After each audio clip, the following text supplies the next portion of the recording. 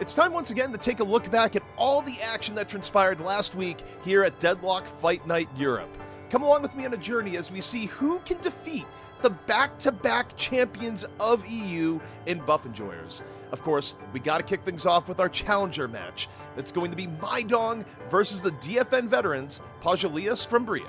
And as we get to the draft for the first map, we can see that Pajaleia Scumbria has decided to take away the pocket, while Mydong removes Wraith off the table.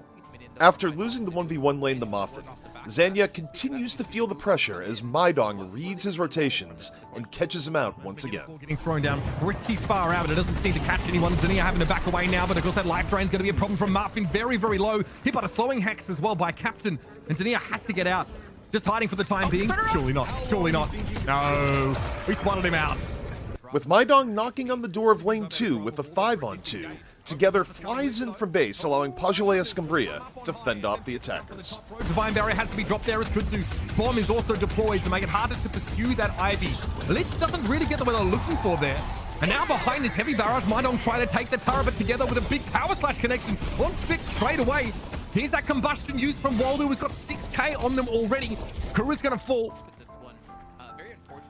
After Together gets caught out in the 1 lane, Mydong looks to thrust themselves into the Guardian, but a good rotation out of Zanya offers all the protection that PS need to stave off the push. Not to mention the ability points you get. It's a big turning point. And speaking of turning point, Sunset might be caught out here.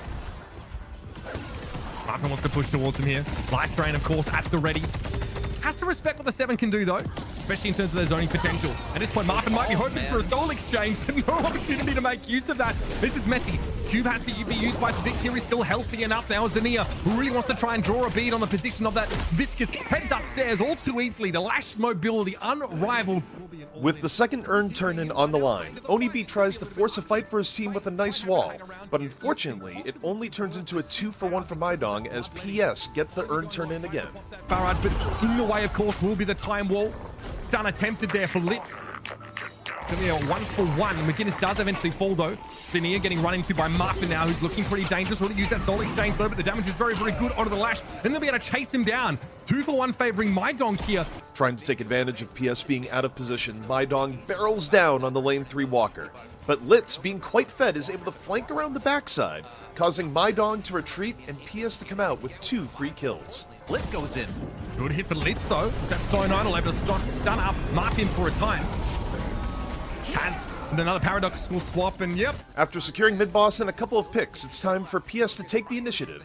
Onibi, though, keeps Mydong's hopes alive. With the respawn timers coming through as well, with them going to be staggered, we might actually just see the finish here.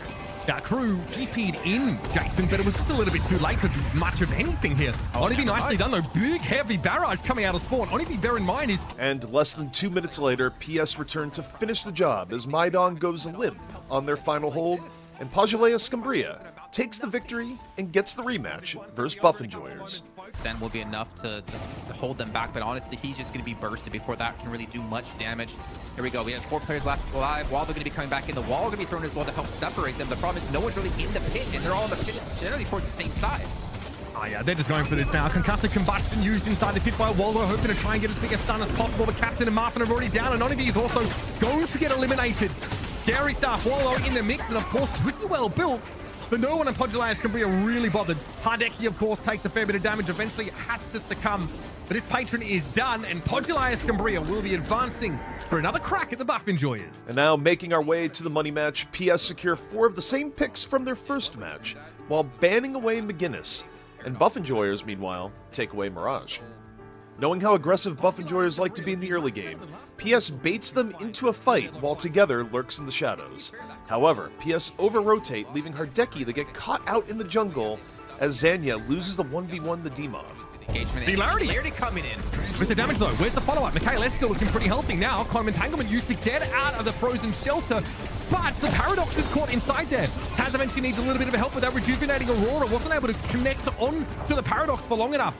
Oh yeah, Listic is absolutely out of there. Power slash at their heel as they try and escape. But Mikhail eventually into the 3, making a big difference. Still another bit of a fight here, though. Hardeki going to be surrounded. Fighting Shriek getting on the board.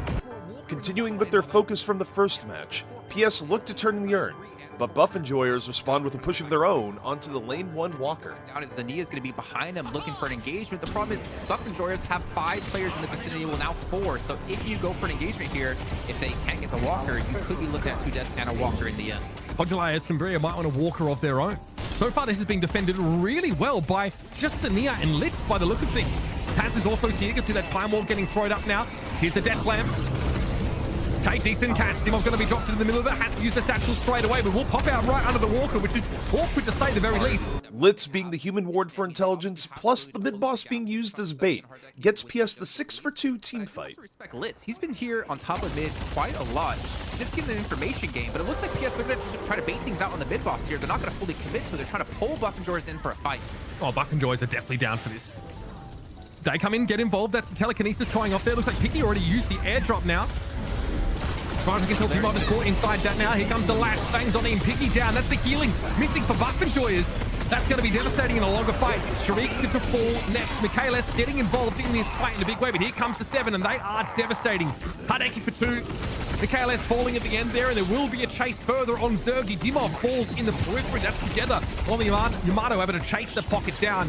After he divest. Things go from bad to worse, where right off the back of losing the previous team fight, Piggy gets caught out, which ends up baiting the entire team of Buff Enjoyers into another fight they do not want. In terms of mobility, powered up punch here.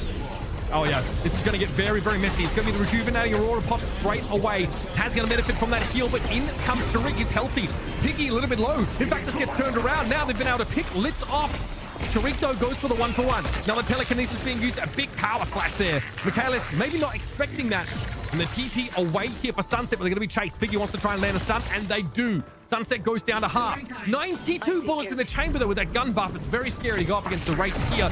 And upstairs we go. Maybe you're regretting that right now. It's unclear. Litz, though, bring back into the fight. Listic goes down there. Together joins them upstairs. Concussive combustion getting popped here. A lot of damage off that, but Zergi can't. With an over 40,000 soul lead, Pajulia Scumbria look to use the urn as a focal point for the next fight. Sorry, that's fair. All right, urn, take, attempt. Yep, Together's going to get it done. Shadow transformation, pop for a bit of that invulnerability. There's a big paradoxical swap across the map. Dimov is in deep trouble. Litz able to bring them down at the end now. Eyes turning towards Hideki as he's able to deal with Sharik. And yeah, Pajulia Scumbria far too far ahead in this game. Frozen Shelter pretty effective here, but return fire getting popped now by the Yamato. Together, virtually unkillable, which is something you can attribute to every single member of this Pajulia Scumbria squad. Michaelis, of course. Zanya getting caught out enables PS to finally pull off the wombo combo that we were looking for all game long. Slash, and it might have worked out. Danny's in deep trouble. Michaelis able to run him over. Yes, he has retooth here, but it's going to be a singularity straight away from PS as they come in, and Sunset blows up 3. Oh, buddy, that's a soul lead and a half for you. Zergi getting some decent damage down, and Together getting picked off by Sharik, but Sunset is on the chase, and it seems like once this race draws a bead on you, there is no escape. Sporting the biggest lead we've ever seen here at Deadlock Fight Night, PS finally close out the first match and put themselves one more win away from taking home the $1,000 and dethroning Buff Enjoyers as our King of Europe. Looks like Together's going to commit a bit more, but has to watch out for the binding word. It's going to freeze them, but then the shadow transformation will be popped to shake that off. Now he'll be able to walk back out. Sunset, 11 kills in a bloody row. They're going to try and go for this Death Slam to be used to pull Buff Enjoyers out of their sport. And here is the Storm Cloud. Finally, we get to see it. When half-fed Hideki is at 40k souls, you step into line of sight, you die. You don't have a say in the matter. Silence there made it pretty hard for Sharik to hang in there. Sunset able to bring them down. PS still with 4 players to work with now. Hideki still wants to throw down against Zergi. Concussive combustion pops though. We see the 7 go pretty darn low, but help is on the way as Hideki eventually is able to finish off the Infernus. Here's the weekend patron about to fall, and what an explosive game one in this series. Pajulia Scumbria start on the front foot. Going into the draft phase yet again, PS only end up repeating with the Yamato, whereas Buff Enjoyers get a whole bunch of their favorite comfort picks. With the momentum still on their side, PS strikes out early with 2 kills. From the Yamato there. Oh, what a puddle punch! That was beautiful. And there it is, the power slash claims Listic. Pajulia Scumbria, what a great start. We once again see some great rotations out of Pajulia Scumbria, as Hideki baits Buff Enjoyers into thinking he's been caught. Out as it is the dash to get caught out as well here, but he should ideally be safe. The charge going to come through as well. The teammate's going to be there. There's the frozen shelter as well. Zergi looking comfortable. for a time now that Frozen Shelter might threaten to turn things. Listic's actually going to be the one that gets caught out here. Straight up mid. Podula's Cambria looking to try and push, looking to chase down here against Dimov and Zergi. What a catch. Dimov's in trouble. Power Slash going to connect. A decent amount of damage, but it's a fairly tanky Warden. They're still going to chase him down. Listic might have caught together on the charge, but PS is still able to turn the fight around, getting 3 kills. Listic's damage and the slowing Hex catching on to him. That's going to be a problem, but Zergi to the rescue. Able to accost together, bring them quite low. They don't have Shadow Transformation available, so they just need to run away. A moment here for Buff and Joyce to actually find an advantage. No last stand available for Dimov, though. The gun is going to have to be enough. Flask thrown out. They're going to look to try and take down this Guardian. They have the man advantage. Like, this is their time to go. You can see there's one player in one lane, one in the forward lane, and that's going to be Dimov getting caught out here, and somehow PS turned this around, even with a man disadvantage. With the win in the last fight, PS looked to pile on, not only taking 1 walker, but 2. So flex slot opened up for Podula's Cambria, and even some pressure onto the Walkers. Scary prospect here for Buff and Joyce. Need to try to find a way to get the game under their control. Taz overextends there, does get picked off, and I don't know what Together's hoping to achieve here. Here it is, a fight to be had well and truly. Nice Power Slash connection, but Divine Barrier means Zergi is ready to dig in and fight. But it's one lane, it's where it's happening now. Last stand being used there, and there was no escape for Sania. Buff Enjoyers keep PS away from Piggy as he sneaks the urn in, but it comes at a cost as they lose 3 for the trade. By even being a man down, a great charge comes in, catches up Sunset, is actually going to be leaped into the air and thrown back down, and Buff and George are looking to win this fight. Owen got turned in during that fight, but Listic does go down. Buff and Joyce may have gotten what they wanted out of that either way, but they still need to do well in this engagement. And, well, I'll give it to you straight, folks. It's not looking good. Piggy and Dimov come in to steal the Rejuvenator, only to get stymied by Lich showing off incredible play with the Frozen Shelter used at exactly the right time. It's working. I mean, Piggy and Dimov taking a ton of damage to that. Here they come, the last thing going to be used. No one has a Rejuvenator quite yet. Frozen Shelter going to be thrown down. Piggy picked off first. Hideki can't get inside the shelter, but he's not needed right now. Rejuvenator taken. With Podula's Cambria knocking at their front doors, Buff Enjoyers have to commit to a fight. Looks like he wants to get involved. We heard an airdrop go off there. We're on board with Taz right now. Hasn't even had to get involved in the fight quite yet. Dimov goes low, too low to survive there. Binding Word might go off. There's no one there to follow up on it. That's 2 down there for Buff Enjoys, and these base bosses are slowly being brought down. Now, pressure over towards the shrines. Listic's gonna fall. Only 3 left up for Buff Enjoyers right now. And that's the first shrine, Jason, getting picked up. The last stand, not out of Dimov this time. Shriek tries to go in, catch him, but I don't think he got a single player from that one, unfortunately, and they lose 3 trying to commit into this fight. That's the last flex spot unlocked here, and Podula's Cambria don't really need to back away right now. I mean, the respawns are coming up in a few seconds, but they can still take advantage of this and obviously going to head away. As Buff Enjoyers push out of their base looking for a catch, all they end up reeling in is a big L, as finally a team is able to dethrone them as the Kings of Europe. Because you're going to be immobile, and you're probably going to die, but speaking of dying, we're going to see a fight break out here. Look, okay, the last stand does go off, but no damage really coming from it. Big damage off of it. Zergi actually did go for a Stormcloud there, Jason. Okay. It didn't last very long, and now the death time is dropped to 35 seconds. Zania did fall, though, but I think that's something Podula's Cambria are more than happy to offer for how under pressure Podula's Cambria can just look to end the game. And we're doing the thing. Okay. Yeah, well, this is more of an NA thing, honestly, but that is it. Podula's Cambria are your new Kings of the Kill in EU for a Deadlock Fight Night.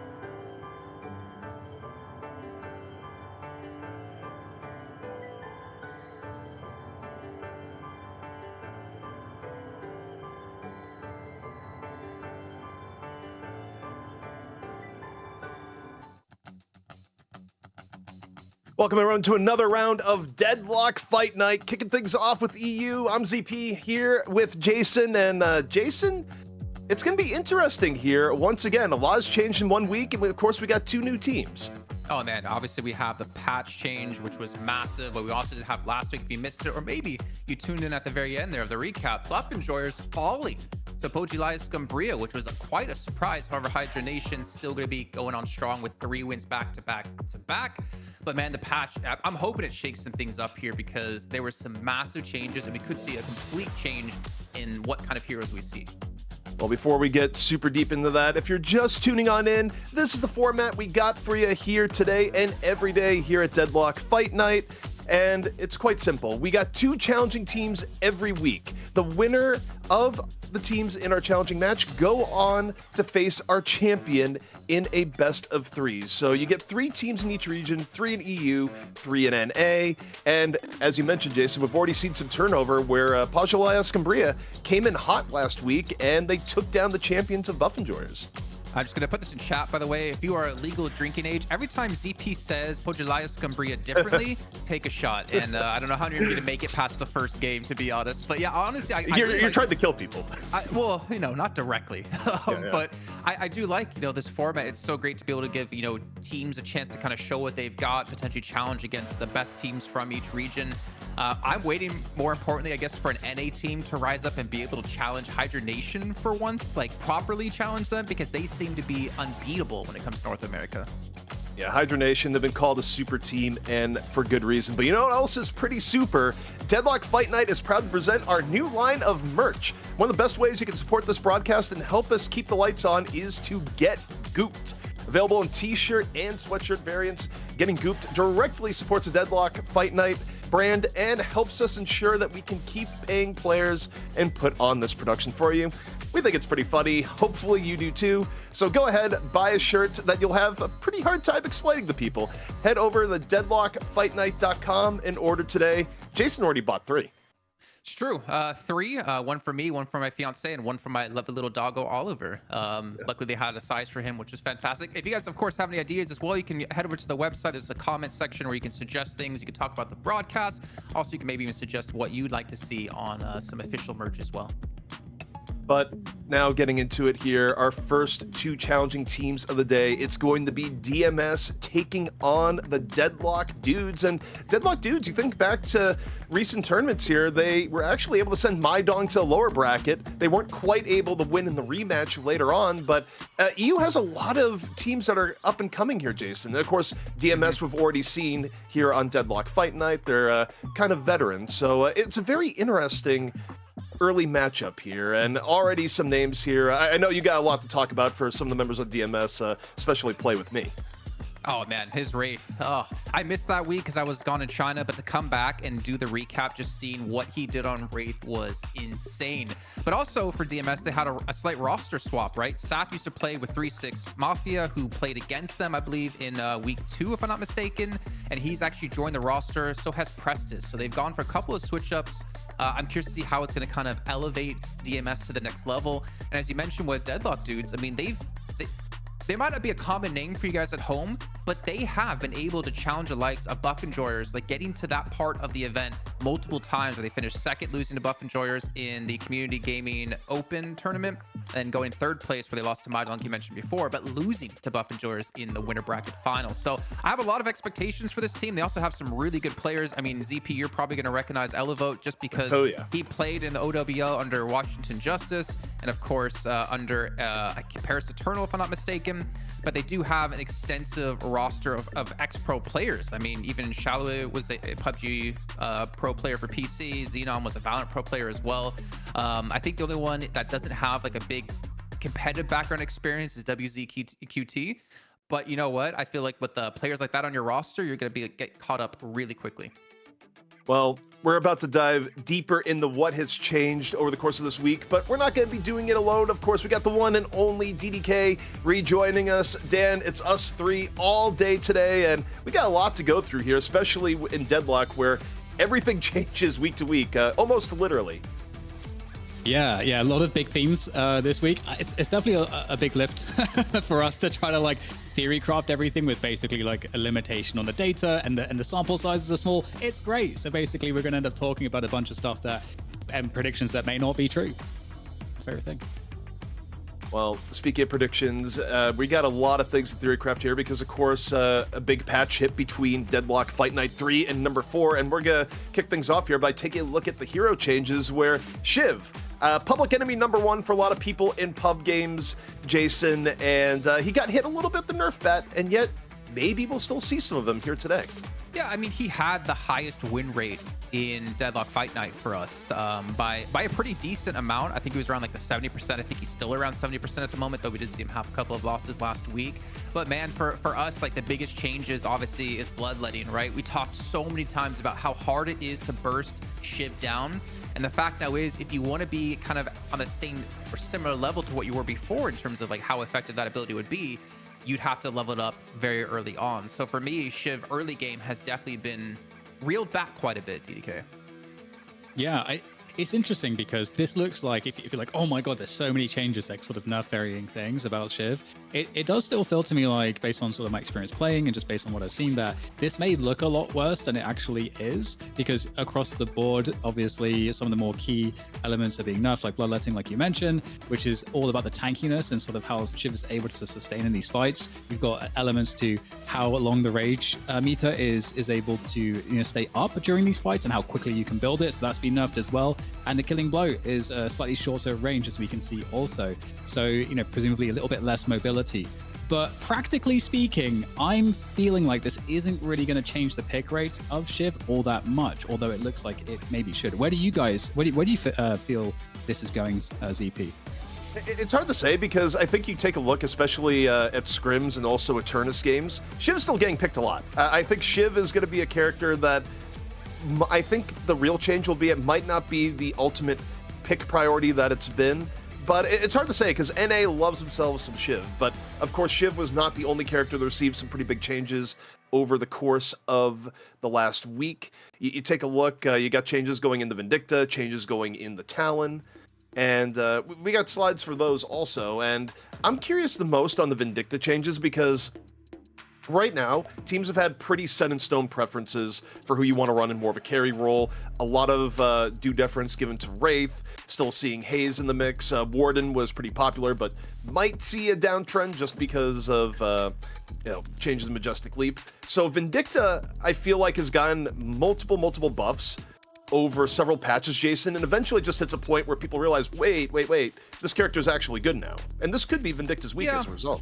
It could be. I think one thing we have to keep in mind when it comes to Vindicta and Great Town is that you have to fight in very specific locations to be very effective with these two heroes, because obviously you want to stay away from the fight, right? You want to stay in the air, you want to stay pretty far back, so that kind of limits where you can technically fight with them successfully. However, looking at the fact that your fire rate now scales with Spirit Power, which you built Spirit Power anyways with Vindicta, means she shoots a lot quicker. But Dan, the number 3 one there, Assassinate no longer splits to allies. I feel like this could make Vindicta snowball insanely fast.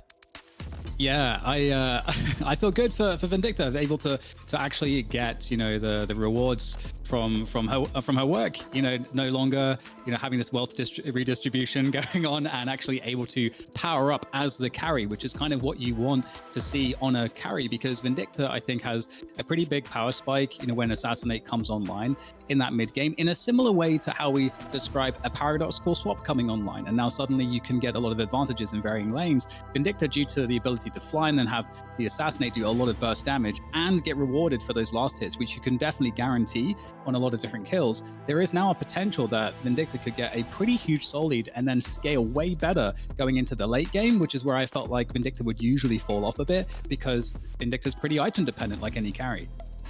Yeah, I think the potential for Vindicta to snowball and get that all-important 5 to 10k soul lead over the opposition, which is really what you want on a carry, to be not only very hard to kill, but also able to just take down characters quickly. The odds of doing it more are in your favor if Assassinate isn't being generous with your team. But moving ahead and taking a look at Talon got a few changes too. We're going to touch on very quickly if we're going into the bigger system changes.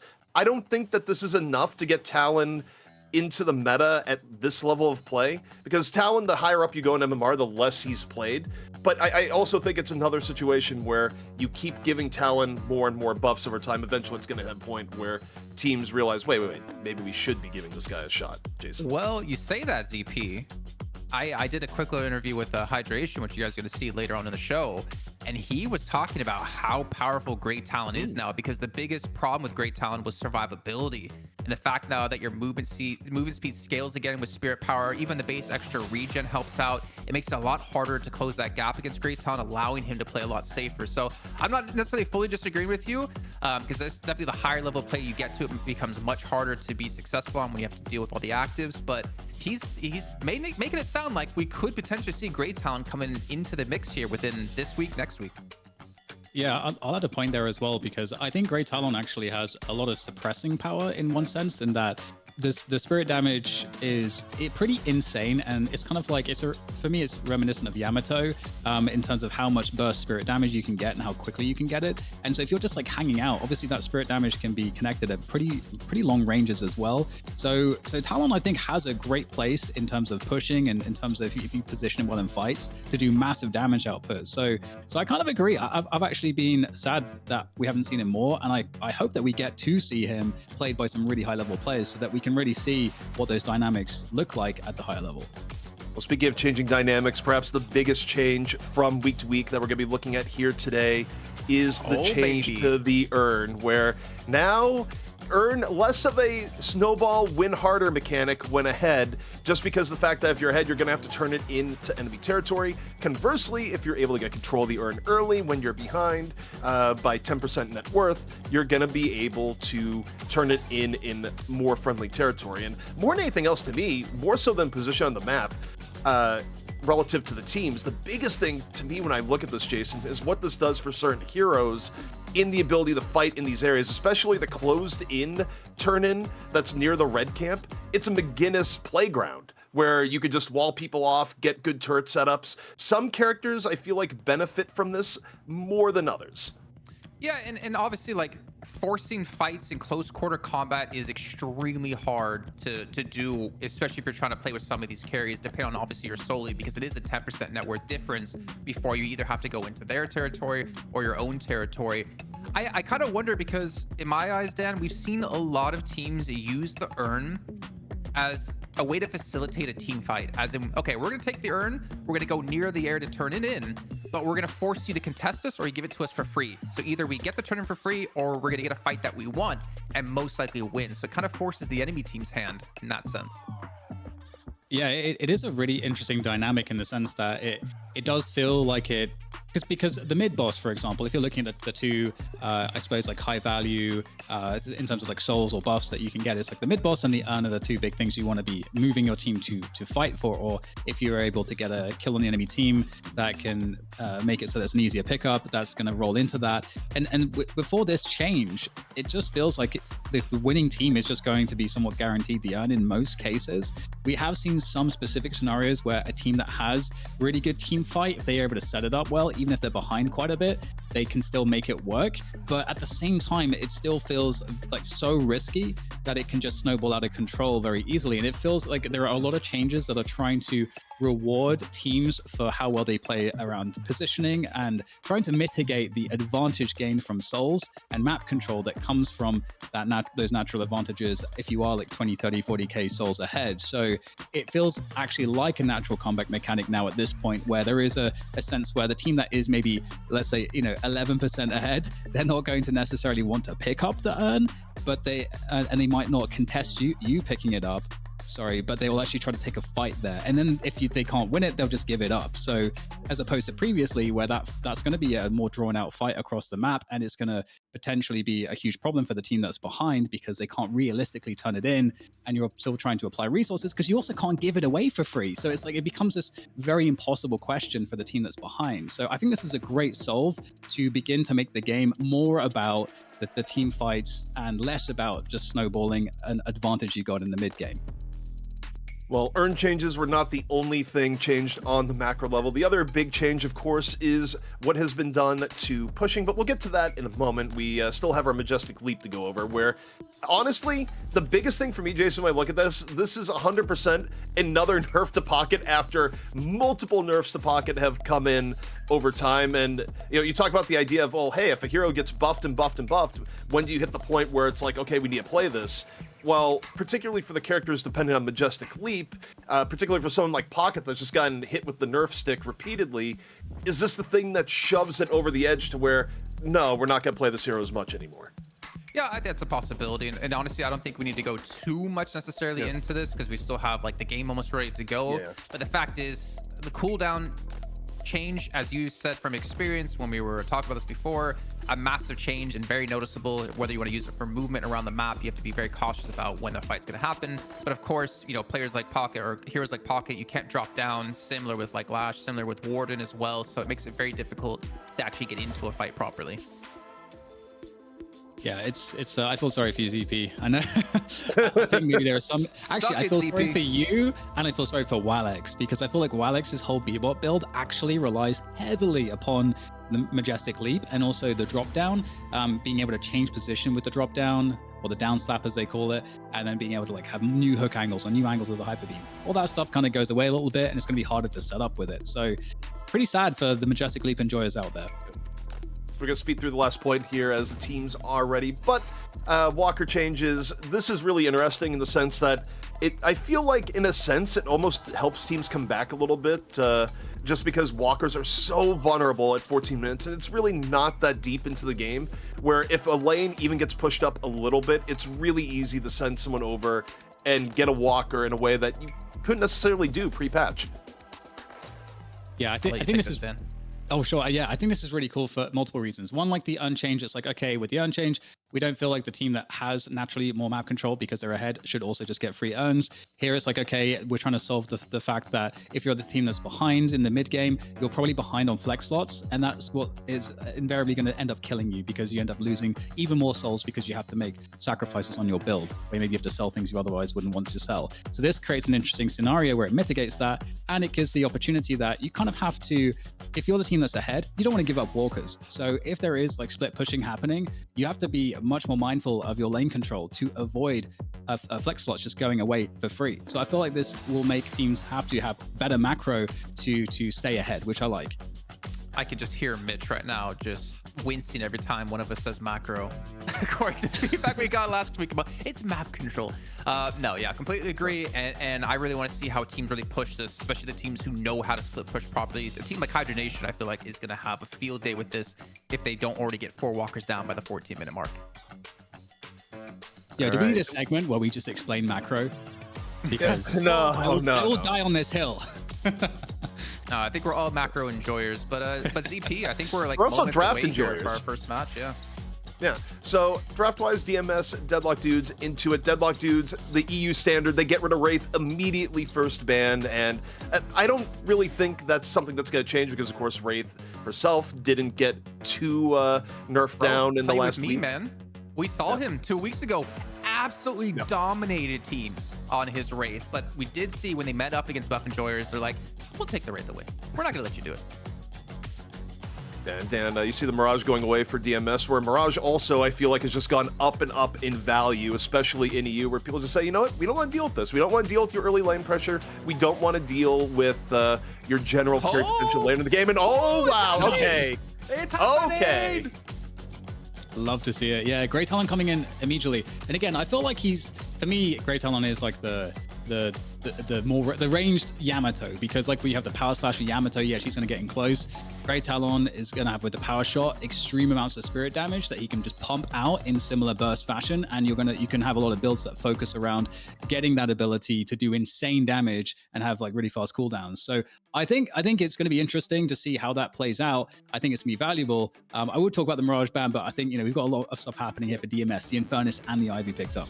Bro, I don't even want to talk about those picks just yet. I want to talk about Great Talon some more, honestly. Like I know I mentioned it before, but it really does kind of control the positions that you can play from. And like we saw last week, dealing with Wallets on the Bebop, if teams are smart, you just don't fight in areas where Great Talon can really punish you. So I'm curious to see how DMS are going to work around this, obviously with how strong Great Talon is. But also one thing I think you can't underestimate, as you pointed out, Dan, with Vindicta, is that trap can do it's not the stake like Vindicta, but that trap does give you so much control in a fight. Can be used obviously aggressively and defensively to save yourself or try to catch someone out. Yeah, I kind of want to talk about Talon more as well, but I feel like do it. You got the Paradox paired with it. I was just gonna say that the ult as well is really interesting because if you're going for those spirit builds, you can do a really effective across map ganks with like coordinating off of the ult, which you might not have as much in your ranked games, but at this level of play, there's actually a lot of coordination that can really result in some really powerful early ganks when that stun and that burst damage is really strong. So I would hope that we see that too. I also love, regardless of meta right now, the one thing you can just rely on in Deadlock, regardless of region, is Geist getting picked in the 3-4 slot. Regardless, like, it just keeps happening where it's like, yeah, you know, Geist is a really solid hero. Of course, still offers really good control. Mystic Reverb build, I think, even with some Malice nerfs, is still pretty darn effective. So, yeah, the Geist coming in 3 doesn't surprise me. I think this is the interesting part, though, Jason, as we look at values here. Warden was usually picked where Hayes was just picked now for Deadlock dudes, and I think that's the effect of the Majestic Leap nerf, changing some valuations where you'll probably see more Hayes today as opposed to Warden. I don't know how I feel about the Hayes pick. We haven't seen her. We didn't see her at all last week, if I'm not mistaken. We did see her the week before when paired with the Warden, right? We talked about like the sleep dart into the Binding Word, which might be exactly what we're going to see here. So I'm expecting a Hayes Warden lane, obviously. I just don't know how effective Hayes can be because there's just so many strong counters to her. And I do wonder if I don't know if it's a bug or what it is necessarily, or if I'm even mistaken, but when ulting one target with Hayes, you do like double damage, if I'm not mistaken. I don't know if that's intended or not. But I don't know. Dan, do you have any thoughts about the Hayes? Well, Wraith obviously got banned. You got rid of Mirage as well. Although I don't really classify Mirage really similarly to Hayes, but you know, Mirage does have a lot of like gun damage. So in terms of like the type of damage, at least you're going to get a lot of gun damage out of Hayes. And Infernus is on the other team. So I guess if you're trying to go for a hard carry, then it makes sense if you want someone that's going to be gobbling up the jungle. So perhaps that's the angle they're going to take, and they're just going to have to rely a lot on Pocket being very active with the Warden and Kelvin in the mid game, whilst Hayes is trying to get up like that. So we'll see how that goes. But I am curious about the comp overall. It does feel interesting. I'm not sure how I feel about it. I mean, we just talked about the Majestic Leap changes, and two of the heroes we specifically talked about with the changes get picked for Deadlock dudes. So I don't know if they read the patch notes. Obviously, I'm kidding, guys. They know what they're doing, but very interesting to see those picked together. I think the other thing that's interesting here is, especially relative to NA, where the character is almost first pick, first ban stats a lot of the time, is no McGinnis. And that's even with the earn changes. Yeah, the fact that McGinnis isn't picked here by either of these two teams is a little bit shocking to me, given how strong I feel like McGinnis is at the moment, and especially its prevalence in NA, where, God, you talk about a difference between the two regions. EU, very high value on Wraith, not as high value on McGinnis. NA, usually very high value McGinnis, not as high value on Wraith. And look, that continues here today, but not getting picked or banned at all really does shock me. Kind of like DMS's comp though at the same time. I mean, honestly, I haven't even like really looked at it other than when you mentioned the guys, because I was just so infatuated with seeing the great talent. But this is going to be interesting because they got a very beefy lineup, and they do have a lot of mobility with Abrams and Ivy. All right, well, DMS versus Deadlock dudes will be rejoined by Dan after this game commences. But now, Jason, as we get into it, we're going to see what has changed here for DMS in their week off of Deadlock Fight Night, and we get our first look of Deadlock dudes here on the program, and also, more importantly, first look at Talon, where I believe this is the first time Talon has been picked in all these weeks. So in all of our weeks, we've had Vindicta picked once, we've had Great Talon 0, and Mo and Krill 0. The Zero Mo and Krill... The Zero Mo and Krill actually surprises me. Like, it makes sense because I don't remember casting Mo and Krill here, but it's interesting how Mo just hasn't been quite there. But you talked about it as a good counter to Yamato, and I think you have a very valid point. The fact that you can ult her, and then guess what? She can't pop her shadow transformation, and you can kill her and make that refresher inevitably useless. But as we are about to kick things off here, I'm also curious about how these lanes are going to play out. What are the matchups? We do have Warden not paired with Hayes, but Warden Paradox is a pretty similar comp when you have the Kinetic Carbine to be able to stun into the Binding Word as well. Hayes for 7, I think that's going to be a lane where Hayes can kind of put some serious work into 7, considering he's so weak early on. Yeah, I mean, you expect Hayes to at least go even in that lane, but right now we're taking a look at the 2 lane, Kelvin and paired up with Talon. And for me, I'm so interested to see how this lane goes and if it's going to be one of those games where Talon gets ahead or not. I like it, man. I like it. You can give the sustain to Talon to help mitigate any sort of like early aggression onto him with the heal from your frost grenade, but not to mention you can also slow for the one to hit. I don't remember the name of the one off the top of my head, but the one for Great Talon to hit to allow it to put a lot of extra chip damage into. The charge shot, and also it's scary in the level of poke damage you can do at times, where you'll just go through a lane and go, wait, where'd all my HP go? It's like, well, yeah, that was 2 charge shots, and away it goes. But also, you talk about pressure early on. Play with me. Having a difficult lane already versus Elevo. 160 HP. This is the level where you're not getting efficient CS half the time because you have to be so careful of just dying to one power slash. Yeah, very, very careful. And you definitely don't want to fall behind his pocket, especially with the changes we said, for instance, to Majestic Leap as well. And we've seen Yamato, like, together, for instance, Scambria just be so effective. We're going to see Warden caught out here. Xenon's going to go down. Elevo will be able to at least trade 1-for-1 here in the 3 lane. So in the end, not too big of a difference between the two with the 1-for-1 trade. Yeah, I mean, in those situations, if the first is going to dive on you with Flame Dash, at the very least, you need to make sure he pays for it. Lest Infernus have a good opening for the game. So far, the Kelvin Talon lane, relatively quiet, not a huge difference between the two. Are pushing up, though. Decent damage going on to the Abrams. Abrams is almost dead, actually. They're chasing down McLovin as we speak. Got real low there, Jason. I was hoping for McLovin on McGinnis, to be honest, but not going to be safe. Yeah, we are aware, guys, by the way. The names have been swapped, or will be swapped in a second, as Deadlock dudes are on the right-hand side of your screen, and DMS are indeed on the left-hand side. But Great Talon, as you know, Dan was talking about, that the pressure of your owl can be so overwhelming because you have global presence with it. And you have to be wary, like, if you're low in one of these lanes and you hear that screech, you better retreat, you better run, you better hide. And we do see a parry come in, we do see a gank coming in as well here out of Infernus, and they're trying to take down McLovin, and they're going to be successful. Great gank coming out of Shaolin.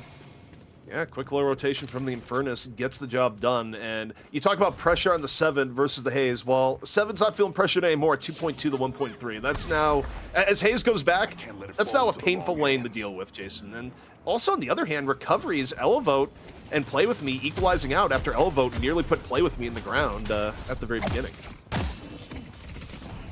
I'm kind of surprised to see, well, not necessarily surprised to see Abrams in a dual lane, but it can be so overwhelming towards the lane. But then again, when you have a Yamato on a team, you have a 7 on a team, kind of need to get up some solo lanes. But then I wouldn't have been really too sad to see 7 put into a dual lane because that stun can be very daunting inside of a lane. But we're already seeing a gank on the 1 lane here. We do see Abrams, played by Saf, to be looking for a gank, but I believe Pocket has backed away in time.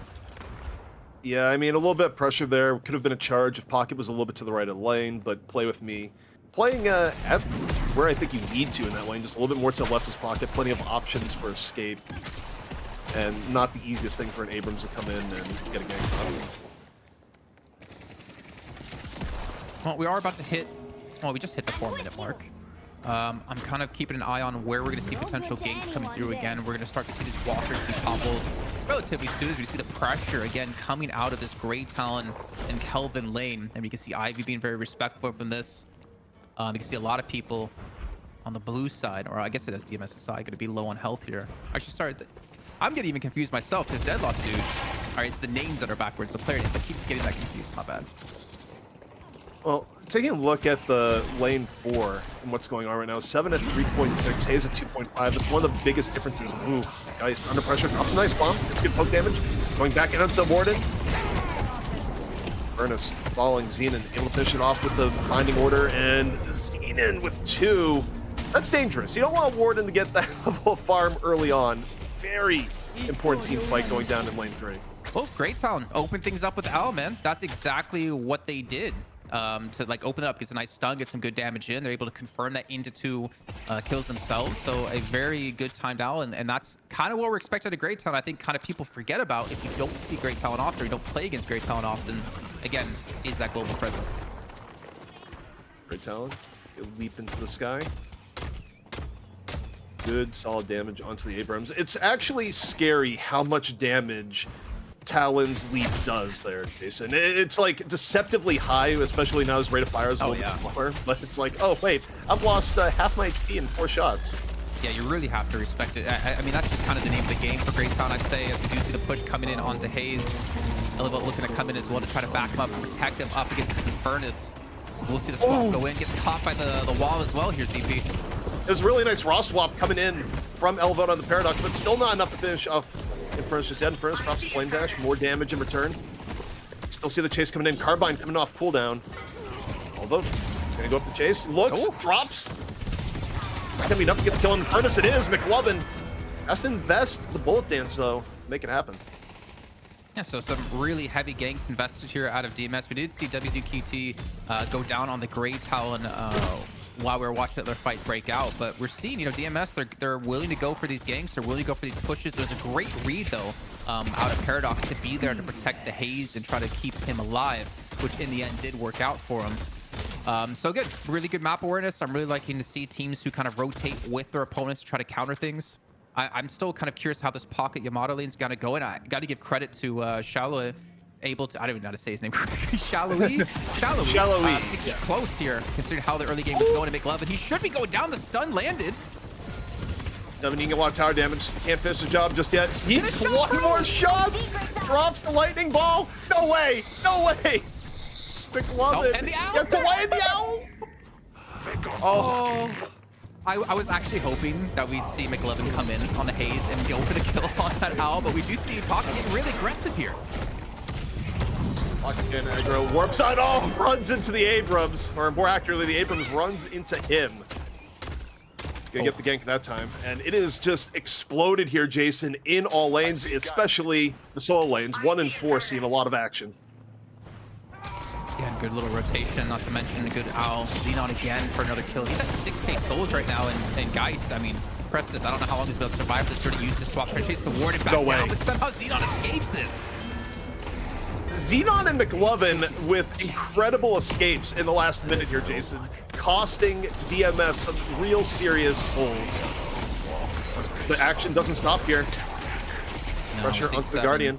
Getting pushed quite hard here. I mean, he's eventually going to be able to escape this one, so he's going to back away, but I think they're going to lose the Guardian off of this one. You can see Pocket retreating away. They still have 2 other players to help assist this, as Geist is going to be coming in from the lane as well, so they're just going to give it up completely here. Well, in the meantime, McLovin is pushing that 4 lane by himself with no one to contest, and they're looking to try to get that first flex slot unlocked.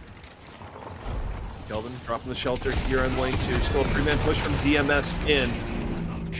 Guardian's going to go down.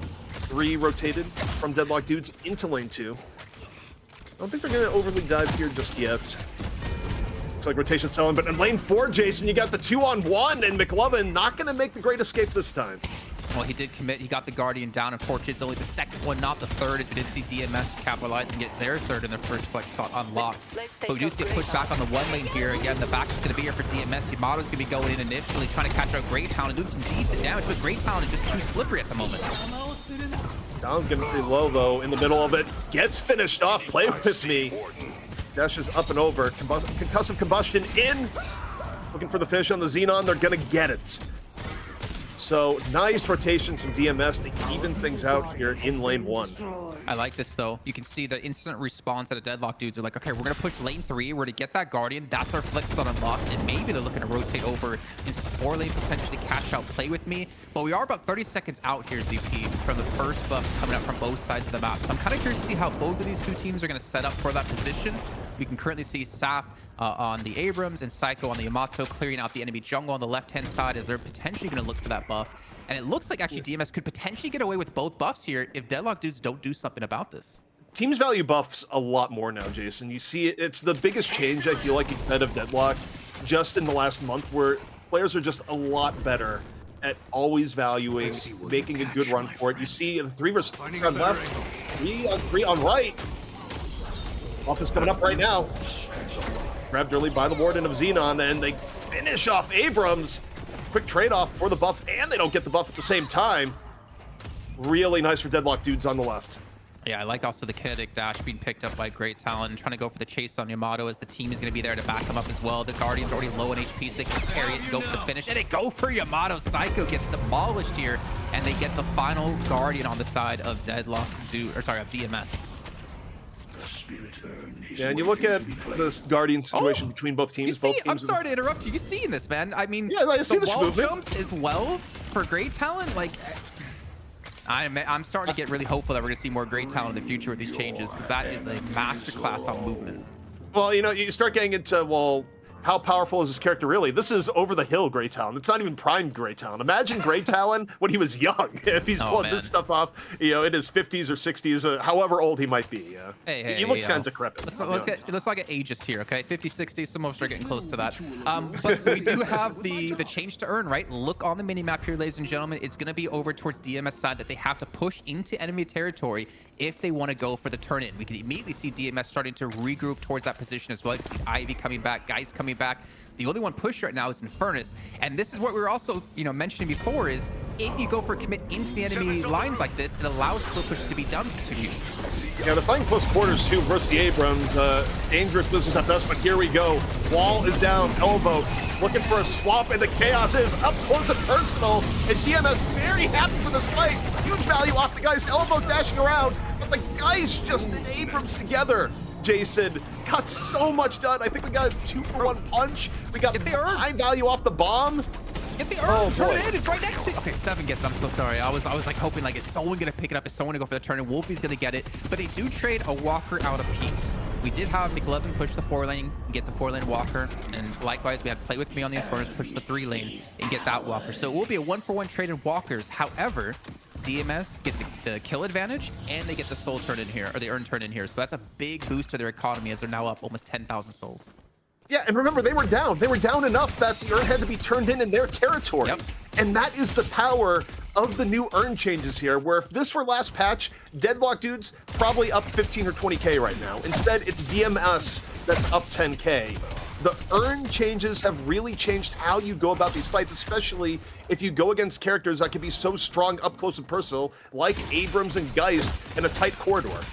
Yeah, that's the unfortunate part, because like for WZQT on the Great Talon, it's nice to fight there because you do have the ability to hit multiple people with your charge shot, but the downside is you can't really escape easily. There's not really a lot of places you can play from here. So like you just mentioned, if you're a team who likes to get in the face of their opponents, especially Saf, you're almost not, you physically can't miss a charge in some of those areas that they were fighting in, that it provides so much damage, not to mention Geist as well, with your 1, so you can create a lot of like territory control with that as well once you get his max rank, which currently isn't at the moment.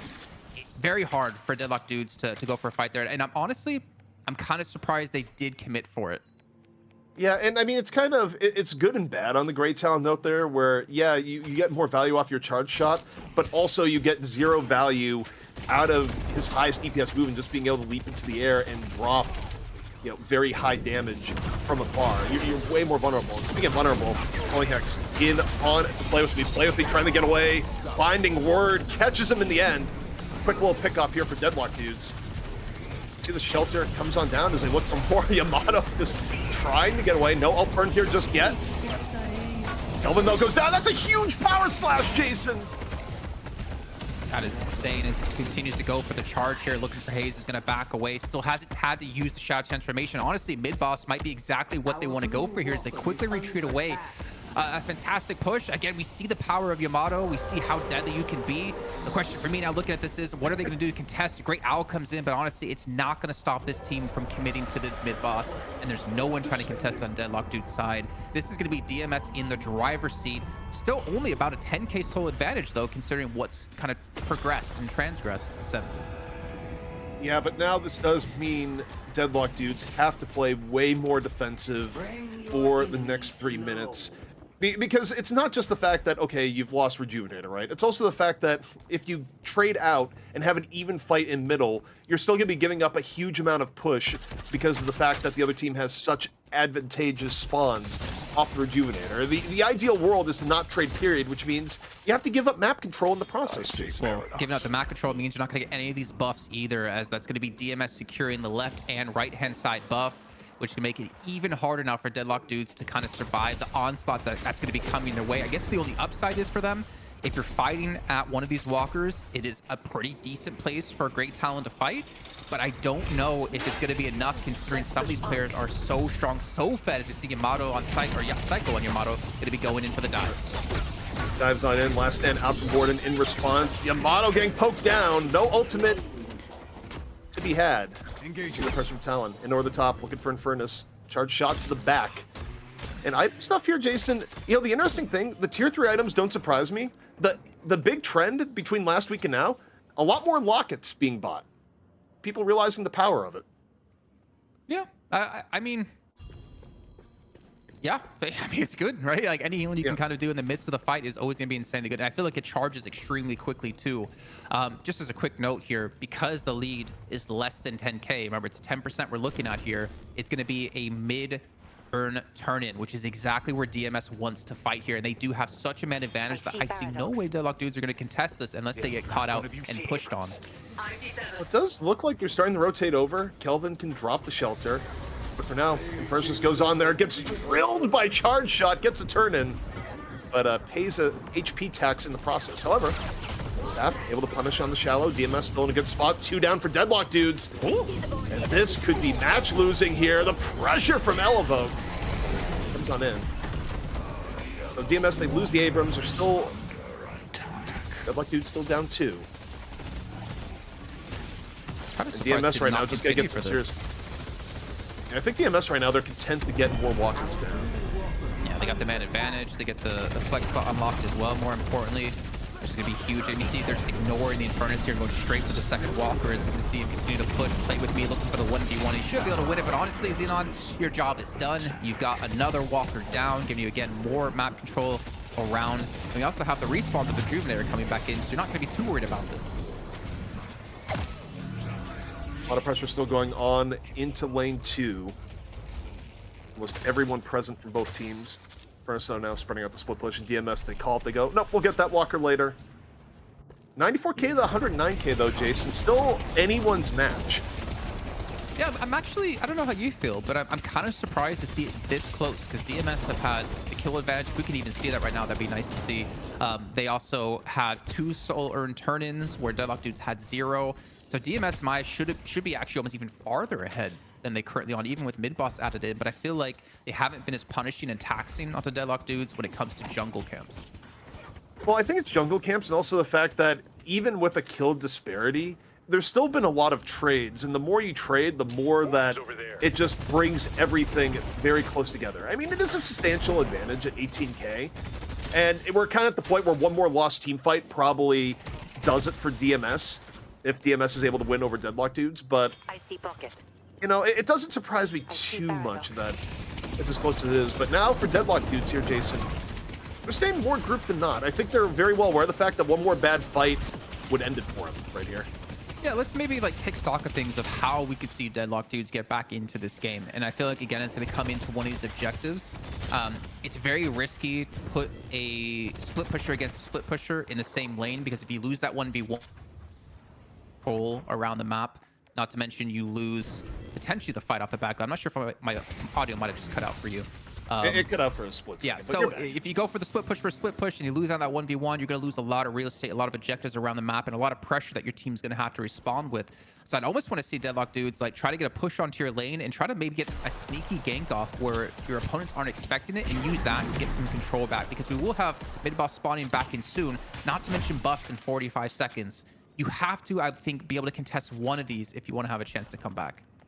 Yeah, I think it's all going to come down to the next turn, which will be in the territory of Deadlock dudes. Also, one thing we haven't touched on too much here, you know, Deadlock is so much of a game where characters need to be relatively close in souls to have an impact. Ashley right now is a frozen shelter bot, and occasionally a snare bot with a rescue beam. That is Ashley's contribution to the game right now. At 12K versus the lowest on DMS being 18K and the highest being 27K.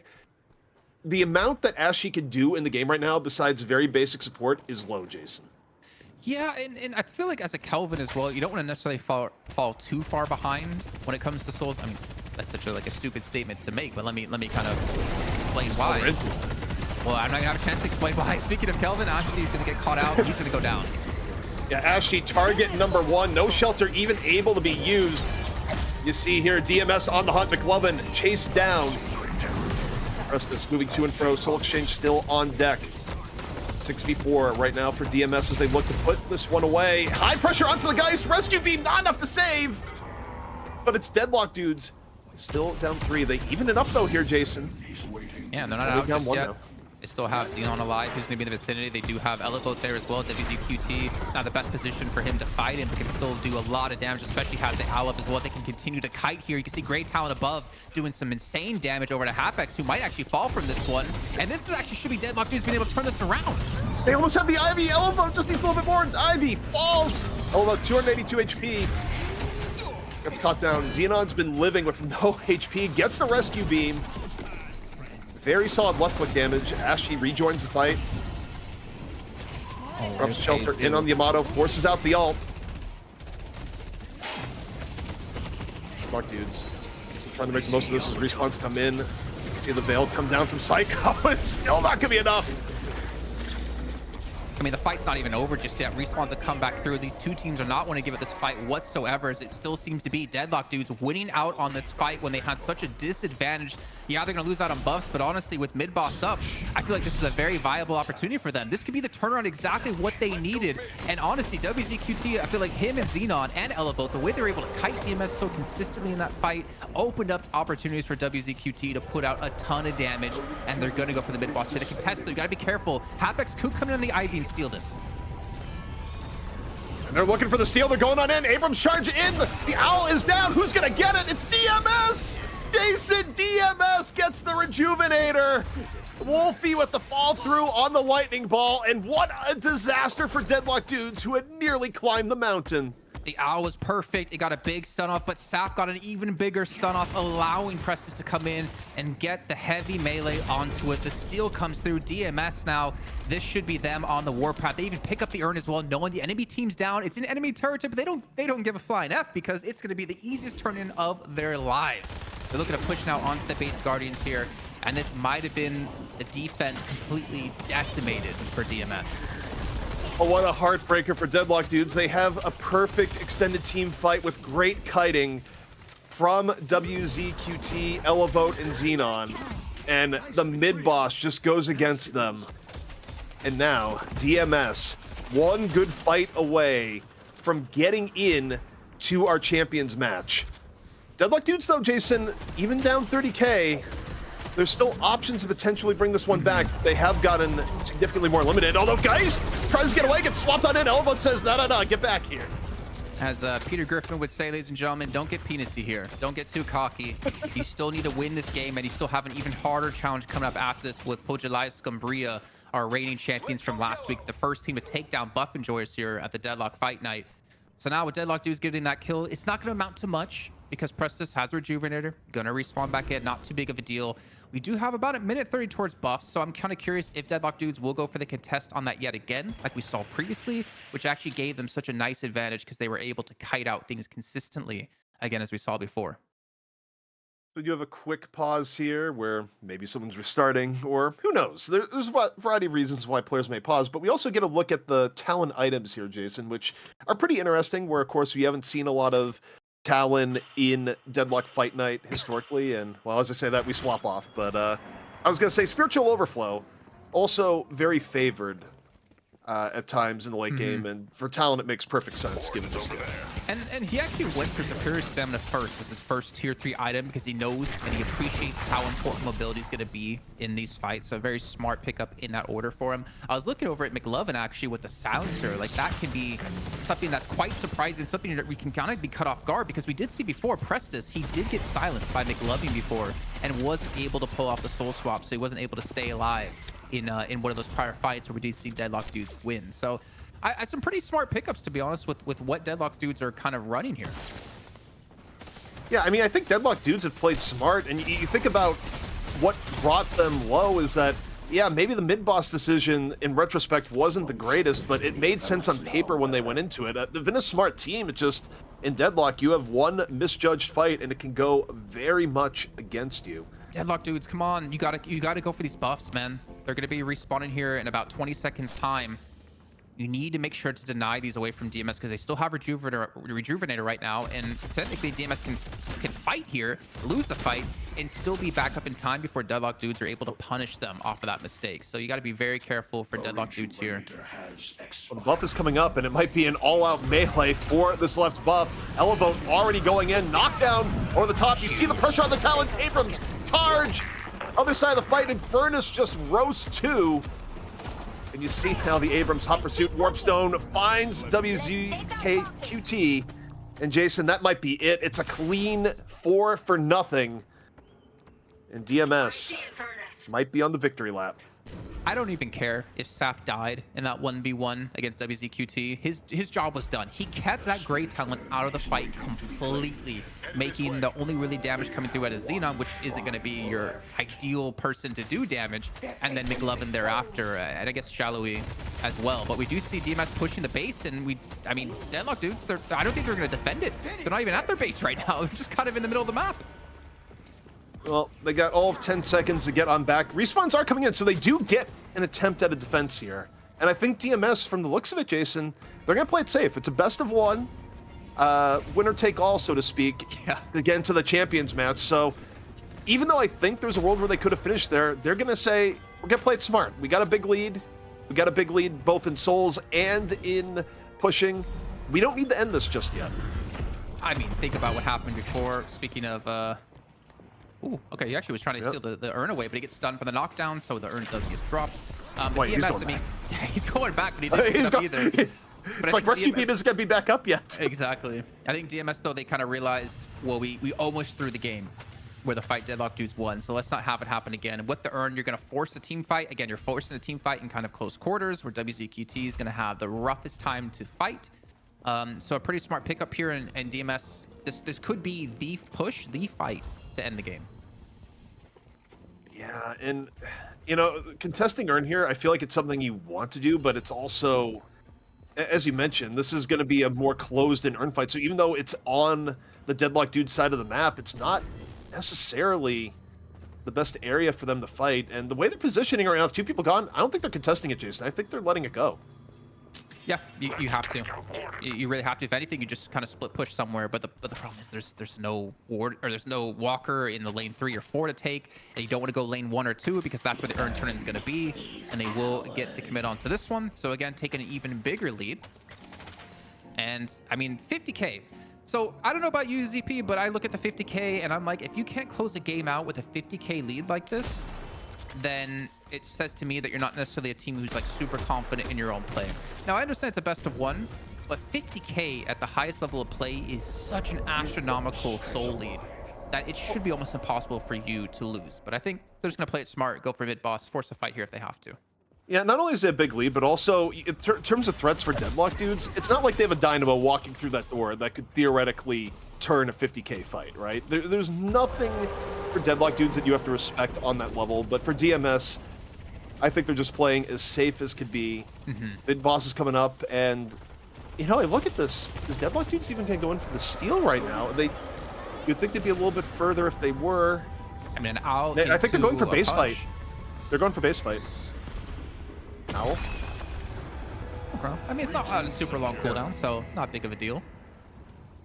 And now Deadlock dudes have to somehow defend against this, which, I mean, I don't even need to say how difficult that's going to be, but obviously they do have the security of their own base and positions to play in, especially WZQT, right? He can play basically in the respawn area, just his charge shots almost alone, putting out a lot of damage. Well, I think they want a good swap to start things off, but right, they open things up, dive onto the Kelvin, able to get away. Abrams, seismic slam, dives on in, looking for Elevote. They get rid of Elevote real early. 2 down, and now they can just move to the pit here, Jason, and finish it all out. The Paradox just got demolished there like a ragdoll, and that will indeed do it. DMS going to finish things off, advance once again here to the grand finals to play up against Pojalias Scumbria as they take down Deadlock dudes in quick fashion.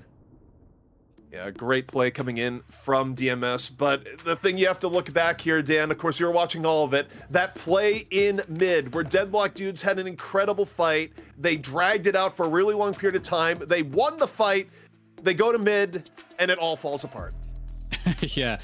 The fact that the steal happened, it is pretty tragic. You kind of want to see what would have happened had they actually converted there. The game would have gone really interesting because they probably would have gotten the space they needed. The soul advantage would have been closed up. And suddenly you could start to see, okay, well, what is the potential of this comp in the late game? But we didn't really get to see that. But what we did get to see, Jason, is the different dynamics with the urn, I actually felt like there was a way more of a strategical narrative that we could draw in terms of casters by just seeing the fact that, oh, hey, there are multiple options here.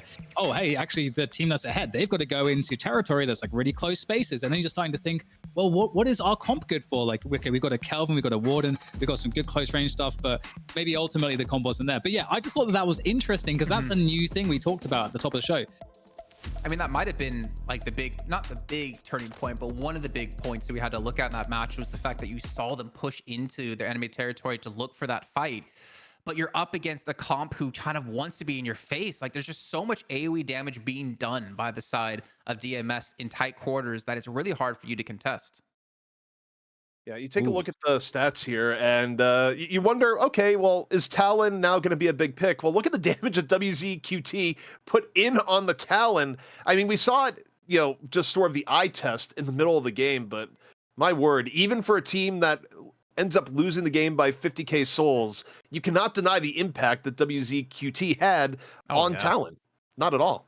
Insane. 31k being done there. I mean, the next closest is what, like 28k out of Wolfie, who had to get to 45k souls, like 15k more than WZQT, but obviously, Wolfie was farming. I think one thing we saw there, Dan, is that Grey Talon, insanely good at the moment, but it is still kind of hard to make him work when a comp can get in your face with knockdown or force fights in these close quarter combats.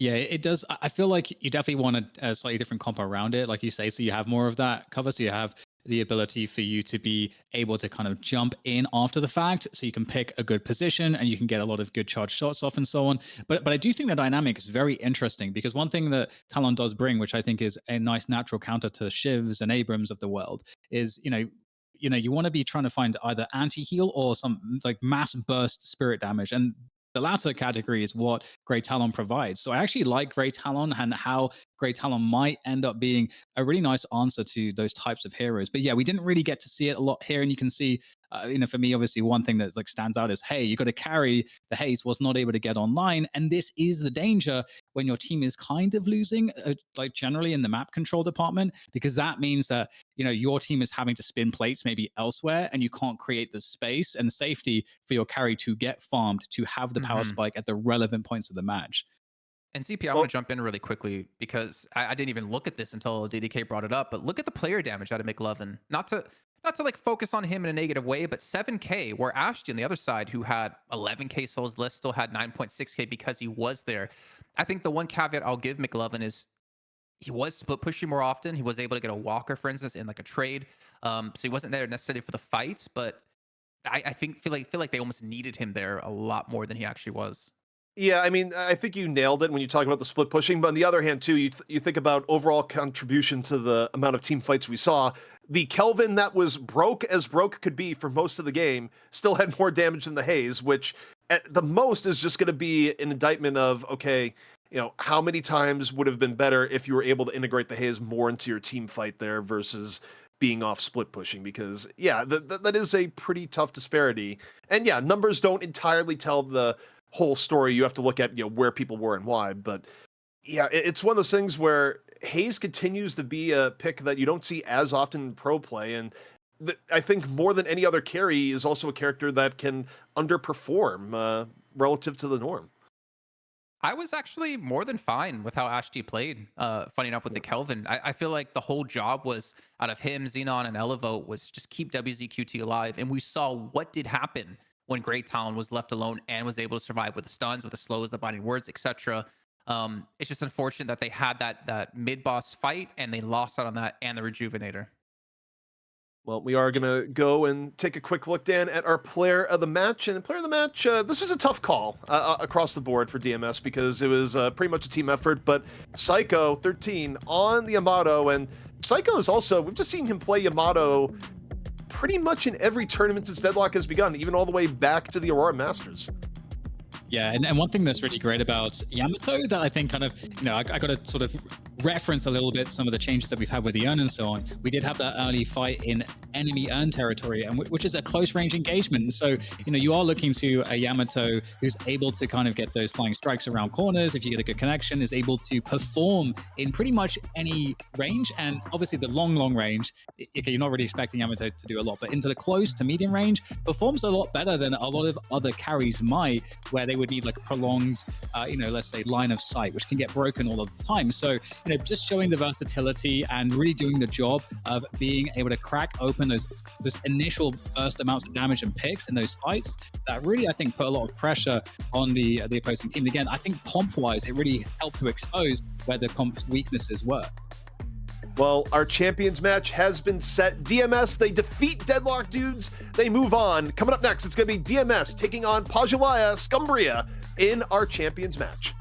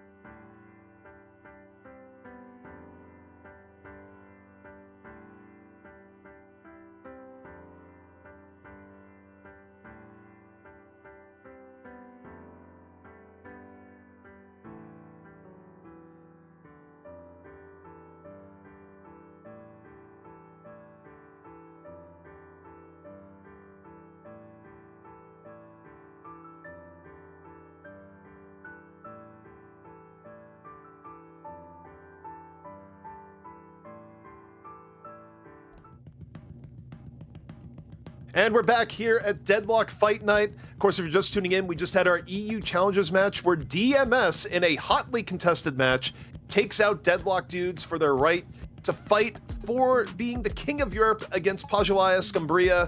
And Jason, people tuning in, if they might have missed a week, that's right, we had a change in champion over the last week. Yeah, we did have a change in champion really quickly. Again, if you guys are following on in the drinking game, I think that's 3 shots in. So, make sure you guys are keeping track, and hopefully you do it responsibly. But that is true. That is the first time we have seen a team dethroned here in the Deadlock Fight Night, whether it's EU or NA, though we have seen Pajulaya Scumbria be able to do it previously against them in another event. But nice to see we have a new top dog here, though. I can't wait to see Buff Enjoyers come back with a vengeance. Well, that's not the only thing coming back with a vengeance. The other person coming back with a vengeance is, of course, DDK. Dan, who's in. Vengeance? What did we do to piss him off? Well, he did a lot of things, and also, chat is obsessed with saying that DDK looks like Shiv. So the fact that Shiv wasn't played, Shiv, pocket, yeah, I mean, it's the quaff. Yeah. Maybe. I think it is the hair, but Shiv didn't get played, so on some level that makes Dan unhappy, or at least that's the headcanon chat's been going with. I kind of actually hate Shiv. I just I hate him because he's perhaps smart. He's my abuser. If I go to therapy, that's who I'm talking to a therapist about when I'm playing these ranked matches. But yeah, I'm really curious on what this next matchup's going to look like, because that matchup actually looked pretty close. And I think, with some slightly different comp decisions and so on, the game would have been even more compelling. So yeah, curious and also curious about the comp selection, because is there going to be some reaction with some of the changes? Like Grey Talon, I do really believe in the viability of Grey Talon at this level. I think he provides some good answers to various things in the meta, as I was talking about previously. So I'm excited, man. I'm excited. I mean, I'm looking towards Hardeki, who we did see play Shiv last week, with Shiv changed a bit with the nerfs. I'm curious if he's going to play that Zani as well on the Lash. I'm curious if we're going to see played again because of the urn changes. I feel like it's very hard for Lash to get that distance he needs in the sky to make his slam do a ton of damage. But I mean, the fact is, Pajulaya Scumbria, they are a very strong team. DMS, the performance they played in that last match, whether it was good enough to get them here, I don't think it's going to be good enough to take down PS. So they really have to step up here and definitely fix those mistakes they had happen. Well, we're talking about players, but let's bring up the rosters and get a full breakdown on who's playing what, where this is more of an issue in NA, where NA, last week we had teams changing up their roster up to about 30 minutes before the day began. That was fun for me in relaying the production, but in this case, DMS not changing anything up from map to map, and Pajulaya Scumbria, well, they're running the same roster as last week, because why would you change what works, Dan? Oh, absolutely. And I'm actually, thinking similarly for Play With Me. We didn't actually see it in the previous game, I think because Wraith was banned. But Play With Me, when last we saw Play With Me on the Wraith, it made me feel a bit funny inside in a good way. So I want to see that again. And I mean, are there any other standouts in terms of the performances for you guys? I mean, obviously we had Psycho 13 getting the MVP on the Yamato previously. So, definitely two players for me to look out for in DMS that you would want to see doing the damage to be able to deal with, the Litzes and the Hardekis. And I mean, just in general, PS has a high skill ceiling between the different players mechanically, but it's really the team play and how they leverage advantages, which is what allowed them to win last week and take the throne. I'm kind of looking towards which team is going to get Yamato, because Together played Yamato a ton. We saw Psycho do it in the last game as well, and we know for PS, Yamato is kind of one of their tried and tested kind of heroes, obviously with Shiv as well. So I'm kind of curious if that's going to become a highly contested pick, but obviously Guinness we didn't see picked, even though she wasn't banned in the last match. If you're PS, you kind of almost want to force the Wraith ban to take out Play With Me a little bit, because Infernus was not nearly as strong as we saw previously out of the Wraith. So I'm kind of curious, what's the mindset of Pajulaya Scumbria here and what they want to kind of focus on. And as I look down, because I'm staring in DDK's eyes too much, we do see the Infernus and Paradox bans come through. Yeah, and I think DMS will probably first pick Wraith in response here, because they didn't ban the Wraith because, I say that, never mind, Mirage. Mirage is seen as the better pick, which also doesn't really surprise me, given the priority teams put on Mirage, but you have to think, for PS, because you don't want Play With Me to play the Wraith, and Wraith is really good on your own, you have to think that in these first 2 picks for PS, Wraith is going to be among them. Wraith Yamato. Yeah. Why not just take those right away, right? You take it away from Psycho, you get the Wraith away from Play With Me, like you said, ZP. I think that's super... 7? Pick this early? Interesting. Yamato's going down the other side, I think, for sure, for the reasons you just said, Jason. But Dan, what do you think? Well, the Seven's an interesting one because Seven is I think probably the most efficient farmer in the game. And so if you're in any position where your team is a little bit ahead, your Seven's going to start getting like insane advantages. So I feel like there is a pressure to actually begin to shut down Seven before it becomes a little bit too overwhelming. So I am kind of curious, and obviously some of the spirit builds have been very strong, and Seven is one of those heroes that gets repeatedly nerfed and has been nerfed like recently again. And yet people are still, you might expect people to be like, okay, still, these nerfs are going to be, make people shy away from Seven, but still, what is happening? Lightning Ball is too strong. It's too big. The balls are too big. That's what everyone complains about. And so we'll see if that's gonna, be impactful here. And we get the Grey Talon again, so I love this. I wanted to see another Grey Talon, and we're gonna get it. And we didn't yet talk about Mirage either. What? I'm so confused to see Grey Talon. I mean, I'm not confused to see Grey Talon being picked up. I'm surprised to see the Yamato go through this late, considering both teams heavily like to play her. But Grey Talon and Yamato, if they pair this with a Dynamo and you get multiple people grouped up in that singularity and you power slash charge shot across that, people be dying, man. Well, it's funny you mentioned Dynamo, Jason, because I also think Dynamo is another character that actually had an increase in value because of the new earn fights where you can fight in closed-up areas. Like, you think about that corridor fight we had in the last game, right? Imagine how scary a Dynamo would have been in that period. Or McGinnis, where McGinnis is just not getting valued as highly by EU. We're already 3 picks into the draft, which probably means we have a Geist pick coming out. I actually think DMS goes Geist because you protect the Yamato at the same time, and that would make sense, and Geist usually gets picked 3-4. But the fact that McGinnis is just getting completely ignored is still interesting to me here. One quick thing I wanted to mention as well, by the way, because we didn't talk about Mirage really, he actually received a bunch of buffs. It's like slight buffs across his entire kit. And there's a couple like notable ones, which for me are interesting. One is the like level 1 of Traveler, the ult, actually gives you even more like fire speed, attack rate speed. So that's actually kind of huge. And again, like I'm going to talk about this again, the Grey Talon. Imagine you fly the bird across, you teleport the Mirage across for the gank, and then Yamato's the one chasing that player down. You've got effectively 3 players, in on any gank in a global fashion, and that's kind of interesting. And I don't think we've seen that dynamic play out too much. So something I'm looking forward to. And ultimately, previously, Jason, you're talking about perhaps what was around the Grey Talon. Are you feeling better about that in this particular instance with what DMS currently has? I'm not sure yet. I want to see what else they go for. The Kelvin is obviously nice because it gives you the slow to help Grey Talon get away, but obviously you still need to invest into like the superior stamina early on. I would like to see like one more hero picked up potentially to help out. I almost don't hate Lash for some reason, just to be able to grab people that get to him and throw them away, though I don't know how well it's going to fit into this composition. But the pocket picks, I still don't know how I feel about the pockets right now with a change to Majestic Leap. Mirage, I understand. For me, I think he's one of the best, or should be one of the best split pushers in the game, because he can turn a 5v5 that you normally have into a 6v5 with the way teams are playing. But the pocket, I don't know. I don't know if you two have any insight into it, but I do. Okay, go ahead. I think for Pocket right now, he's in the class of character that we've seen happen in other games like Overwatch, right? Oh, okay. Yes, we'll discuss that second. finally. I'm finishing the Pocket point. But Pocket is definitely the class of character where it's not that Pocket is great, it's that people are great with Pocket, because a lot of players have spent so much time refining their Pocket playtime that even if he's not as good on paper, you still have tons of time. But my God, Mo and Krill is back. He's back. Yeah. Finally, this is the last hero that was unpicked, unbanned this entire Deadlock Fight Night. We're into week 4, and he finally gets picked. It's all happening now that Mitch is not here.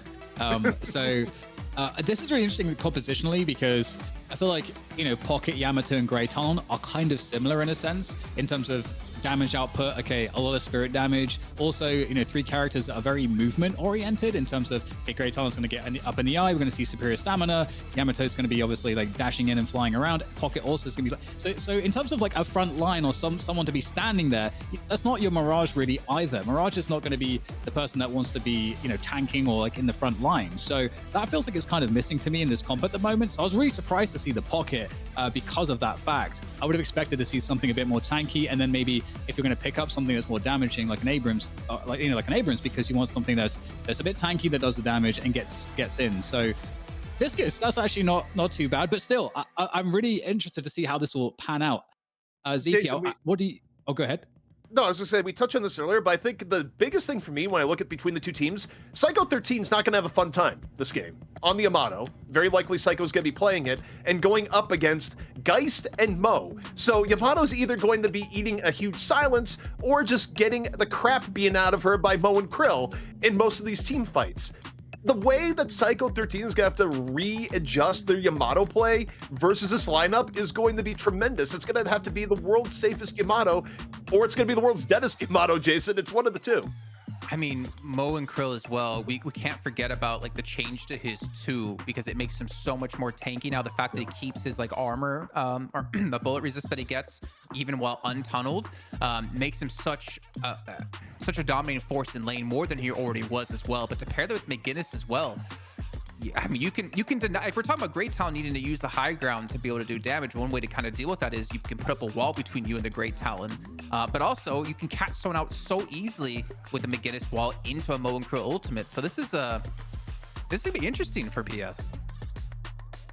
Yeah, there's a lot of like burst spirit damage on DMS. It feels like they have a lot more damage output, but at the same time they're a lot more squishy and there's like less overall utility, and so like that's kind of the battle there. Just looking at the comps, for me that's super interesting, and I wonder if sort of some of the changes that we're seeing with the urns and so on and so forth, if that's going to enable, you know, heroes that have more utility to have more opportunity to actually do stuff, because as you guys highlighted, some of these urn fights are going to be much more close range, to be more value on the dynamo for that very fact.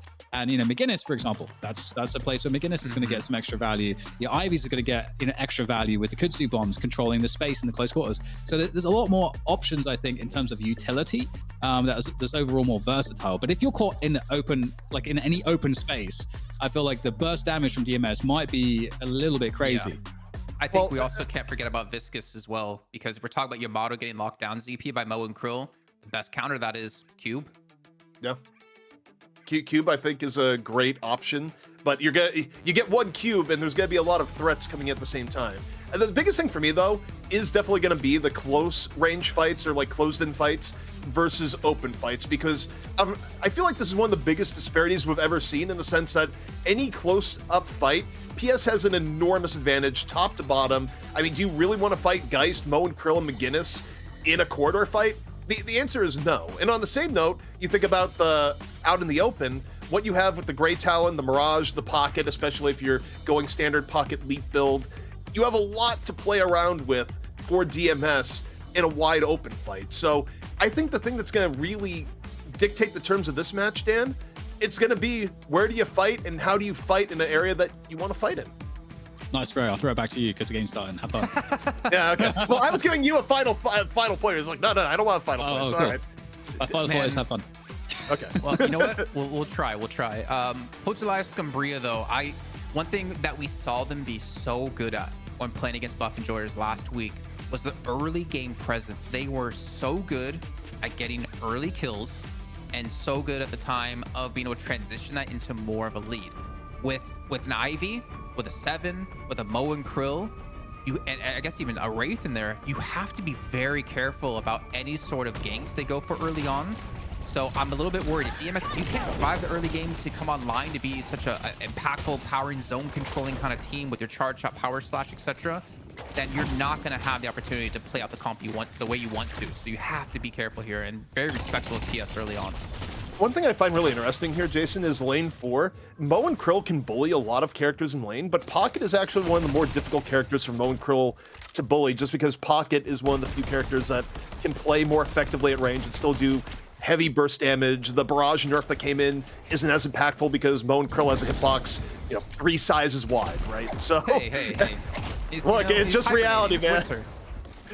But yeah, this is interesting. I think Mo and Krill could still bully a little bit, but I like the idea of making sure it's Pocket versus Mo and Krill as far as how DMS organized their lanes. I agree with that mostly, but the one note I'll give you, if you do actually see a rotation come through, is that Mo and Krill can be so damn good at ganking because of his ultimate that I would almost want to see him in a dual lane. However, if anyone comes to gank his lane, that's basically a free ultimate, so or a free kill as well. So I'm really curious to see how he's going to play things out, and also curious if he's going to go for Phantom Strike early to ever catch out Prestus on the Grey Talon. Wait, Together's on the Ivy, not Litz, because we saw Litz play Ivy last week against Buff Enjoyers, and he did fantastic. Yeah, and it probably just comes down to what people are good at here, which is why you see some of these changes that you wouldn't expect. But pressure in onto the Viscous, goes for the puddle punch, not enough. Sunset with the finish. Quick little pressure in lane 2. Poor Saf, he got gooped. Speaking of that, you can head over to deadlockfightnight.com and check out our apparel that we have to keep the lights on here to make sure we have prize pool for all the players, and also, of course, our lovely, fantastic production. Anything you buy there does help us out greatly, so you can check it out. And just so chat knows, Jason just got 5 good boy points from Hex for that. Well done, Jason. And 3 sweaters. Listen, get knocked out by the tornado here. 1 HP. He's gonna fall to Prestus. You don't want to feed a Great Talon early. No, definitely not. Great Talon pretty high on the Shiv-o-meter of please do not feed this man. The Shiv-o-meter. I like that. I like that. We should get that and just have a picture of DDK's face. With of course, the hairdo. With the hairdo. Yeah, I mean, we already have Shiv casting. You might as well put him on a shirt. He owns the likeness to his face as much as we know. But we assume he does. But so we talked about like the gank or whatever you want to call it on lane 4, but Mirage is still there. We're seeing Play With Me kind of stick to this position to help out Pocket. So it looks like they're playing this as a dual lane. Yeah, and it kind of makes sense. I also think Play With Me might have double dipped a little bit on it, because you look at Play With Me's overall income. I don't think you get that from just one lane. So I think it was more the double dipping on souls that Play With Me was able to get there. Gets the early 3K. Traveler's going to be up early, and that can create some matchup issues, Jason. Well, what's kind of cool is, so Play With Me's at 3.1 with the ultimate, the Traveler, like you mentioned.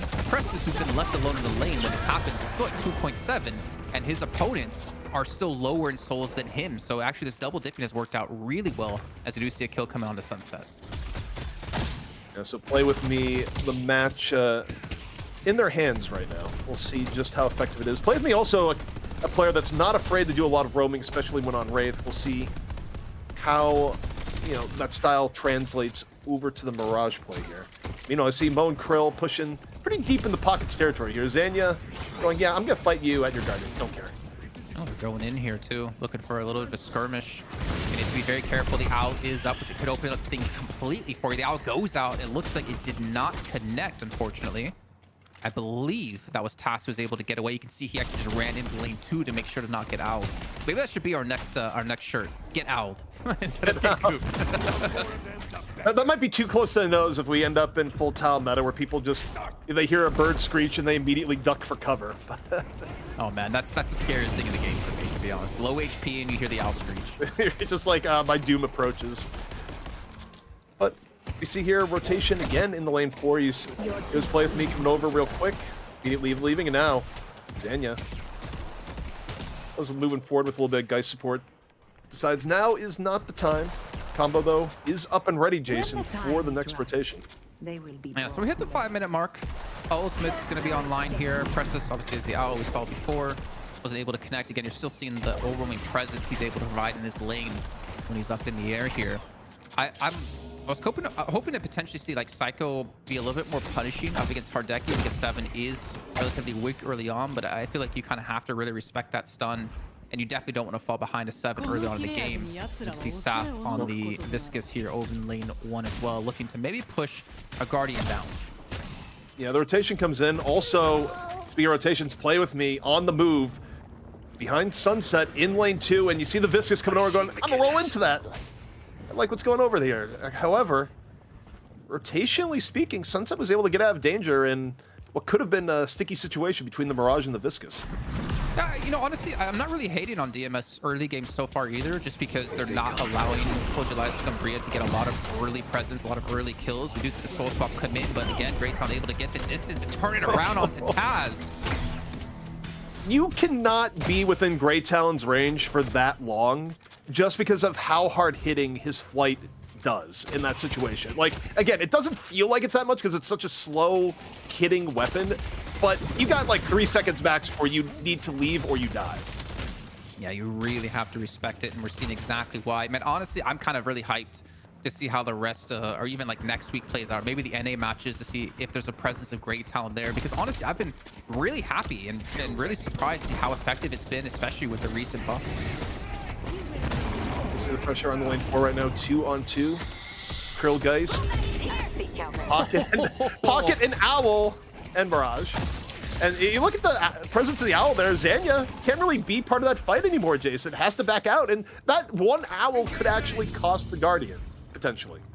Yeah, potentially. I mean, it is Mo and Crow, right? So you can heal relatively easily. But still, you have to kind of respect it now that they know the owl's down, which I was hoping actually that would be a little bit more effective in this early stage of the game. But obviously with the quick thinking out of Xenia, they're able to back away, get around corners, that there was no chance for them to dive was a really good adaptation to that.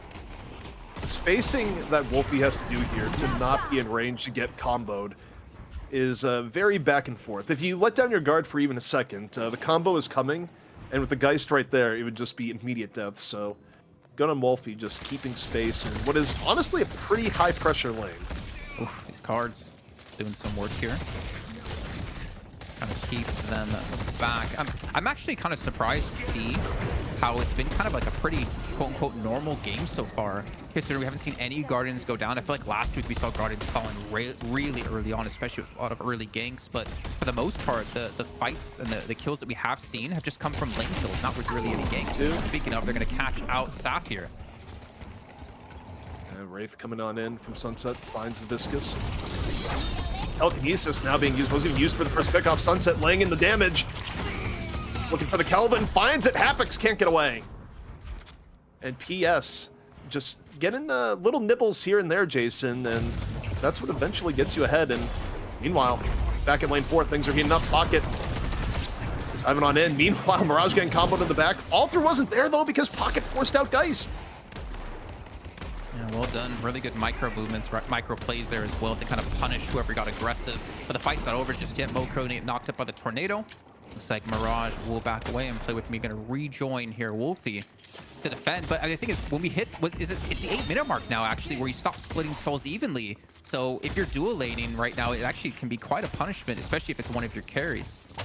Yeah, and it's also, I think, why we've seen Play With Me slow down a little bit, because Play With Me has been spending most of the time in the 4 lane, and also might be spending the time dead really low. Meanwhile, Owl outside.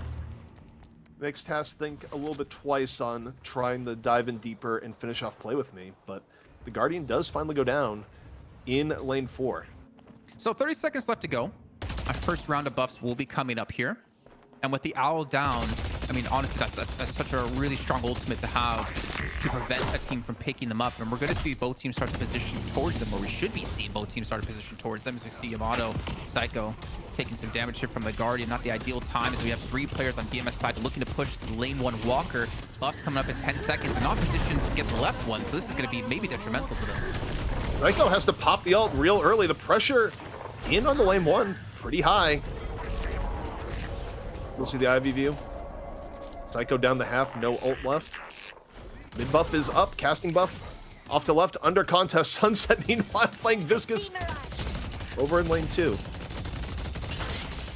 I don't know who picked up the buff on the right, to be perfectly honest. There was a fight that broke out. In the meantime, we still see Together being caught up here. Calvin's going to fall, and Happy's going down. Together able to get the kill onto that one. Together looking for a second, but he's going to fall to Play With Me, who's just going to look to back away here. But there's still a 7 in reach to be grabbed, to be picked up here. Yamato's to go for the fight up against them. The Storm Cloud coming out as well. Here's ZP. Yeah, they finish it off where the Storm Cloud in close range. Yeah, at that point, you just have to press the ult. You're probably not going to live, and you just hope to do a little bit of damage. But, oh, man, I look at the Mirage here, and I get a little bit scared. I get a little bit scared for PS, because it's not even the most fed Mirage, but Mirage just being average to a little bit ahead of the curve can just bully, Jason. And the way it's being played right now from Play With Me has felt very measured and pretty intelligent so far. Yeah, for sure. And I wonder if this is going to be an adaptation we see with kind of leeching from both lanes here. As we do see the dive come in onto Geist, the wall going to come in to deter push out of DMS here as they go towards the high ground to potentially look for it. Instead, they're going to back away. Mo and Cruel's actually here as well, so we could see Xenia look for a kill. His ultimate not going to be online, though, but at least going to spot out as Wolfie. No ultimate required. Go forward. Shoot gun. Throw a few fists at the same time. Still enough to make Pocket leave. I mean, Mo and Krill, especially when they're not behind, there's points where it's just like, well, I can't do anything about this, Jason. I just need to run. Mm-hmm. As a side note, have you seen the custom mod, the custom skin of Krill and Mo? No, but I can imagine it, and it sounds hilarious. You know what? $20. I'll throw money at that easily. Such a cool little skid idea. We do see a push coming onto the 3 lane. Looks like the telekinesis is going to be going on to Prestis, who does get around the corner in time. Not only gets around the corner, but okay, now getting comboed. Went into the air, got immediately brought down by the combo, and Zanya goes, no, we're not dealing with that. Big commitment though. Telekinesis and the Mo Cruel ult coming in just for that 1 kill alone. Obviously, you'll take any kill you can get. And by the time we see a big team fight break off, I mean, we still have 2.5 minutes till the next buffs come up anyways. You're probably not going to need that ultimate just yet. Also, Jason, across the board, very even, 60 to 59k. First Walker going down. EMS losing their Walker, the PS. Went in a little bit deep, but across the board, pretty even from both teams here so far. And I am curious to see how it develops between the open air and ground as another owl. Coming on in, Mirage low. Gets the parry of the Sunset, no way! Finishes off Sunset at 2 HP! Oh boy, the parry swing there, Jason, is tremendous. I got another shirt idea. Get parried. Another one. Yeah, that's the first flex slot unlocked as well here for DMS, taking down another Walker. They finally, the Guardian, that's another one to go down. No Guardians left for Pojaliah Scumbria, but both teams will have the flex slot finally unlocked. And considering how many souls both teams had as well, could have come at a perfect time because I'm sure they have the money to spend. As the urn has been picked up here, we might see our first big team fight breaking out when it comes to this objective. And it's going to be open air. You think about how we set things up in terms of which team wants to fight this, and that's just the replay there of the consequences of a parry. Look, 35 HP, bam! Why parry though? I feel like you didn't, or sorry, not why parry. Why melee? I feel like you were going to kill him no matter what. Why go for the melee there, the cheeky quick melee? Because it's muscle memory. It wasn't the right decision, but muscle memory said get up close, drop a quick melee, and they got punished for it. Punished indeed. Here we go. The soul urn looking to be picked or turned in by TAS. See both teams kind of setting some players here to the right-hand side, though DMS has 4 here currently. There's only 3 on the side of Pojaliah Scumbria as they're trying to counter push from DMS onto the lane 1 Walker. Yeah, so we got 2-on-2 for Walker, 4-on-4 for Urn. High reward. You win both as Fuku just drops the lightning ball, finishes off Saf. Teleport coming through with the Burrow. Gonna get away to safety, it seems, as the urn could, I mean, it still can't be turned in, and we're gonna hit that point where TAS is gonna start losing, was it 1% of your max health per second? Once he hits the 90-second window of holding on to the urn, so just gonna back away, most likely gonna drop it as well here. Let's go to York. So allow, I mean, this is exactly what PS did against Buff and George. They would pick up the urn and then force them to try to go fight at the turn-in, and then they would just send like Hardeki to go split push and gain ground. Yeah, the interesting thing about that, though, is that PS was well aware of that, and they decided to fight 2 for 2 on the Walker push. They're just like, no, we're not giving this up for free. We understand that even though Urn Fight is a thing, you're going to use it as a tool to try and get split push. So the homework done by both teams, pretty impressive thus far. Oh, we got the Urn respawning now. Let's take out pocket. Can we actually cut to TAS really quickly? Because I'm looking at the minimap, and I'm a little bit concerned. Do we somehow have 2 urns in play? The urn has been dropped. No. Okay. We should not. I think, gonna say, the Urn is going to reset here. That was pretty funny. No, so I don't think the urn's no. there because we had another urn respawn. Unless you can have 2 urns at once, which I don't think I've ever seen. No, you can't. Well, actually, that happened once. There was like definitely an earlier version. Oh, of there is? where... There's 2? Wait, are they going to Wait, they're turning no, the it's same one. spot? It's one. No, isn't TAS carrying one? Let's go, Popo. Yeah, TAS is carrying one and Psycho's carrying one. So we have 2 urns in play right now. This is spooky. I've played a lot of Deadlock, Jason. I have not seen this before. But there's no urn turn in for him. So like, what does he do with it?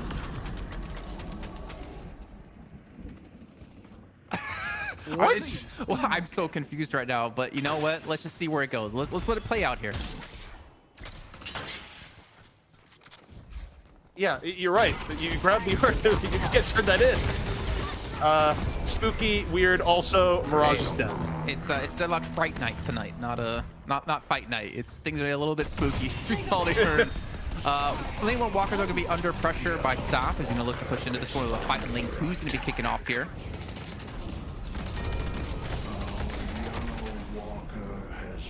Right now, both teams trading out on lane 2. 88k and 99k. So after all that earn stuff going on, no turn-in.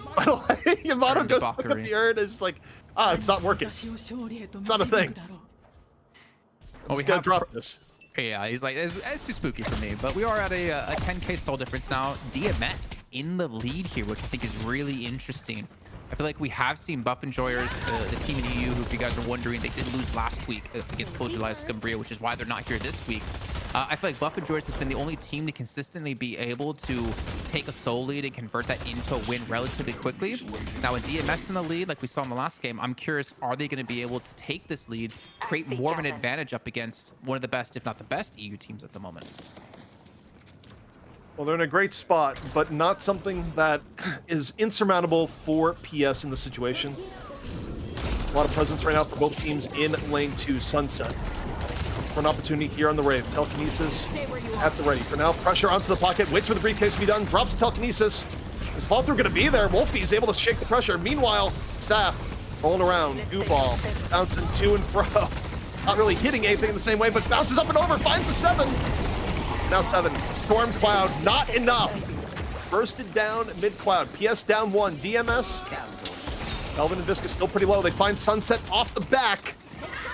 DMS taking shelter within the shelter, and they even got Tass. It was 65 for Pulverized Scumbria. Play With Me was nowhere near this. He was sitting towards like lane 3 and lane 4. He eventually ulted in, but he ulted in once the fight was already kicking off for such a long time. DMS pull this one back with a man disadvantage. They're going for the Rejuvenator as well. There's no chance of it still, it looks like, as we can look at the mini map here. DMS, how the hell did they hold on to that fight with a man down, especially someone who was so fed, like Play With Me, at 23k souls? Yeah, I think it's just one of those cases where the positioning was good and some of the burst damage that you expected from PS didn't come in. I'd say the biggest thing was probably just you open with your telekinesis onto a pocket, and pocket's able to get away and not really take much damage. You've invested one of your biggest tools to isolate and get an early kill at that point, Jason. So your telekinesis not getting much in the way of value beyond getting some resources out of the pocket probably is the first thing that kind of sets the rest of it up. I think that, and the fact that like Prestus and Psycho, right? We talked about the amount of damage they can do in close, or not close quarters, but necessarily when people are lined up. And I feel like Prestus didn't have any pressure on him in that fight. I mean, obviously I couldn't see everything happening, but the fact was he stayed alive. I feel like he was able to just hammer down from range. And Pulverized Scumbria weren't able to get the engage they wanted onto him or to Psycho to set up a winning team fight, even with that man advantage. Now, one thing of note is that the urn has been bugged for the last 5 minutes. It will probably fix itself. Probably. It will. Emphasis on probably, because we don't entirely know for sure, but best guess is that the urn at 20 minutes will be acting as normal and be a focal point for both teams. That is, if a huge team fight doesn't start here and now, Jason. Well, buffs, right? No one on the right side to pick it up. We do have DMS on the left side to secure it. I believe Pocket Wolfie is going to be going for the one on the right. So DMS have not only a 20k lead and Rejuvenator, and they get both buffs, and they're looking for a potential fight here. Well, they opened early with the Amato ult, but the disengage is just there for PS. PS only investing the airdrop. And now Sunset's going in. Sunset senses blood in the water, goes to telekinesis, but that goes very far away as the frozen shelter is dropped in turn. Krill combo. Never seen it, man. Mo and Krill goes in. Zania is gonna fall from this one as we just still see Psycho trying to go in extremely deep up against Hardeki, and he gets the kill as well with the final flash coming through. And DMS are winning this fight heavy-handedly, not losing a single player as it's just left onto together on the Ivy trying to escape here. There's no objective for them to take other than the base of Pulverized Scumbria. I think their PS was just a little too far behind there, Jason, where they saw DMS invested some key abilities and they figure, okay, we're gonna go in. They drop a telekinesis, it goes 8 miles away onto the target, so they don't really get value off of that. And Psycho, even though they used ultimate early, was able to flank around and make the most of it. So yeah, now the urn is grabbed. The urn is working again. We can confirm into PS territory, but down 40k. I don't know if they can do much about this, Jason. I mean, the fact is they're still respawning in as well. This should be a quick earn turn in. This should be almost a 50k. Why are you stopping here to buy? Go turn that in, son. But they are gonna have a 50k lead once this turn in goes through. If they do go for it, they still need to scout out the position. Pulverized Scumbria, though, if they lose a fight here, this is like the downside, right? I mean, you're already behind. The Urton turn in is on your side. Yes, it's great. You don't have to go too far to get it, but if you lose the fight here and it's a very one-sided fight, you're going to lose the base. You're going to lose the first map in this series. Here we go. Get gooped. Going in straight into the back line. Telekinesis onto the ball. Decides to goop themselves, as it were. The Guinness wall comes in. This is where PS wants to fight. The problem is they're real behind in power. Still, get damage on the Saf, but at this point, Jason, I think they're just outgunned. Saf goes in, lays down the goo balls. 3-0 in favor of DMS, and this might just be it.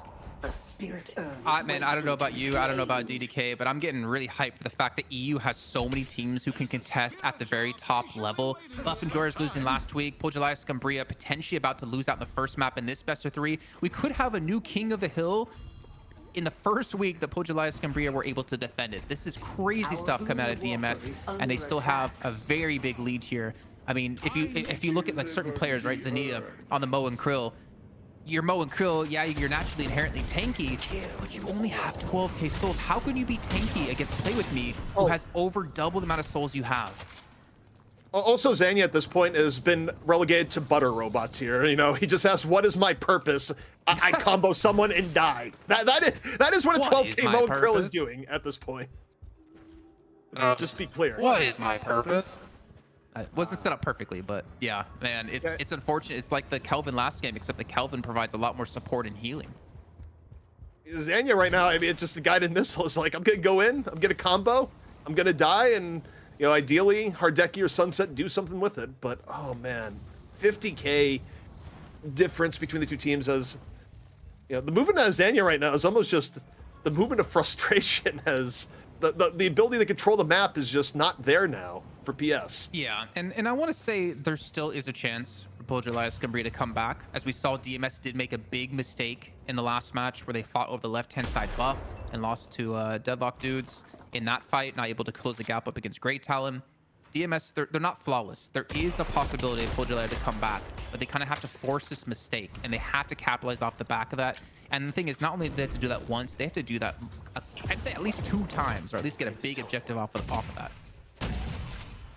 So, in terms of threats, 34k Mirage, not the most pleasant thing to deal with when your highest farmed is a 25k 7. Like, that should rightly terrify you, especially given that it's at the level where for half of PS, Mirage can look at them for 2 seconds and kill them. I mean, I think you send your Mo and Krill on the suicide mission against the Mirage and hope that Sunset is there to finish the job. Because otherwise, the Mirage alone is just going to be devastating. As you see some sneakiness here, Jason, for PS. Yeah, I think that's Shadow Weave coming out of Sunset to gain information for them. If they do get the fight, they do get the catch onto one, and that's Wolfie going down. So finally, Pojolaya Scumbria have the man advantage, but they did have to commit 3 big ultimates into this. As Wolfie just wonders, why me? Why me? What did I do? I couldn't even get back into my briefcase, man.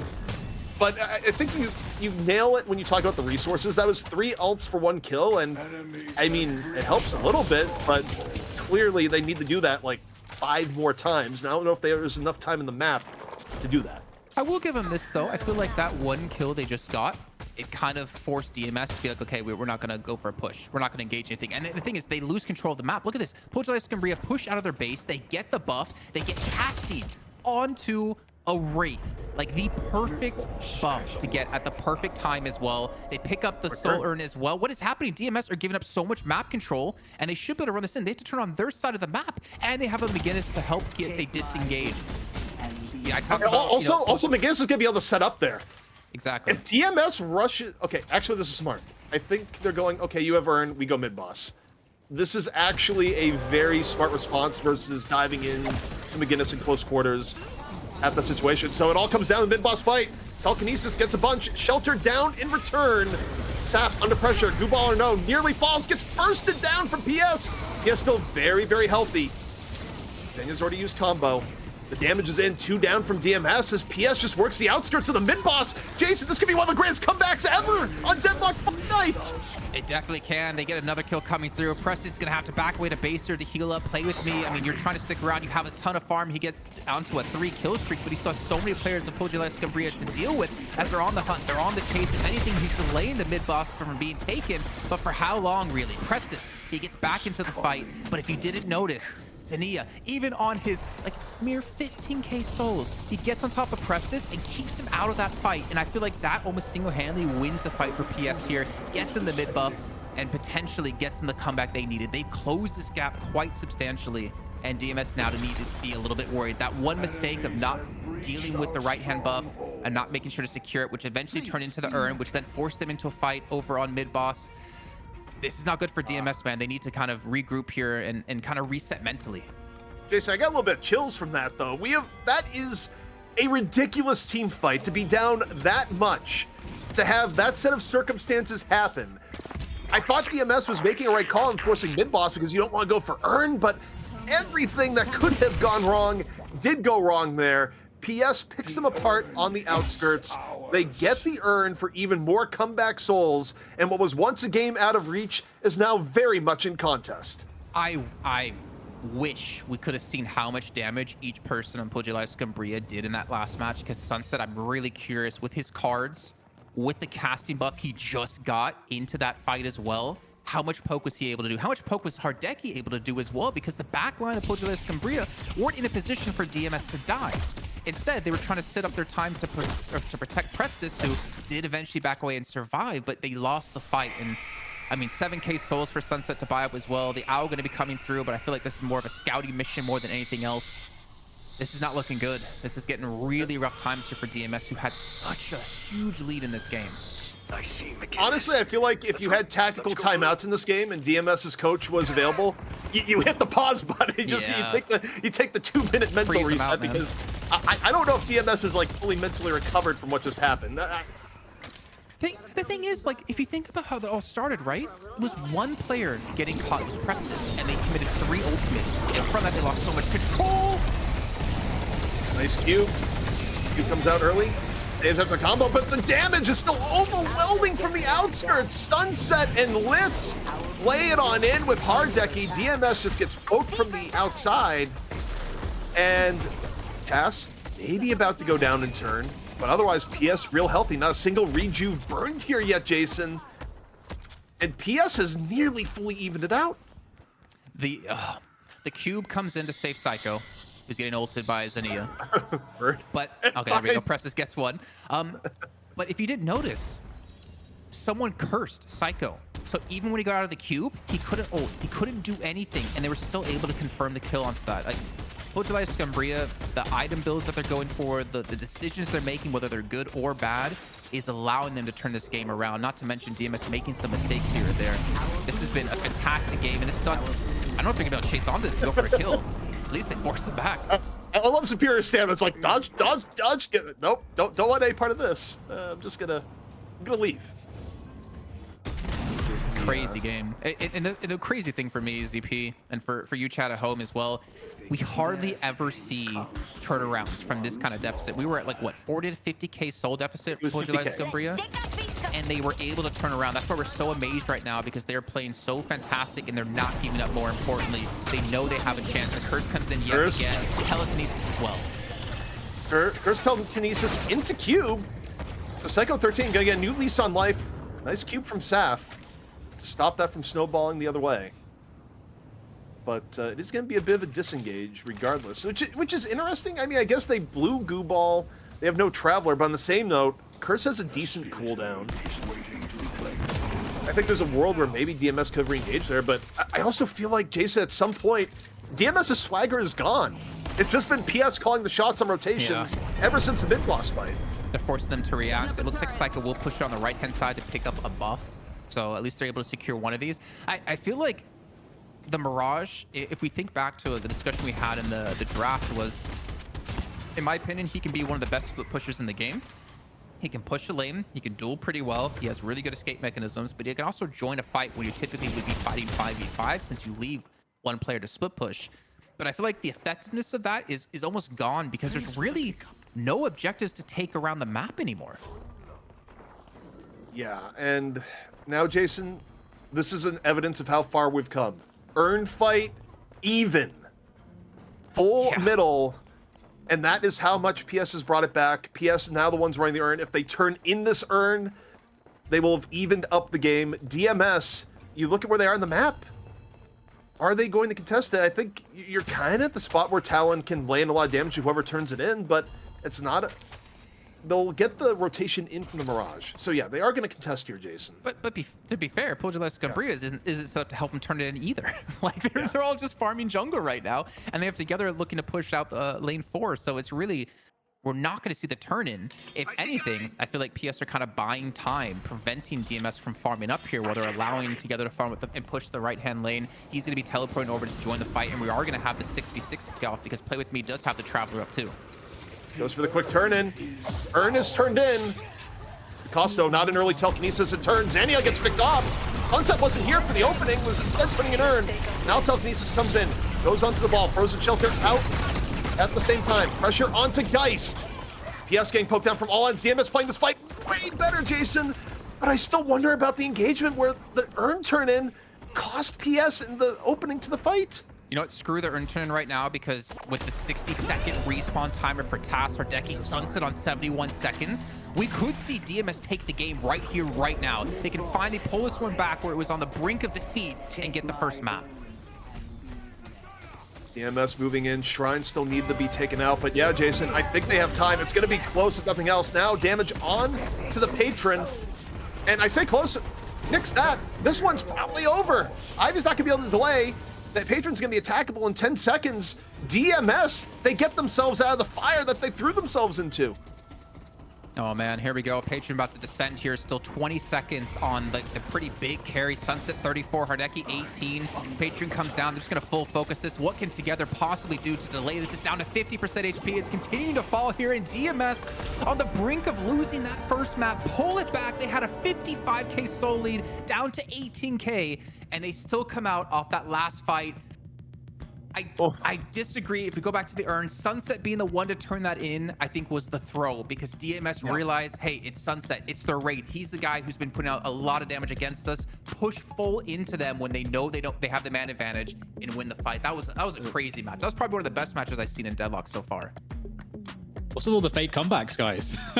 for like the first match of the day as well, we had a almost comeback. Obviously, pipped at the post in the rejuve steal that happened. But yeah, what an insane. So I was tracking it, and the biggest swing of souls, it was a 55k deficit, and then that went to an 18k deficit, which is like a 37k soul recovery within like a 2-3 minute period around that kind of team fight. And a lot of that was actually down to the Ivy play, I think, because you know, we talked initially in the draft about how some of the utility here will be better in those close quarters, and that was going to go, you know, over towards like, you know, Together and like Zania, you know, Taz and Litz. Like you've got a lot of stuff between those different heroes that's going to contribute quite well there. And at that point in the game, because the farm had been really good on Together's Ivy, there were kudzu bombs like basically everywhere in the mid-boss fight. So there's like nowhere you could really stand, which then dispersed all of the squishies, because that's kind of the issue. It's got all these squishies on the other side. So that was really awesome to see. And it's so cool, because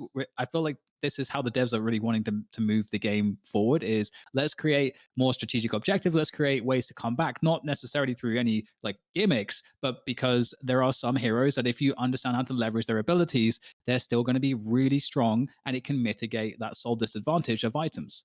Well, I got two things for it, Dan. Number one, you take a look at the stats here. Everything you just said in Ivy is also borne out in the reality when you look at who was doing damage for PS. But I think the other thing you got to look at here too, and what enabled PS to nearly make the comeback, even though you look at the stats and you go, oh, what did they really do?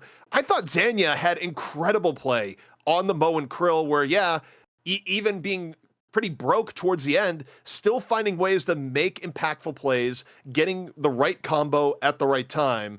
And it's just, you know, Jason, we talked about the end. You brought it up right after the match, but that Sunset turning in the Urn and DMS coming in for what was effectively a momentary 6v5, they saw the opportunity, Jason, and they ran with it. I'm flabbergasted, man. Like this game had so many turnarounds, so many like clutch individual plays. I really don't know what else to say other than like, I really want to see what's going to happen in map 2, man. I really want to see how this best of 3 is going to play out. Yeah. Nice. I wasn't sure if we're going to like move on, or if I could add another point there. I feel like we're segueing. No. We're segueing ZP, Mr. Hostman. Well, we are going to segue just a little bit here as, let's see. We are taking a quick break. but then we're going to go directly in the draft. We need a little bit of time to set up the draft, but guys, map number 1, probably the best map we have seen here on Deadlock Fight Night ever. And I'm so glad that this is a best of 3 because we still got more maps on the way. We'll catch you on the other side of the break.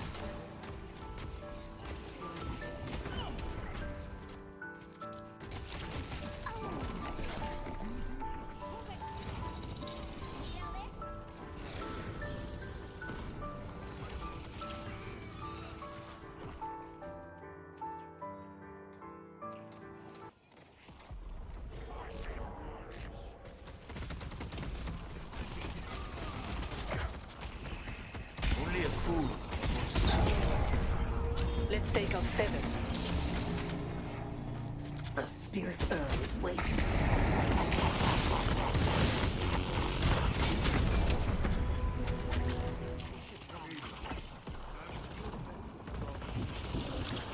The urn has been dropped. They've taken the objective. Let's take out Ray.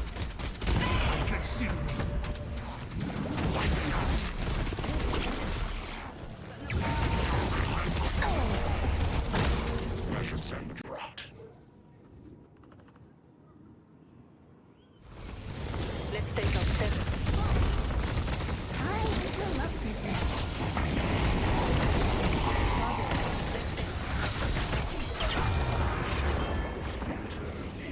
Let's take out 7.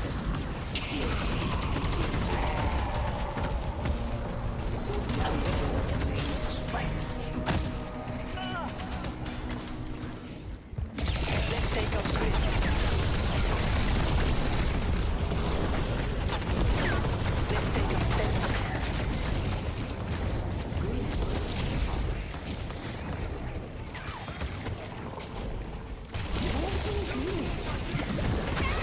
Let's push Yoke.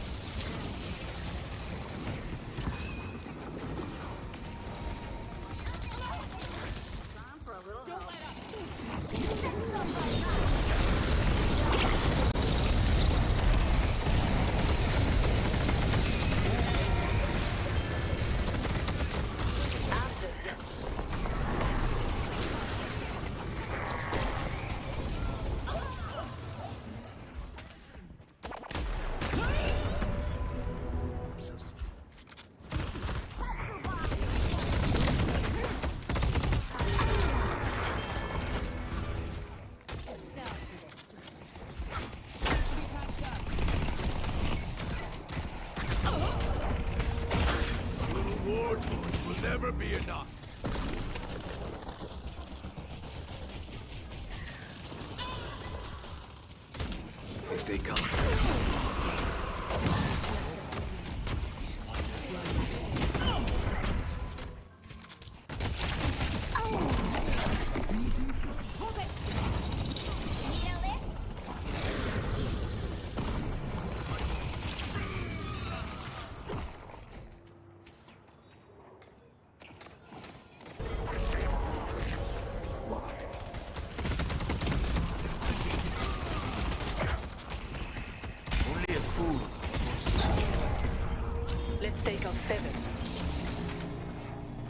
The spirit urn is waiting.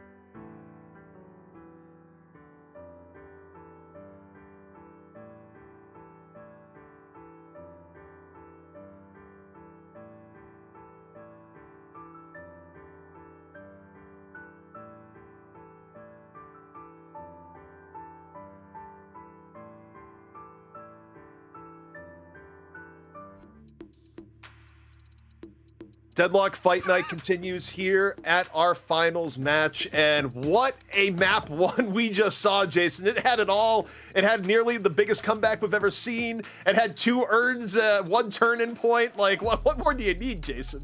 2 urns, 1 team, man. 2 urns, 1 turn-in. I was laughing at the beginning because our producer's like, okay, 3, 2, 1, you're hot. And I was like, oh, stop it, you. Yeah, man, that game, if you guys missed it, you have to go back and watch it because that was insane. It had everything in it: comebacks, downfalls, individual plays, everything.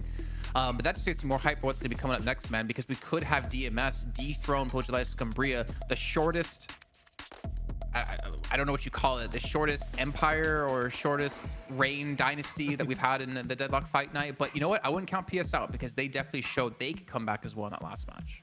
Yeah, but speaking, we not only have DMS, we also have DDK. A lot of 3-letter things starting with D coming on in, where his name is also Dan. Like, so another 3-letter D thing here. But Dan, there's almost too much to break down in the last game. But now what I'm wondering is how that's going to impact the draft of the next.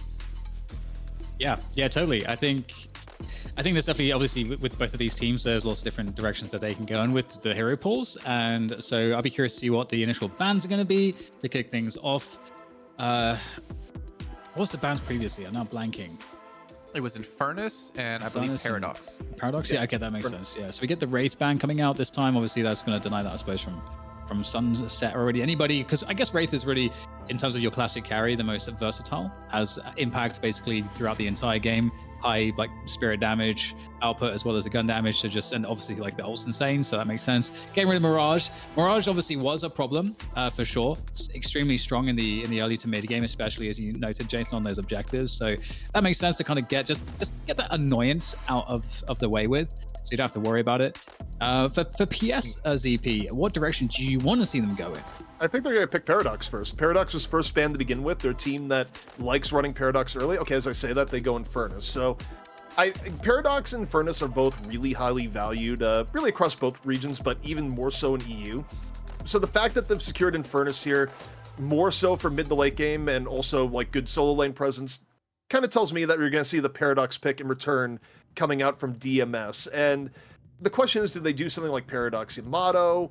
Do they go Paradox and then they grab something along the lines of the Viscous again? I'm curious what they prioritize for the second pick. I do think one of the 2 picks, though, Jason, will be the Paradox. Nice. Okay, Talon. Great Talon. I like it. Big fan of what we've seen. I mean, even thinking back to the last fight, or the last fight of the last game, right? We did see an alleyway, which is perfect for Grey Talon because you can use the charge shots. Perfect for Yamato, who can power slash.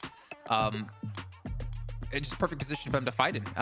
Yeah, Paradox definitely a possibility. I was thinking maybe Yamato as well, because we're gonna see Yamato in this game no matter what, for sure. There's no way none of these teams pick it. But an Ivy being picked, I feel like that's the more of the surprising one, actually, because I don't value Ivy super highly that you'd want to pick her second, whereas you have so many other choices you could go for.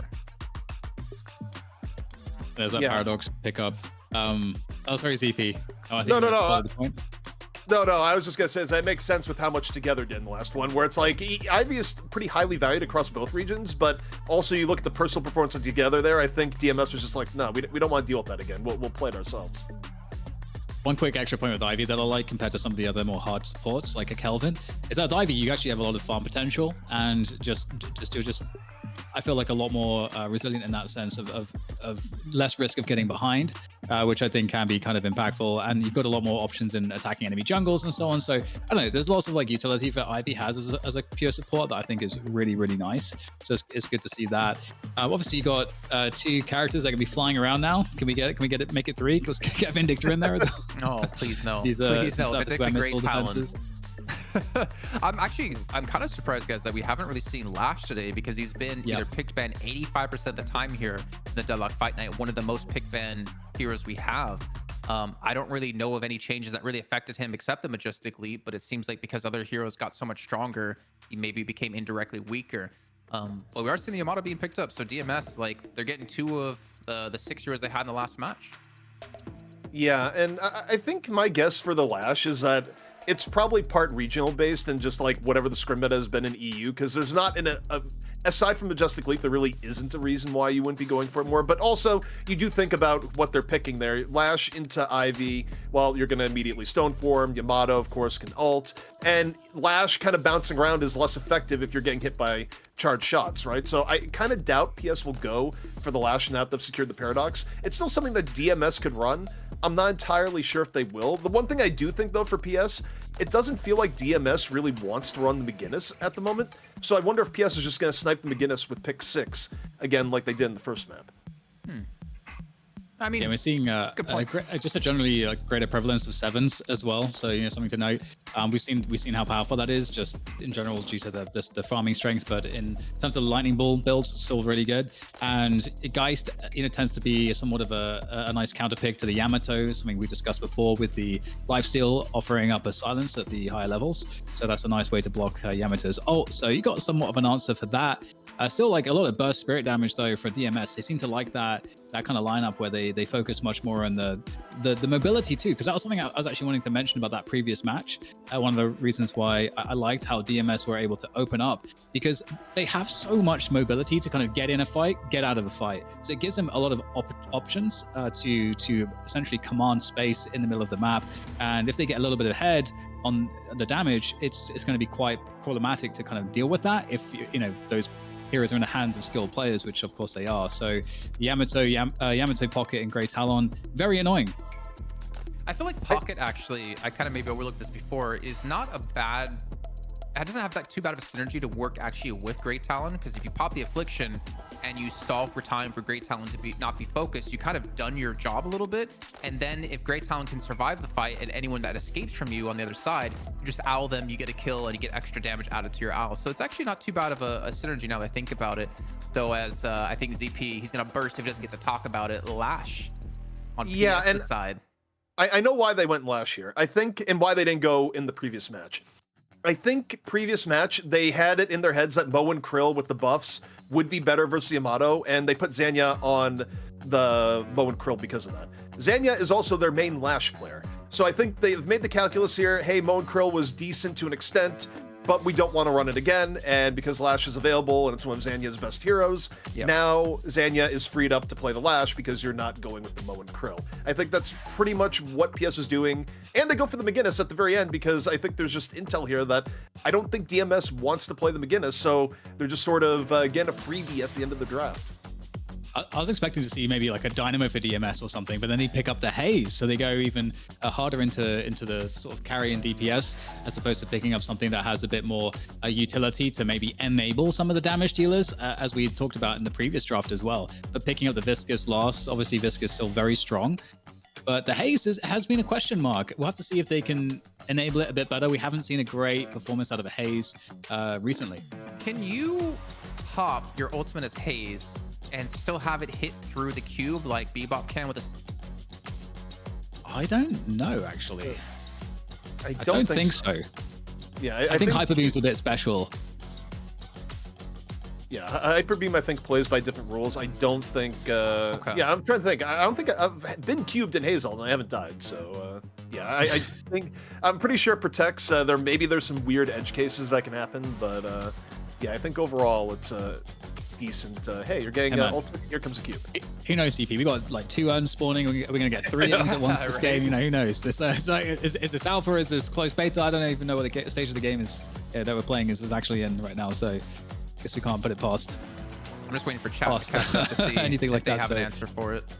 Can we get 2 mid bosses actually at the same time? Oh, You just that'd be go in, pretty you're getting double beamed. I don't really know how double rejuvenator would work, but you know, while we're doubling up, you know, find alternate methods. I want to ask you a question, DDK, because I think you talked about Seven a little bit earlier on. I'm kind of curious in like your eyes, why are we seeing him more prevalent now? I feel like the first 1-2 fight nights, we didn't really have Seven play too often, but I'm kind of curious why we're seeing it like picked so early, so often now. I think if I had to guess, I think it would be a combination of just people understanding as we got that change into more of a spirit-based meta, that the spirit-based builds off of Seven were not only just like quite effective in terms of controlling lanes and space and pushing and just like being a nuisance in team fights with the lightning ball, and obviously Stormcloud's always an option, but the lightning ball can be particularly devastating if used correctly. You also have a hero that can farm the jungle more effectively and quickly than basically anyone else. So I feel like with regards to that, you're getting a lot of lane control, and then it ends up being something that is like pretty high DPS that kind of pivots into high DPS into the late game. So that's kind of my sense of it. And if you're a team that's able to keep the pressure off of the Seven as well, so he can freely farm, or Seven is just going to be doing a good job in making sure that he's pushing objectives down quickly, you're going to get a lot of value out of the Seven from I think pretty much all categories. It's kind of my take on it. Well, you touch on a really good point there, I think, just in the sense of that every team needs at least one character, arguably 2, that eat the jungle quickly, because you think about Deadlock game flow, right? Your jungle is a resource. You don't want it to go untapped for too long. The quicker you can eat your entire jungle, the more you have more time on the map to either invade the enemy jungle or just set up ganks or otherwise, because if your jungle is available and you're pushing lane and going for ganks, there's just inherent souls that you're losing out on that otherwise you could have, right? So the sooner you get the jungle off the map, the more efficient you can be in the rest of the game. That's also a good point. One extra the point I want economy to quickly game. add, Jason, before you, Yeah. I've seen a lot of players now start to time and optimize the barrels and the statues, and so they're actually like Sevens are now pathing out all of these things with the timings in mind. And I've seen Lefa, for example, like get close to like 3k souls a minute with Seven and using pathing and timing correctly. Yeah, that's a good point, because the quicker you can kill the jungle, the quicker it's going to respawn. Meaning you can get more souls overall if you look at the economics of the game than your enemy team can if they can't clear it as quickly. We are getting into game DMS versus PS. DMS on the verge of becoming a new champion here in EU Deadlock Fight Night, which would be incredible turnover. But PS, they nearly had the best comeback we have ever seen and clearly want to defend the crown. Jason, I could not be more excited for what we're going to see here in map number 2, because I truly think it could go either way. The only thing I'm more excited about is our Get Goops shirts and sweaters you can get over at deadlockfightnight.com. You can pick it up, and every penny you spend on these lovely items will, of course, go towards the production and, of course, the prize pool for these players. But we are seeing the match kick off, like you said, and this is going to be hopefully just as exciting as the first as well. As we can see the lane matchups here, we got Infernus up against Yamato in lane 1. We have Seven and Geist up against Viscus and Ivy in lane 2. We got Paradox and McGinnis, which can be extremely deadly in lane 3 and up against the Haze and Grey Talon. And, of course, Lash up against Pocket in lane 4. Yeah, I mean, the solo lanes are... I feel like the Yamato versus Infernus has become a real special. I think it's the most seen solo matchup we have seen in Deadlock Fight Night by far. The two characters that almost always go solo lane, and we've seen different results too. It's pretty even between the two, as Infernus just eats Power Slash to the knee. That's the worst place to have it hit you to as well. I think what I'm kind of curious about is the Haze Grey Talon lane, because I feel like you can't really provide much support to the Grey Talon, but you sure as hell can do a lot of damage in this combo up against your opponents. But the sustain is not going to be in your favor, considering McGinnis going to have a heal to put down to keep her and Paradox alive.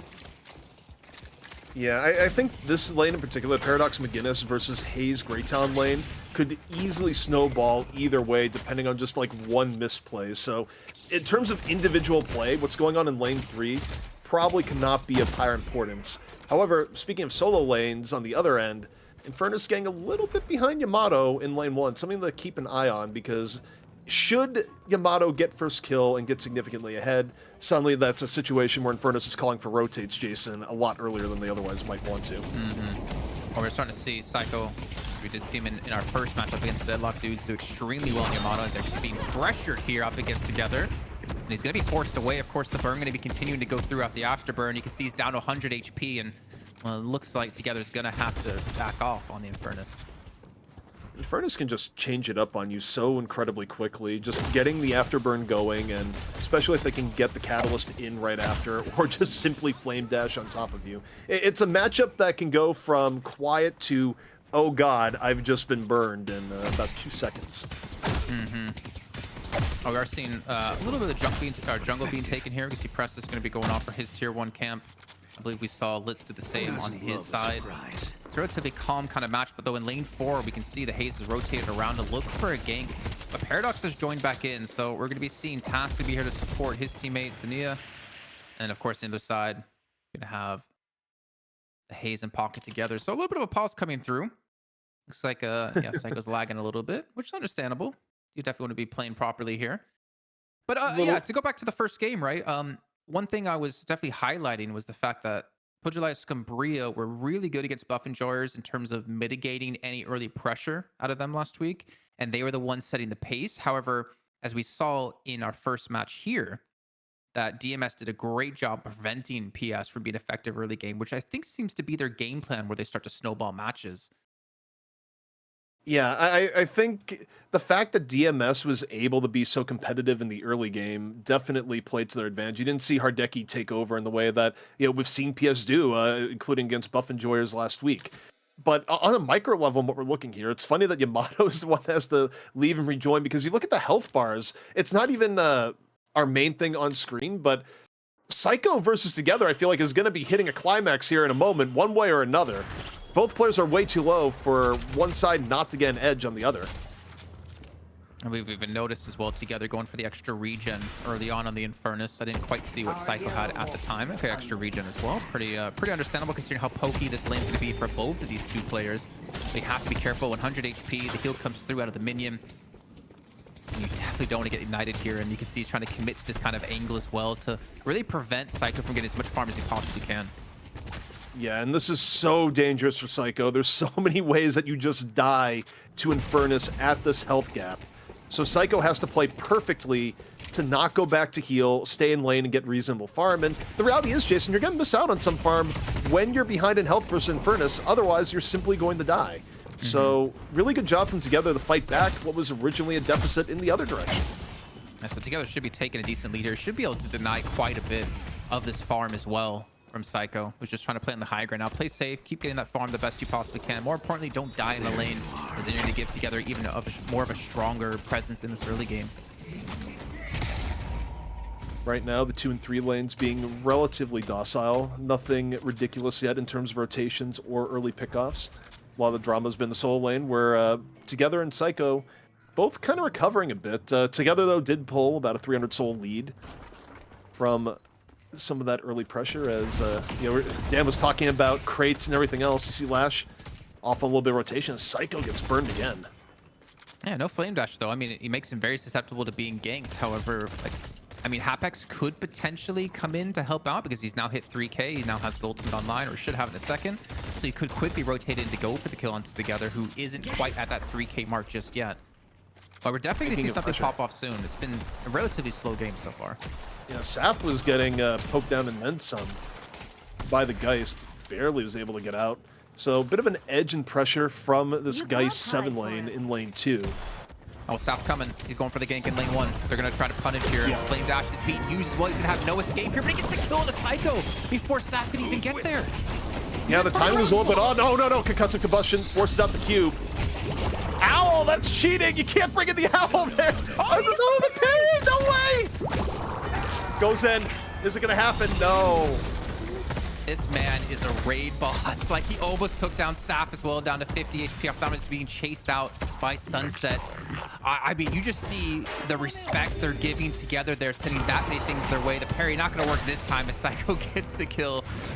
Wow, that was an amazing play Together. Almost turned that around 1v2.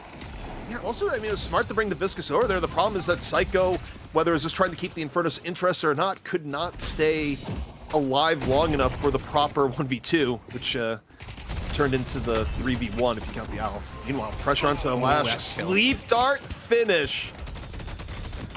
clean execution coming on in from Play With Me as they look to finish off the Guardian in lane 4.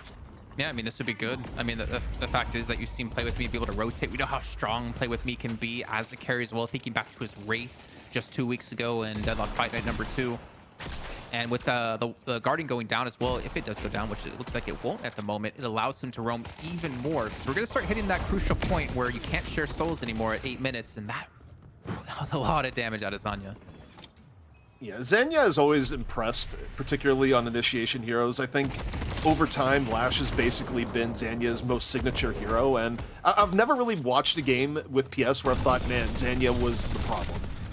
Often quite the opposite of just usually right place, right time on the Lash.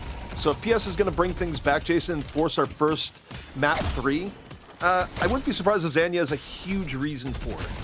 Well, we do see great talent played by Preston's going to be coming over to lane 4 here looking for a fight.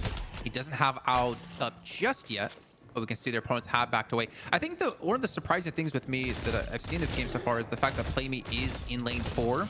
And obviously when you play from lane 4, especially as someone who can gank really well, you're not really going to get involved with the left-hand side of the map, right? Unless you teleport over. With him being in lane 3, he could easily get over to lane 2 and provide some sort of presence here. We need some concussive combustion coming through.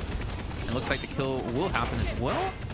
Psycho using the terrain well to bring this one way closer than expected as the stone form comes in from the back.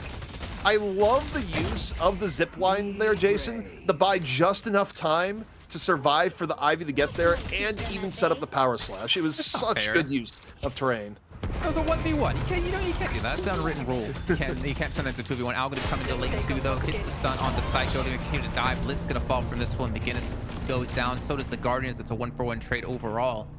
But yeah, really good job by Psycho. And it's so cool to me to see as well Psycho and together go head to head like this because they're both extremely good Yamato players. So they know how to play around their counters or their opponents, especially with like an Infernus in there.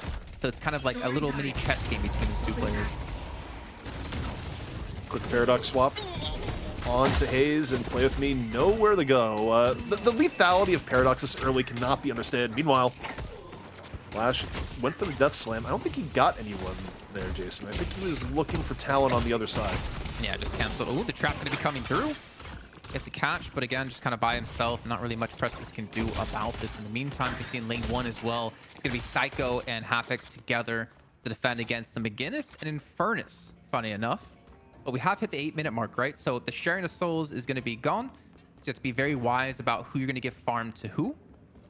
And it looks like they're going to keep putting Wolfie in the solo lane over towards 1. I don't know. He's actually kind of hovering around, lane 3 and lane 4. Hardeki's out fishing right now, Jason. Low HP in lane, was looking for the soul exchange, gets the soul exchange, tries to reel in the Haze, return fire up, and the fish might be fighting back, as it turns out. But you look at the main map, you see Hardeki just sitting in the middle with soul exchange up, you go, okay, I know what's going to happen here, and doesn't quite work out as planned. Meanwhile, Yamato, McGinnis, down in the single vault building. Psycho just laying away. Health station keeping McGinnis alive, but for how long? They're going back and forth, goes for the parry, does not connect. And Psycho finishes it off. Poor Litz, man, he stalled that fight so long for no one to come and help him out. The concussive combustion going to be a little bit too slow here as he looks to back off from this one now. And we can see DMS looking to take charge to start taking objectives. The buffs come up as well. And it looks like DMS will be able to secure both of them on the sides of the map. Jason, they've made tweaks to it, but Grapple still does some of the most graphically ridiculous things I've seen in this game, where it's like, how'd that Grapple hit? Ooh. Meanwhile, wall, quick finish off on the Hapex. And DMS, it's even in terms of income, but DMS is looking very scary thus far.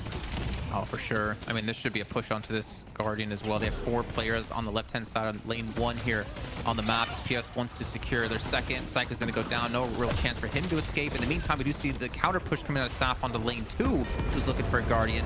And at the same time, you do have great talent played by Prestis looking on to pushing lane 3 with the rest of DMS here to look to secure. And a great trap comes in yet again. But you can see he's tanking the Guardian as well. Oof, also getting hit by return fire at the same time. Hardeki, though, gets taken out from the side. Wolfie rotated on in. Both teams right now looking for Guardians. And that is going to be Flex Slot coming on in for DMS. Meanwhile, we got Zenya with Urn. Both teams pretty close, Jason. Therefore, Urn is going to be neutral turn-in. And look, when you're running a Lash, you like these open-air turn-ins. It just makes sense. Yeah, just makes sense. And also, I mean, even if the turn-in isn't the goal they're going to be going for, considering they were down players, it was smart of him to pick that up as well, take that opportunity away from DS so they could be in the driver's seat. And with this, he's going towards the turn-in, but the rest of his team, at least 3 of them, are pushing this lingering Guardian here, trying to get their own flex bottom off. Yeah, rarely do you see teams go full commit onto the Urn at the beginning. It's used as leverage to get pushing elsewhere. Meanwhile, we got our Owl Cam.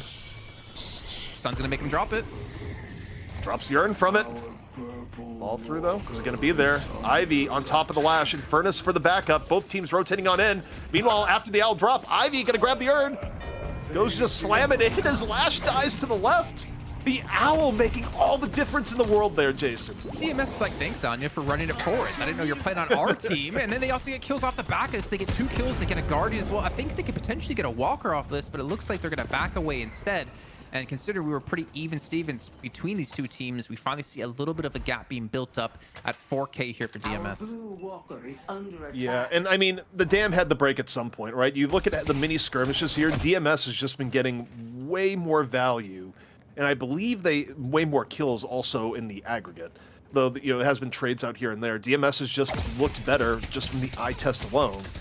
But given what happened last game, Jason, an 8K difference between the two teams, that's light work for Apologia Scumbria. I won't take a shot. I won't worry about them until they have like a 56K lead. As we saw Apologia Scumbria come back from that last game pretty damn well. But it looks like we're getting some information gathering out of DMS. The human war being played by Presence and Psycho. They're trying to figure out exactly where they want to go, but more importantly, where their opponents are going to be here. As we can see, PS could be grouped up on the left-hand side of the map. And items again, the first tier 3 items coming through ZP. Again, Prestis, we see the Great Town always going for that early superior stamina. Yeah, and I think that's kind of, you're talking about item storylines here. Headhunter on Geist, that's as a standard gets, but when you're looking, what do I build on a Talon? It's like, well, build things that let you get away from danger, superior stamina. Pretty good for that, given how it works with Talon when he's in the air. All about that survivability for Great Talon. We know how much damage he can do if he's left alone, and we know still how squishy he can be. But actually, we're gonna get a catch up. I think teleporting from the right-hand side of the map to the left, and now we're starting to see an escape, but he gets stunned up here, and he gets what? I don't even know what's happening here. It's like he got pulled out of the teleport. A whole Doctor Who fight going on. So a normal stun wouldn't have been enough there, Jason. A normal stun, he would have taken the teleport, he would have been safe. Lash was the only character in the game just about that could work in a way to pull him out of the teleport, prevent the escape. Well timed from Zanya, and also just good execution to actually throw him enough to break the teleport to begin with. Yeah, really, I think we're seeing just like how much Pogilai Scumbria play the game.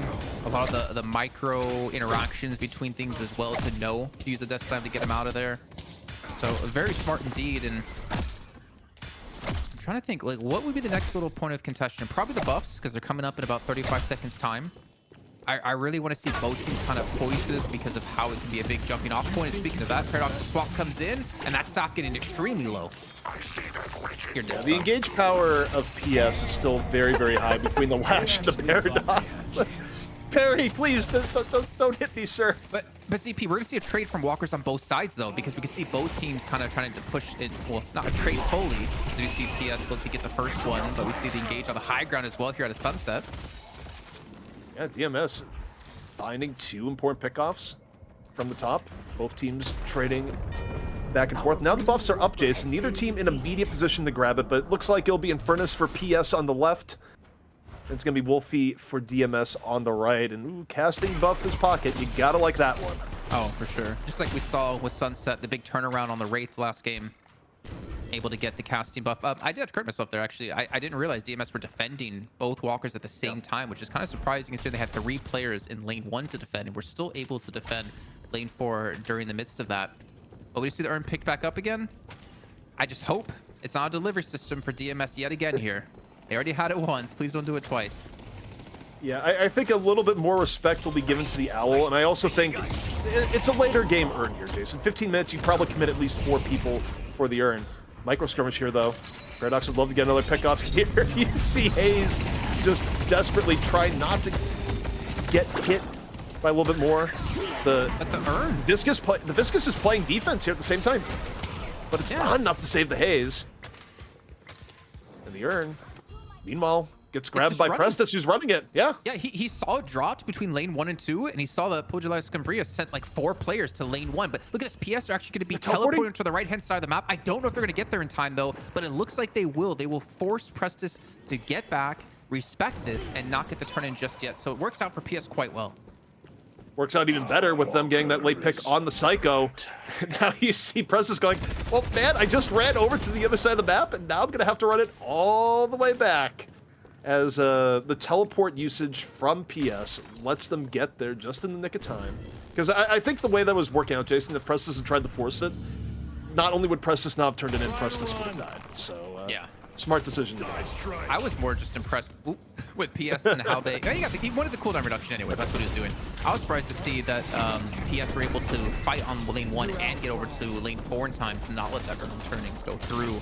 Very, very smart out of them and very well timed as they do get the Walker in lane 1, but it might cost them their lives. Sorry, lane 4. Lane 4 is where it's at right now. Owl gets in. Psycho under pressure. Return fire popped. Right now, just working with Wolfie on the outskirts, trying to put the business to the 7. They do just that. Sunset goes a little bit too deep. 3 down right now for PS. DMS on the hunt. And now this urn turn-in should be free. Mid-boss? I mean, a little bit dangerous against the Lash, but I guess the respawn timer is going to be a little bit too quick, and I don't think they want flashbacks to the first matchup against Deadlock dudes with what happened and where they were able to turn it around. So another urn turn in for DMS. That's their second of the game. Lead still in their hands. Almost 10k between the two teams. And we can see, pretty even spread of souls as well on DMS's side. I mean, you have Prestus at 20k. You have Wolfie at 22. On the other side, I mean, the big carry Sunset at 21. Together at 17. And even Hardek is able to hover around the 17 mark as well. Yeah, meanwhile, you look at DMS, it's a little bit troubling that your motto just at 16k. They were at 15k for the most of it. And I think part of that is that Psycho, rather unwillingly, has been part of a lot of actions. Psycho's been stuck in fight after fight, and when you're stuck in that many fights, your farming does take a hit. So the carry potential of the Yamato a little bit blunted as you see Saf just rolling around.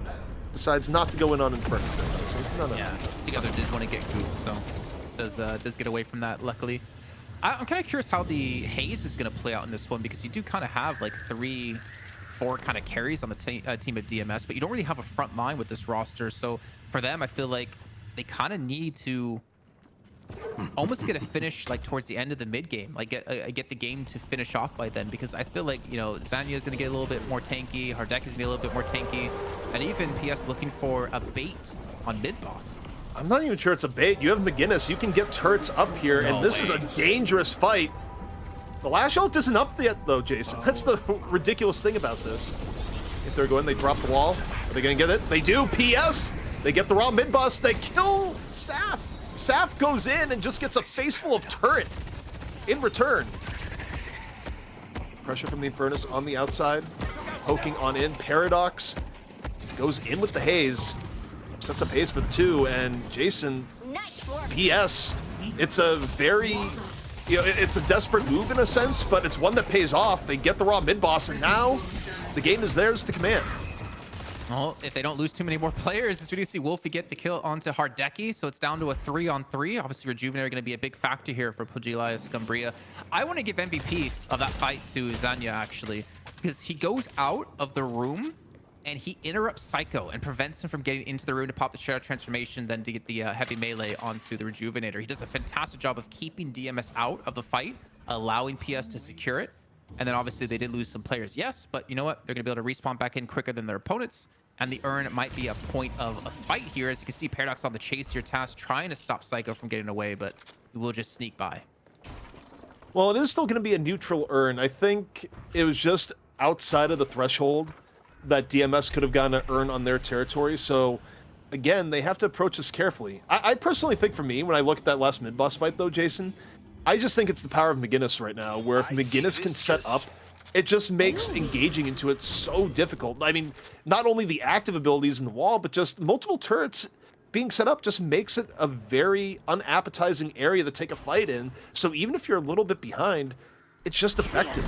And in a way, the only way against it is just to keep tabs on middle and make sure McGinnis doesn't see. Even the slight nerfs onto the Spirit Resist with turrets as well still makes it extremely hard to kill. Interesting enough, you do see Ardeki here. He leveled his 2 first all the way to make sure to get the silence on it to really shut that in when he gets aggressive. For instance, like play with me. But we do see the fight soon be kicking off on the right-hand side. We're going to see PS going to be down a player, though it's not here to actually contest this fight.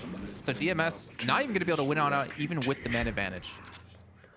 Yeah, and this is where PS is really taking advantage of the situation they find themselves in.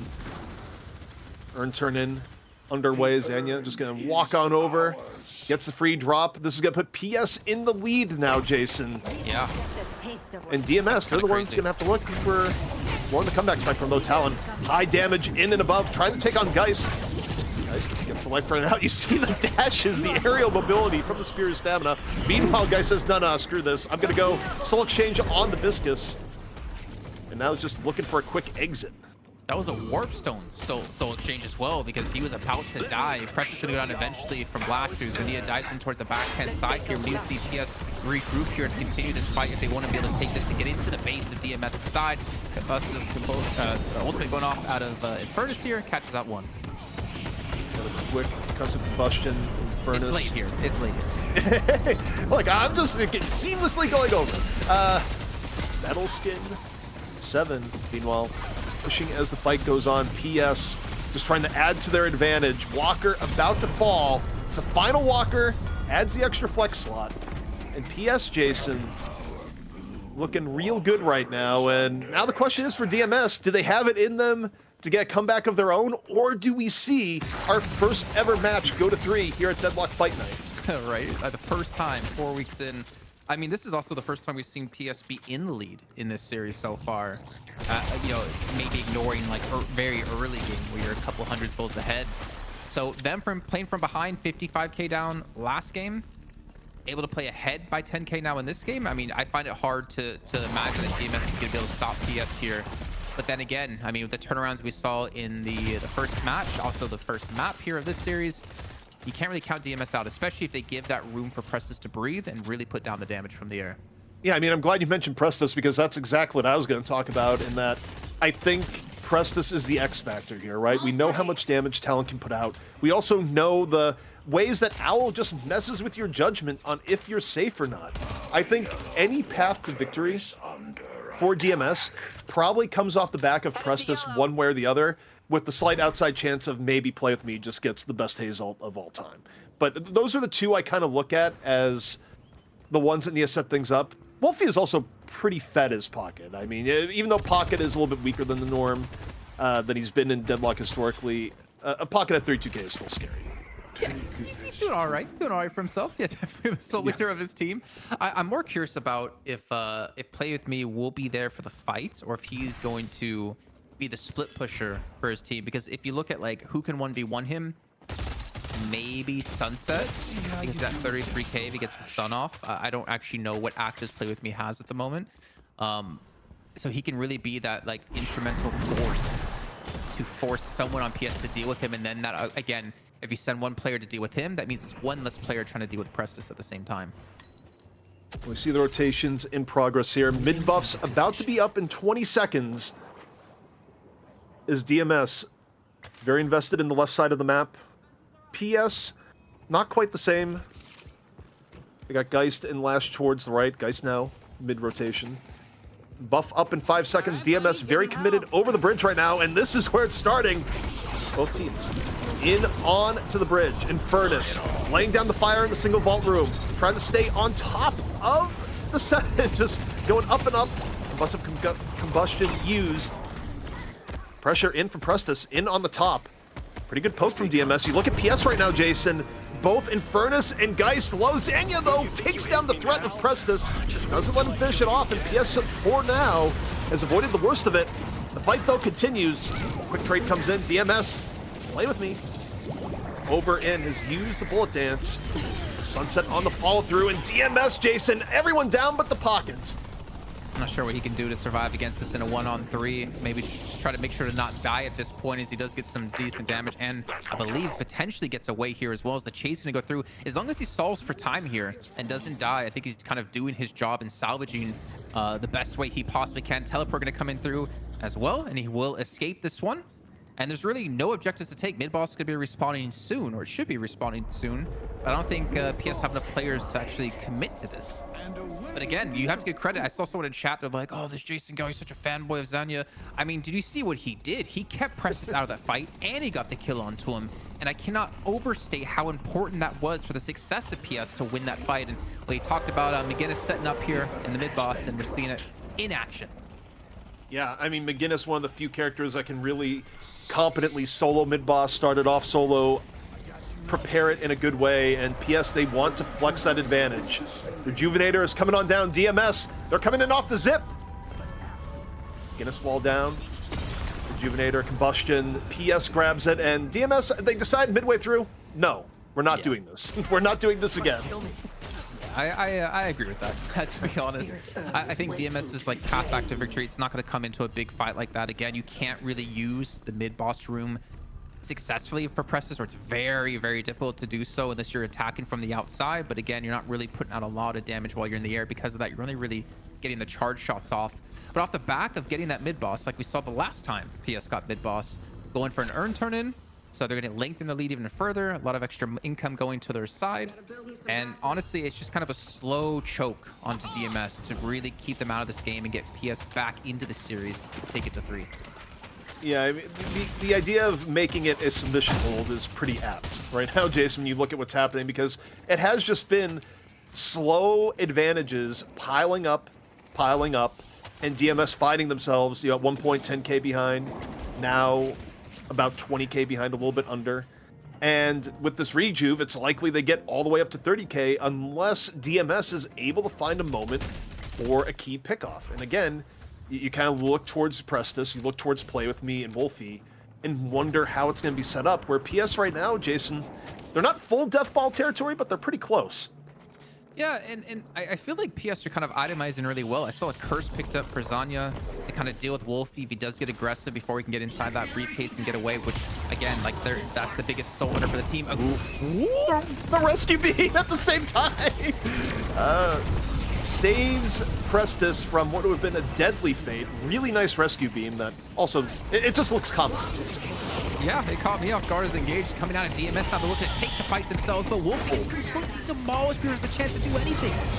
The high burst damage onto the pocket, however, DMS still able to get on the Taz. Down the pocket, still engaging. Saf very, very low. Somehow gets away. Hardeki and Zanya getting caught in the meantime. DMS making most of this fight. Rejuvenators are going to have PS back up in fighting shape sooner rather than later, but DMS off the rescue beam, canceling the Paradox. Set the fight on a good track. Hayes met with Metal Skin off the bullet dance, now running away. Was that rescue beam Hapix? I believe Because, so. damn, like, if you want to talk about an individual moment right there, that rescue beam to counter the paradoxical swap into a wall as well, that kind of like didn't really favor it didn't really favor Task there. Like, for them to prevent that ultimate to potentially like ruin the match for DMS here, to then a hard engaging and getting a pretty even and an advantageous trade like that was really well done by DMS there. And it kind of shows they're not out just yet. Yeah, they might be behind, about 20k souls at the time, but they've closed that gap to about 5k now between these two. It also shows kind of the difficulty with Paradox as you enter the mid to late game, right? Where rescue beam is a standard for at least one person on a team to have. Ooh, wait, sorry, the owl coming through. I wonder if DMS are going to engage off the back of this. Well, they're looking. Okay. No, sorry. It Sorry to hits interrupt you sunset. there. Yeah, it hits sunset. Sunset, though, will be fine. But, yeah, I think it's why you see Paradoxes try and do more short-range swaps at times nowadays into wall, just because once rescue beams come online, the big team fight starting swaps, like at big range, they're liable to get canceled by the rescue beam. Pure and simple. Well, PS, even after losing that fight, they do pick up both buffs. They go for the earn again, and you can see DMS on the main map. They're not really in a position to contest this. I feel like DMS, if they want to, they have to show someone over there. but you can't show someone that can get caught. So I guess Saf would be the best choice, but I think honestly PS are just going to run this straight in. I think with the comp they're running right now, I don't know if the open urn fight is to their liking. I mean, as I say that, DMS is starting to rotate over, so maybe they do want a little bit of a nibble. I mean, to be fair, this is where PS lost the last game, right? They went for a turn in with Sunset, and then DMS were able to win the fight off the back of that. Psycho, I'll already use Xenia, dropping the Death Slam, drops on in. DMS though, able to get away from Respect. Prestus though is down, unbelievable pressure between the Lash and Moore. So the big cannon from DMS in the Talon out of the fight. Psycho 13 also under pressure, but here's Play With Me! Unstoppable bullet dance right through the middle of PS. 3 down, and DMS turning the fight around, Jason, as we speak. Wait a minute. Okay, I was gonna say Sunset, if he somehow survives that as well with a good stun coming through. Man, Play With Me, I feel like he's playing so smart, like macro-wise, that he waits for his moment. He does not go in early, and because of that, he's able to get that ultimate off and get a sane amount of damage done without being interrupted. You can see somehow Hardeki trying to hold on here against Psycho, but this is DMS's time. This is their opportunity to make the push go through. I think the Urn respawned as well, so they couldn't get the turn-in off the back of that, but they're trying to close these kills out. You get Hardeki down, you offset him, and you desync him from the respawns from the rest of the team, and you should be able to take some objectives. Is he gonna get the Amato? Hardeki got the soul exchange off! Psycho's getting real low! Between the two, Hardeki though finally falls. Psycho's able to get away. Nearly does a soul exchange play at the end. And now you have to ask yourself, Jason, what is the damage going to be for PS, who now find themselves behind once again? DMS gets themselves out of a hole, now dictating the pace of the game. And also, mid-boss is going to be up pretty... well, as I say, soon. Right, it's up now. It's up right now.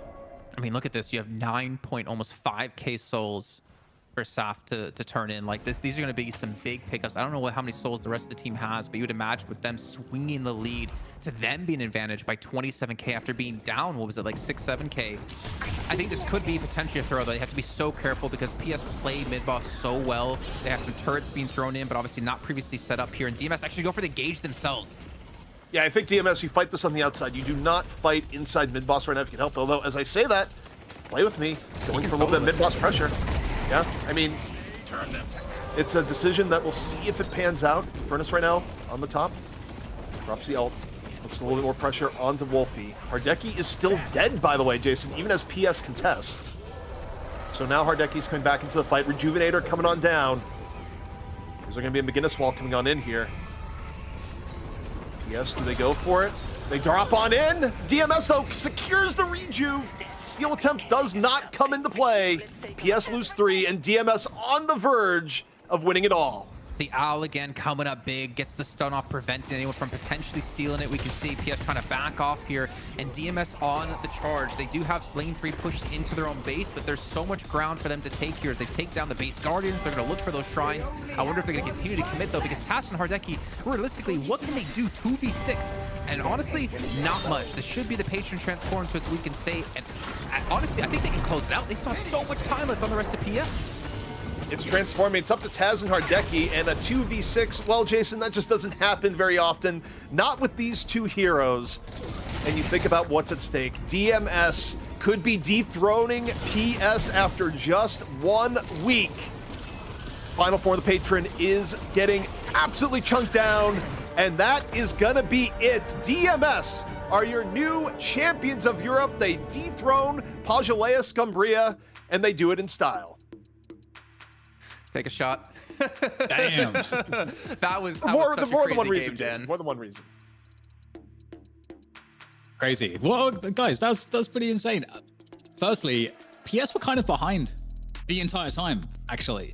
It was only the raw mid boss that kind of helped them to get back ahead again. But other than that, you know, they were kind of behind the whole time. And I think just like you guys set up in the cast, it was really, really well done in understanding again. We've got the McGinnis. We can, if we just set up for it, we can actually pull this off. And there aren't a lot of teams that I've seen. Hydra Nation might be another one that kind of understand like good timings and how their comp can kind of work to say, hey, yeah, we can just do a raw mid boss. We don't need to get a pick into it. So that was like really awesome to see, but it still didn't seem to matter. Really impressive performance. Yeah, and man, you think about here where PS at multiple points showed just how deep their knowledge of the game is, how good their mechanical skill is, and yet you just had these small moments stack up on them where they're not able to secure the advantage even after they've brought it back. And DMS just found ways to stay in the game, to get little advantages here and there, and eventually turn the entire thing. And yeah, I mean, what more can you say? DMS, we talk about how PS nearly had one of the biggest comebacks of all time in map 1, but DMS's consistency, Jason, just has to be applauded. Yeah, and honestly, I feel like there's so many great individual plays that we saw. Hapix with the great rescue beam to save his teammate. Wolfie, off the back of that rescue beam, goes in, gets a massive affliction off. Not to mention in that last fight as well, he was able to soak the curse from the enemy team and still stay alive. But also play with me with the way he was coming into these fights. Typically, you see Hazes at this level of play get absolutely destroyed because it's so easy to counter them, so easy to build against them. But he knew the moment to strike. And then, of course, Prestis able to put out so much damage from the back lines. Like, DMS, that was a fantastic match. Well, also talk about the hidden damage pressure across the entire way. We kind of touched on Wolfie being ahead, but people wonder, okay, where's Pocket's value right now? Pocket's got a bunch of nerfs. Well, in this game, Wolfie was a continual damage threat, particularly in the longer fights where you get even more value off the affliction. The stats don't lie in this case. 55,000 damage coming off the Pocket. And yeah, I mean, Wolfie, I feel like, again, it was almost stealth in how much Wolfie was doing towards the end of fights, but this is a phenomenal Pocket performance, and it's something that you look back on a review, I think it'd be super clear just how much Wolfie was doing here, and it was keeping just PS in bad spots over the course of the game. Yeah, and it's really cool because it plays into the overall style of combat that's preferred, where they don't necessarily want these like big, like 6v6 engagements per se, but they might want to kind of have these, like, let's say, you have an urn run, for example, like right at the end of the game, like before we had the kind of the big swing in value, there was that urn that was being run towards the right side of the map, towards the fourth lane. And, we weren't sure necessarily if DMS were going to go for the full contest, but they ended up essentially catching the other team kind of, in the, like before the bridge towards the urn, and just like catching them in the spot where, yeah, there's a lot of players there, but it's kind of a brawly like fight that's sprawled out amongst quite a lot of ground. And so that is perfect types of combat for the Yamato, the Pocket, to get in there, to get the damage in, to like isolate players, as opposed to having a fight that's all set up. And actually, there's a really cool play from Psycho in that moment where Psycho was kind of struggling in the fight and barely surviving, and then found a moment where it's like, okay, I'm kind of like done in this fight, I'm pretty cooked, but hey, the urn's right there, and then just sneaks the urn away whilst his team is still like fighting with everyone else. I thought that was just like, that was just did he awesome turn it in on that one? Because I wasn't sure if he actually did get the turn. Okay, so that's where like the big swing came back in. It was. The thing is, in that fight, you're thinking about specifically too, because he was waiting for an opportunity to engage. He was trying to dive in the back line, but there was no back line there for him to dive. So he kind of just got to fight up against the Furnace, and like you said, able to back away. I mean, man, DMS, like, I think it's such a good sight for EU that there's so many good teams out there that can. I mean, any week we could have a new King of the Hill. Yeah, well, speaking of kings in this week for EU, we got to talk about the player of the match for DMS, and that was the one, the only, might be Jason's favorite player on that team. It's Play With Me. And Play With Me impressed again this week, Jason, where, last time around it wasn't enough for DMS to take it all.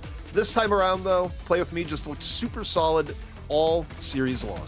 Get gooped player of the match for sure. I mean, we saw how he was double dipping on the Mirage in the first map of the series. He's able to get a massive lead up against Pogiliah Scumbria, and of course on the Haze. I think the most important part is that he showed he's not really a one trick, which he was known for his rate. When we saw 2 weeks ago, he was fantastic enough to get it banned by the enemy team, but to show he can do it on Mirage, show he can do it on Haze as well, probably one of the hardest carries to pull off this kind of level of play, I think is a testament to how good of a player he is. That parry, by the way, was a tale of two sides. A, it was good heads-up timing on the parry, but also Sunset had no business going for the melee there. That was just muscle memory, just stabbing him in the back, Dan.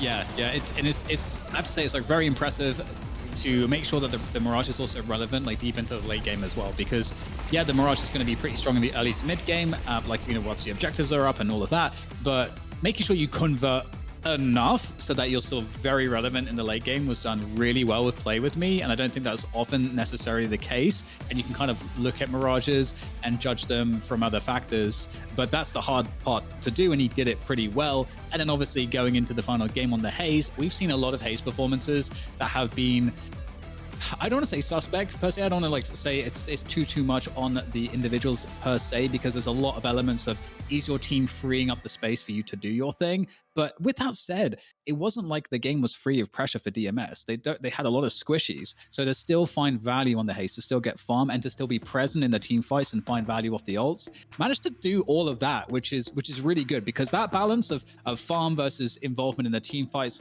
and actually having the power spikes, it's kind of tricky with Haze. I think it's very difficult to play Haze at this level, especially with how smart PS are about their itemization as well. I mean, they had everything prepared in the first match, especially this one with curses galore.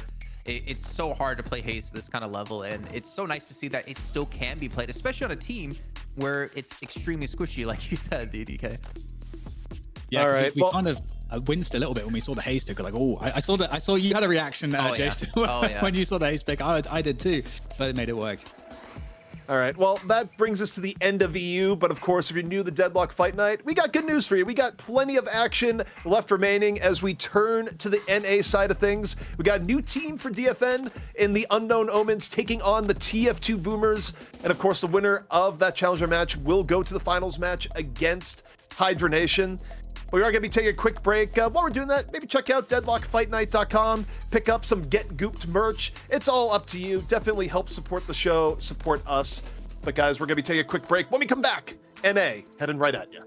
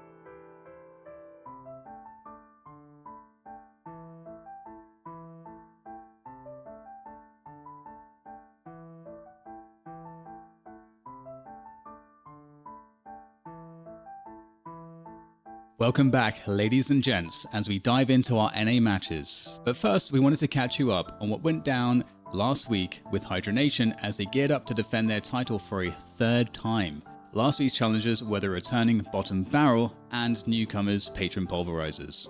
Patron Pulverizers did their homework as they take away McGuinness from Naked, though leaving Alex's Bebop open to be chosen. On the Bottom Barrel side, they take away the most successful hero in DFN history, Shiv. In the beginning of this match, young Calc on the Abrams was heavily punished as he had died twice in lane. As we approach the first real fight of the match, Patron Pulverizers descend on lane 2 with 5 players looking for kills. This team fight. Yeah, it's going to be a party. Death Slam though, up now from Deathy. Focus fire going on the Yagu. Yagu having the shadow transformation under fire. Paradox swap out. Yagu though right now tries to get away. The slow walk of Shane as Yamato can't find a way out. Pulverizer's down one. Barrel's so reasonably healthy right now. This is under pressure, gets slammed, cubed himself just in time. That's enough to get out. Turning fire, Blink falling in the fray. Trade outs across the board here, Dan, but Deathy making the most of it. We're finally falling at the end. With Alju being caught out and killed, Bottom Barrel were forced into a fight as Geo shows us all how to deal with a Yamato in your face. That charge, and comes the ice path as well, and the ice beam, and there's no escaping that, it seems. Can it Young Cow finish it off though? That's the question. More attention coming in from Patron Pulverized, reinforcing the fight and overwhelming, but it's going to be Kelvin Holt that's going to keep him maybe safe, but just enough. Nicely timed parry coming in, trying to save himself. Obviously, the ice grenade providing a bit of extra heal, trying to stay alive here. Needs somebody to come in and help. Alju in with the cloak, but forcing out the ult from the Yamato. Will the Yamato be able to escape? That's the question. And looks like the answer is a definitive no. Young Kalk looks to get revenge on Patron Pulverizers and how they ganked him constantly in the early game. He catches out 2 players and Bottom Barrel gets the earn turn in. Shadow transformation up yet, so Young Kalk says, I'm gonna go for this. This is a doable pick. Gets Yamato in time, and also has the gun might add on top of it, and Hunter's armor. So Young Kalk kind of a force to be reckoned with. Gets the charge! Finds Gordon, oh boy. This Abrams is becoming a raid boss before our very eyes. Deathy says enough is enough, goes in with Boink, and yet Young Kalk, still looking durable, still not dead. This rotation comes in to try and bail him out. Paradox in, lands the swap, and punishes the pocket. Young Kalk healed up, still in the fight, still a threat. Oh, finally, goes down. Patron Pulverizers do a great job of punishing Young Kalk and Naked overextending in lane 1. However, they have nothing to stop Wallix and Alju from pushing down their lane 3 Walker. For the Viscous, Naked, not quite able to roll away, and as tanky as Young Kalk is, don't know if this is going to work out in his favor. It's a whole lot of yellow and one Abrams, 4 guys. As Patron Pulverizers are trying to retreat from a fight in lane 2, Bottom Barrel goes on the chase. The Barrelers come out ahead, 5 for 3. Okay, this is desperate stuff. Alju with that affliction is supremely annoying, and the finishing blow should surely find its way here as well. Everyone's being chased down. This disengage is taking Patron Pulverizers like quite far back towards their own side of the base here. But are they going to be able to survive? Are they going to be able to make it? It's still on. Yeah, it's a long fight that just continues here at the end. The pursuit in progress from Bottom Barrel. Nice and getting very, very low. Deathy somehow still alive on a Women of Prayer. Just gets a flog off. Now gets a rescue beam. Even back and forth. Alex though, striking. It's rid of Pashi. Here's the threat. You're dead. Young Kalk towards the end.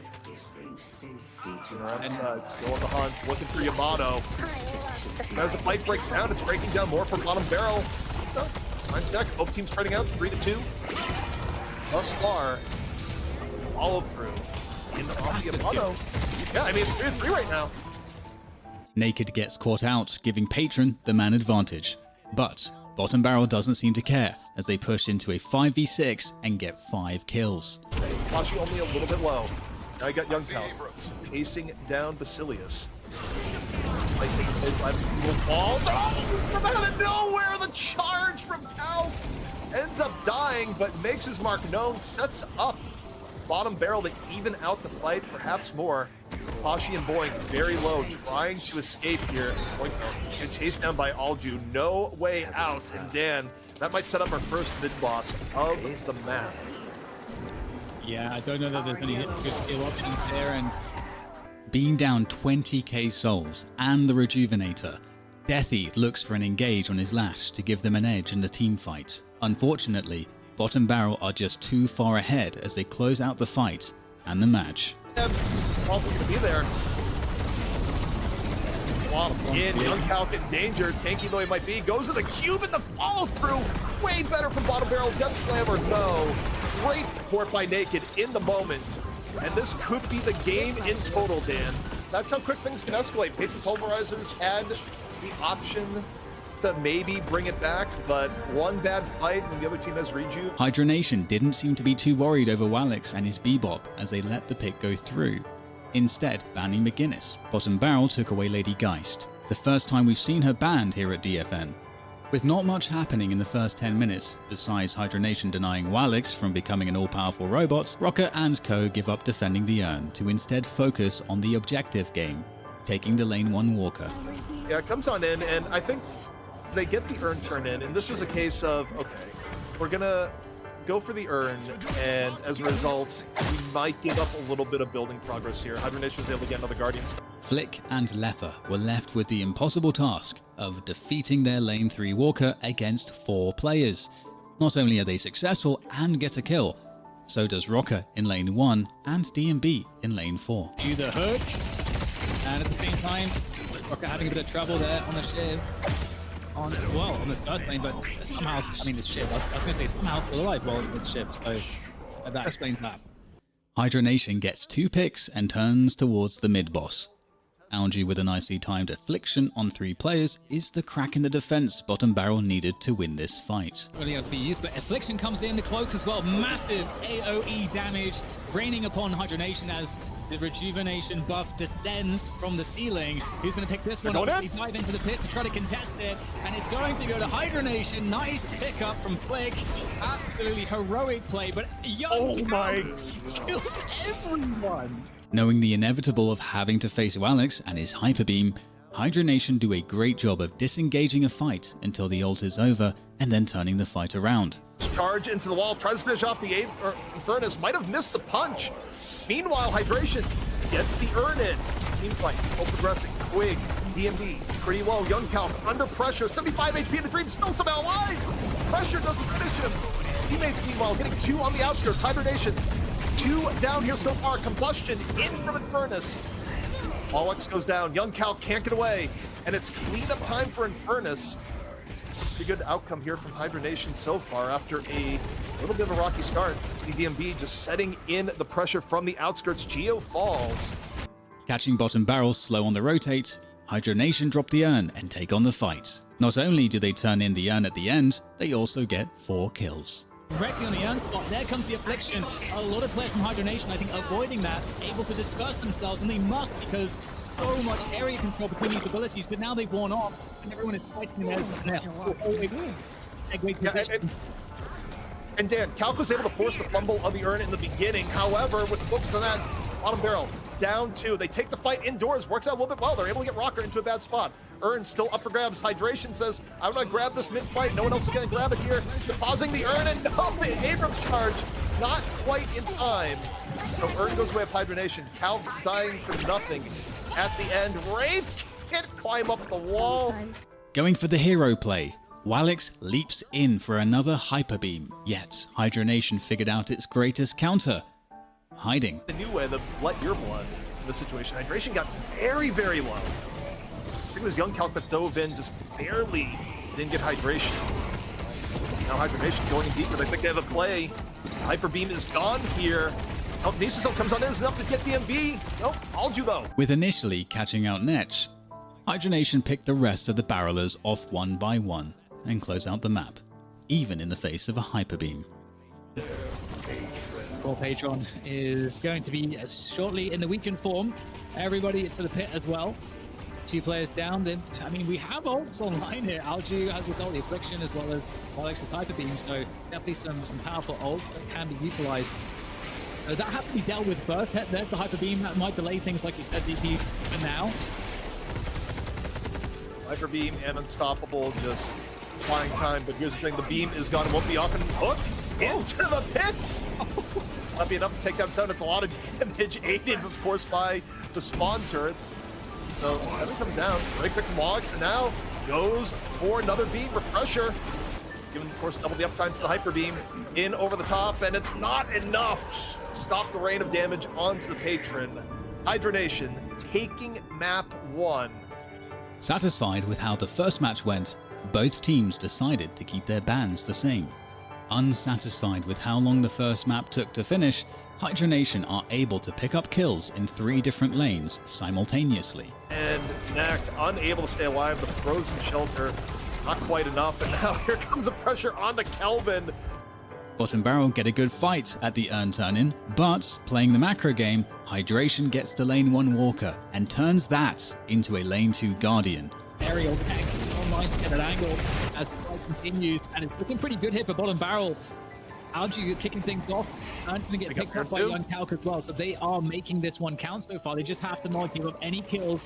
But there it is. Rocker's going to pick up one for a 6-kill streak as the fight continues. And it looks like Hydra Nation are being rooted somewhat at this point.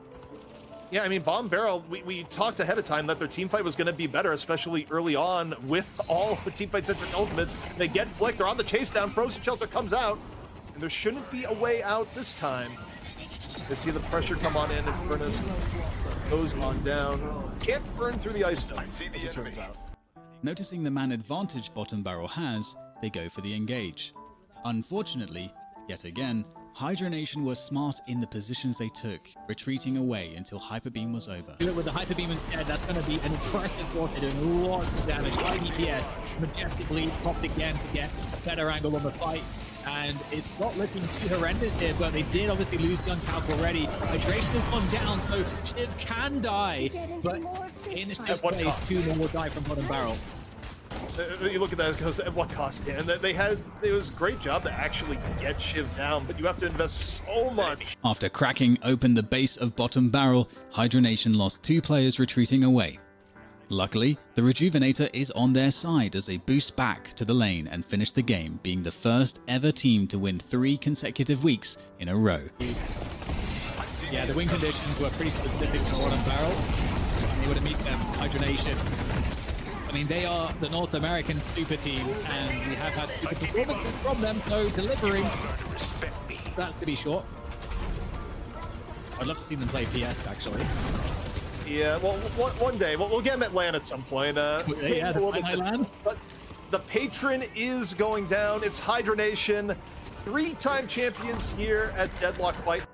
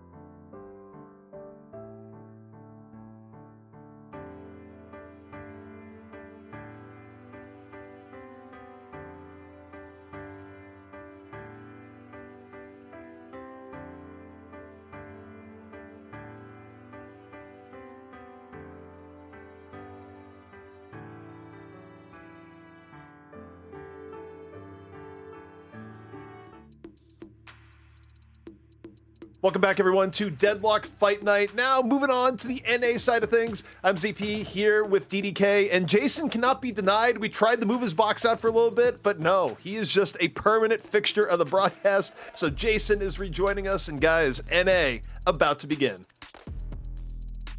Yeah, Jason's the sandwich between us now, ZP. Feels good. I don't understand the significance of this middle slot. I feel like I enjoyed the middle slot. I feel like I've kept it warm for you, Jason. How are you enjoying it? It's quite cozy.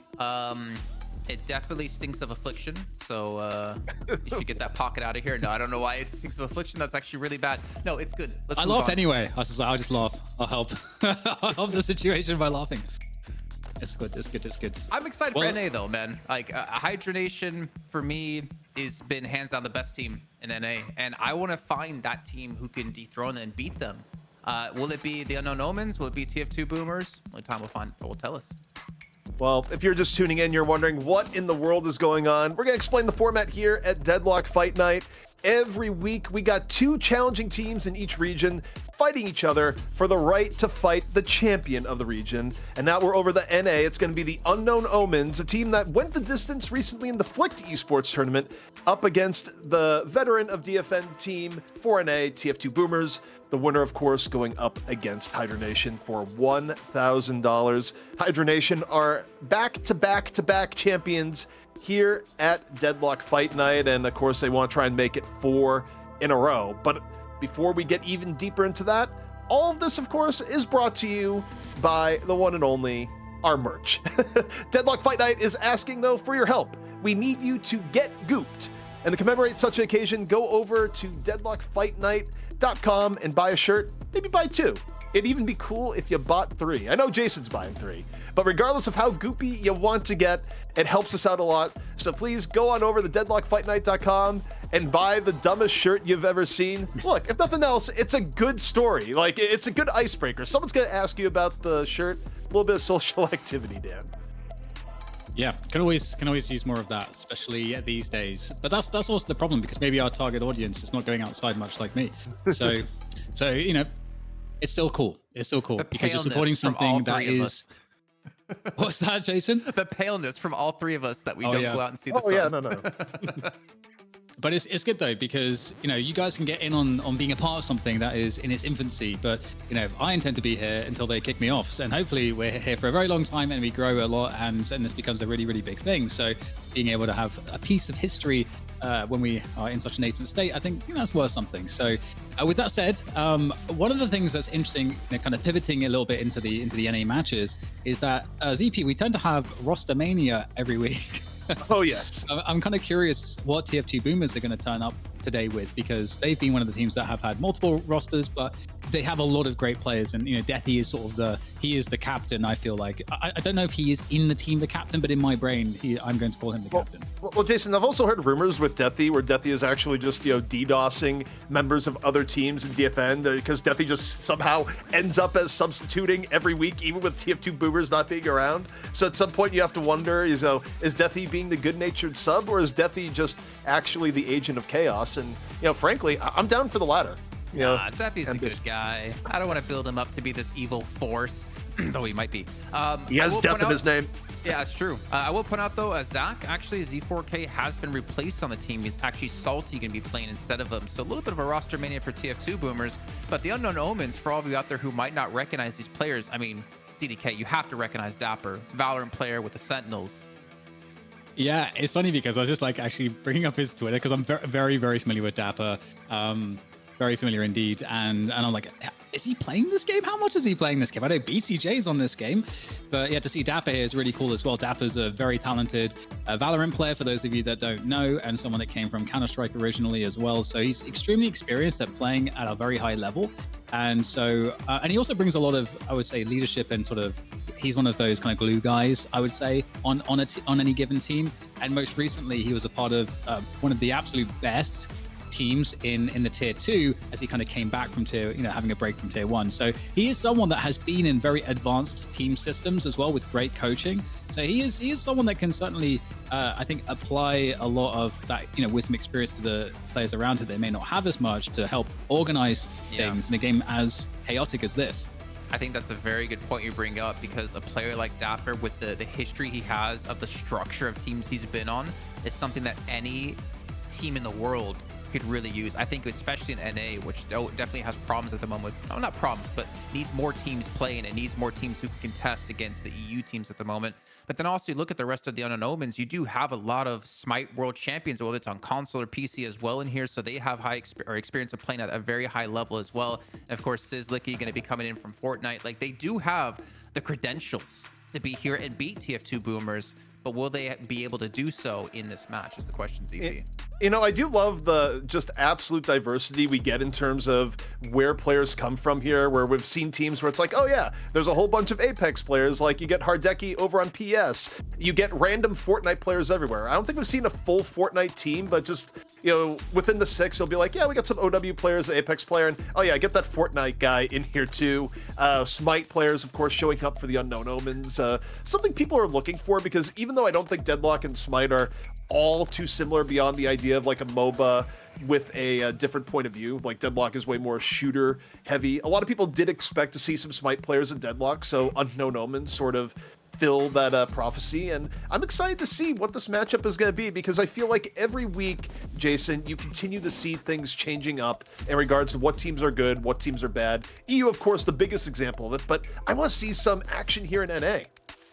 Yeah, and I feel like we need to start seeing this as well, because the more teams you have who, or just even the more teams you have, means the more leveled up the entire region could become overall, because everyone gets better playing against each other, then eventually they get better and they continue to get better. And the thing is, I know we're really far out from Deadlock being officially released. We're probably pretty decently far out from like any sort of major or international or, you know, 100K, 1,000+ prize pool. But this is like the moment. This is like the time to really get your name out there, to really get you know, ingrained in the community, and of course build yourself up as a player. Because who knows if you're going to be a top player 6 months from now, a year from now. You got to put in the groundwork now.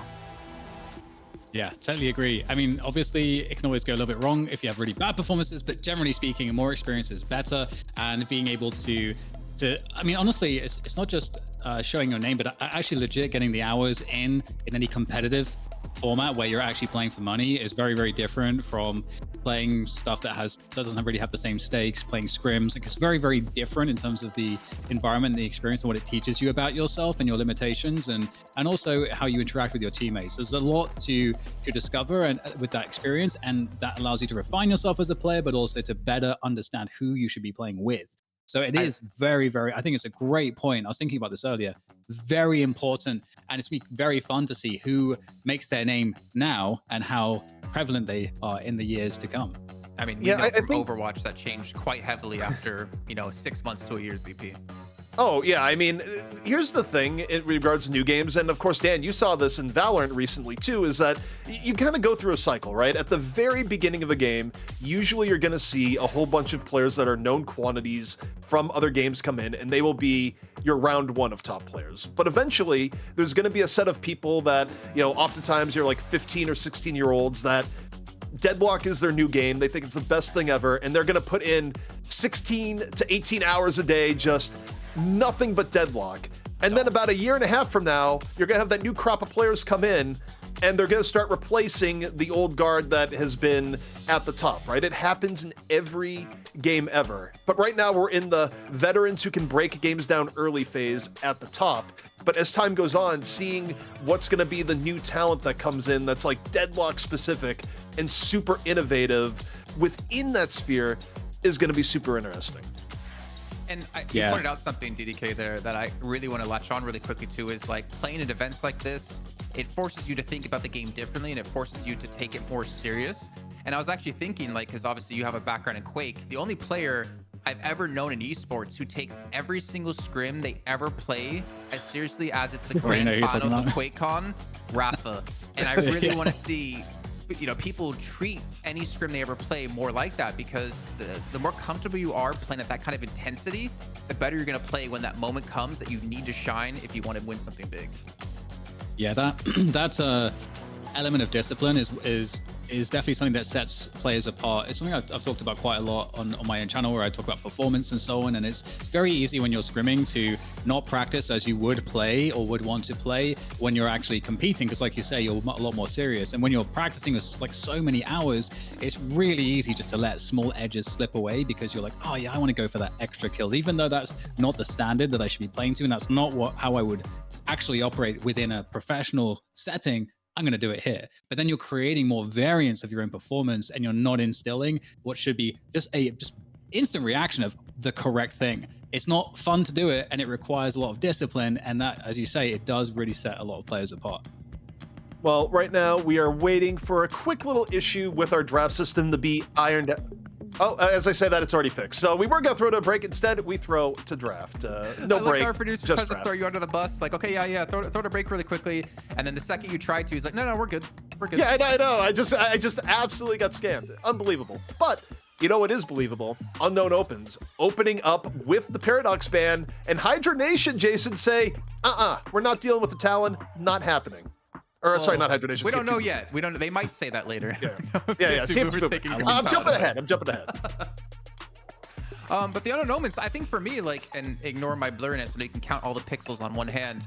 I don't actually know what their like full hero pool will be, or like who necessarily plays what. I know kind of what roles we're gonna expect them to be in, but I think with Dapper and Sizzlicky being more of like the carries, more of like the solo players, I definitely think they're gonna focus on those two because of the success we've seen them have in other titles.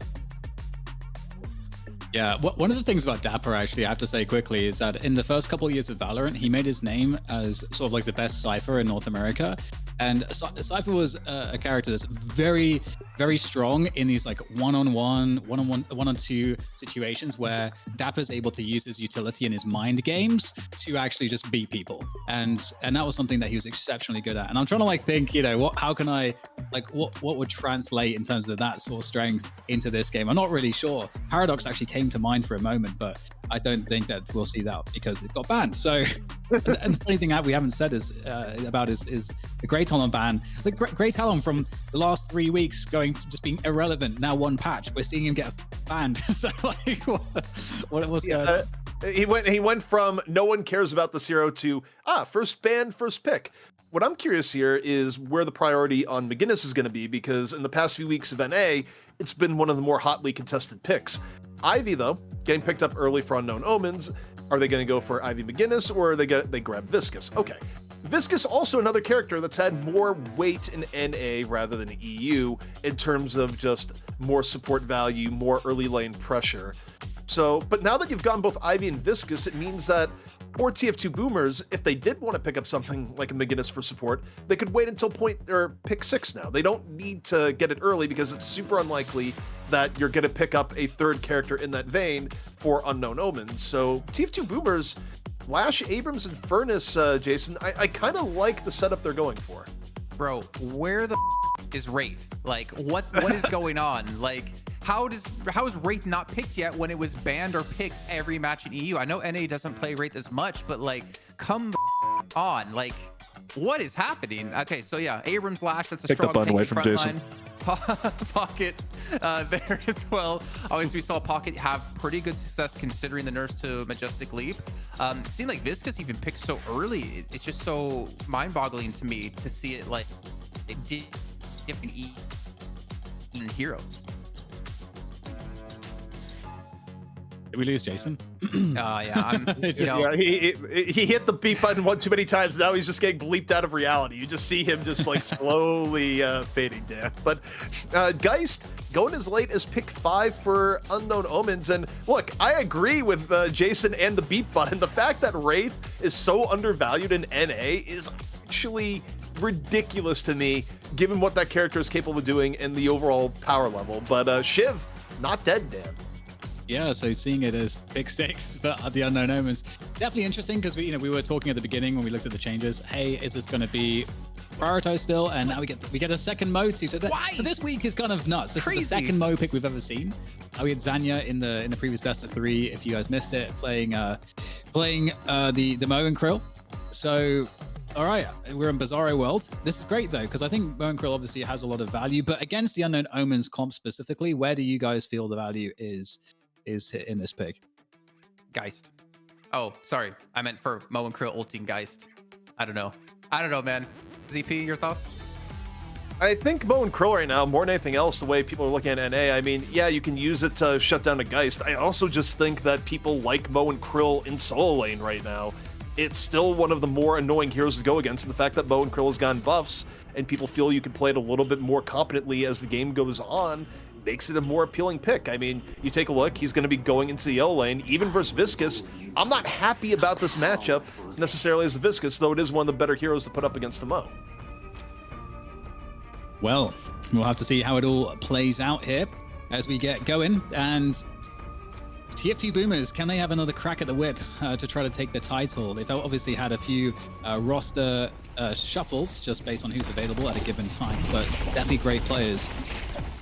All right, so... Okay, so we're seeing the same thing as we've seen in previous matches here, ZP and NA. Just doubling up on these solo lanes to try to just get that early edge. Yeah, it's already lane chaos here, where you got two in the solo lanes coming out from Unknown Omens, where they said 2 to 1, 2 to 4, and 1 to 2 and 3. If you caught up with the numerology there, good on you. I barely did myself, and I was the one speaking it. But yeah, Dan, it's trying to just change up lanes to put the opponent on the back foot. Yeah, and I mean, so far, it's hard to see kind of obviously whether it's working or not. We'll have to see how things transpire, but we'll get some aggression. It looks like TF2 Boomers will kind of fall off, play a bit more defensively there on lane 1. You got the last solo in lane 2 against the solo Ivy as well. So very interesting early laning phase so far. And you know, interesting, you know, we've got the Shiv who's getting bullied a bit. And Shiv is definitely a hero, much like the Abrams, where we definitely feel like you need to have a pretty solid start, because if you get behind, it kind of is a struggle. You don't have nearly as much of the... What's the term you use, CP? Feast or famine? Yeah. It's one of those cases where if you get ahead, you can dominate the game. If you get behind, well, you're not a threat at all. Also, Infernus is just hoping to stay alive. I think Infernus just bought healing right, I'm guessing, based on the health, and got super low against Geist Mirage, where either of the two characters just breathing on you at that point would have gotten a kill. So the early healing right on Infernus makes sense, but what a strange lane setup here that Unknown Omens is forced on TF2 Boomers. Now, the question is, Dan, in terms of impact, has it given them what they want so far? 7k to 7k, it's not... It doesn't really translate to an appreciable advantage just yet. It just sort of... It was a change-up. Yeah, that is definitely what I would expect. I'd be like, okay, if they're moving around so much, at this stage of the game, it's not super advisable because you lose a lot of souls by doing so, but they're actually managing it quite well. It's not really transpired in any sort of a deficit just yet. So, okay, we get a bit more aggression, and finally a kill coming onto the Viscus. Elion is going to go down, so good work there for TF2 Boomers to get the early advantage in that sense. But yeah, it's going to be interesting to keep track here, ZP, as to whether the Unknown Omens being so active, if that's going to either hurt them or help them as things progress here. Yeah, I mean, in the beginning, just by sending 2 to each lane, it forced movement at TF2 Boomers, but I think clearly TF2 Boomers is, you know, they were able to adapt their lanes in a pretty decent way. It hasn't gone too awry for them. Also, in terms of people getting farm versus not, it's not only a horrific start for Elion so far, but the danger thing is, Blank just gets dove on by Sislucky. So Unknown Omens finding the moment there. But I'm curious what they're going to do to enable Panda Cat here, Dan, just because, you know, you want your Shiv to start off on a good foot. Well, just like Sislucky's might go down indeed. Nice little dive coming in with the barrage. And we've got 3 players here for TF2 Boomers on lane 3 at the moment, which is kind of nice because, you know, obviously, as you noted previously, the Mirage and both the Geist on that lane is pretty devastating, and it puts so much pressure on your Infernus, and you have to keep checks on your Infernus. You need your Infernus to be able to farm and stay in the game. Mo might be a mole, but for a second forgot how to climb. Ended up taking way more damage than expected, but huge Scorn. Just tops Tankman up. Lets him live up to the name, in fact, there. Absolutely. It being under that level of pressure. So Tankman gets out of dodge.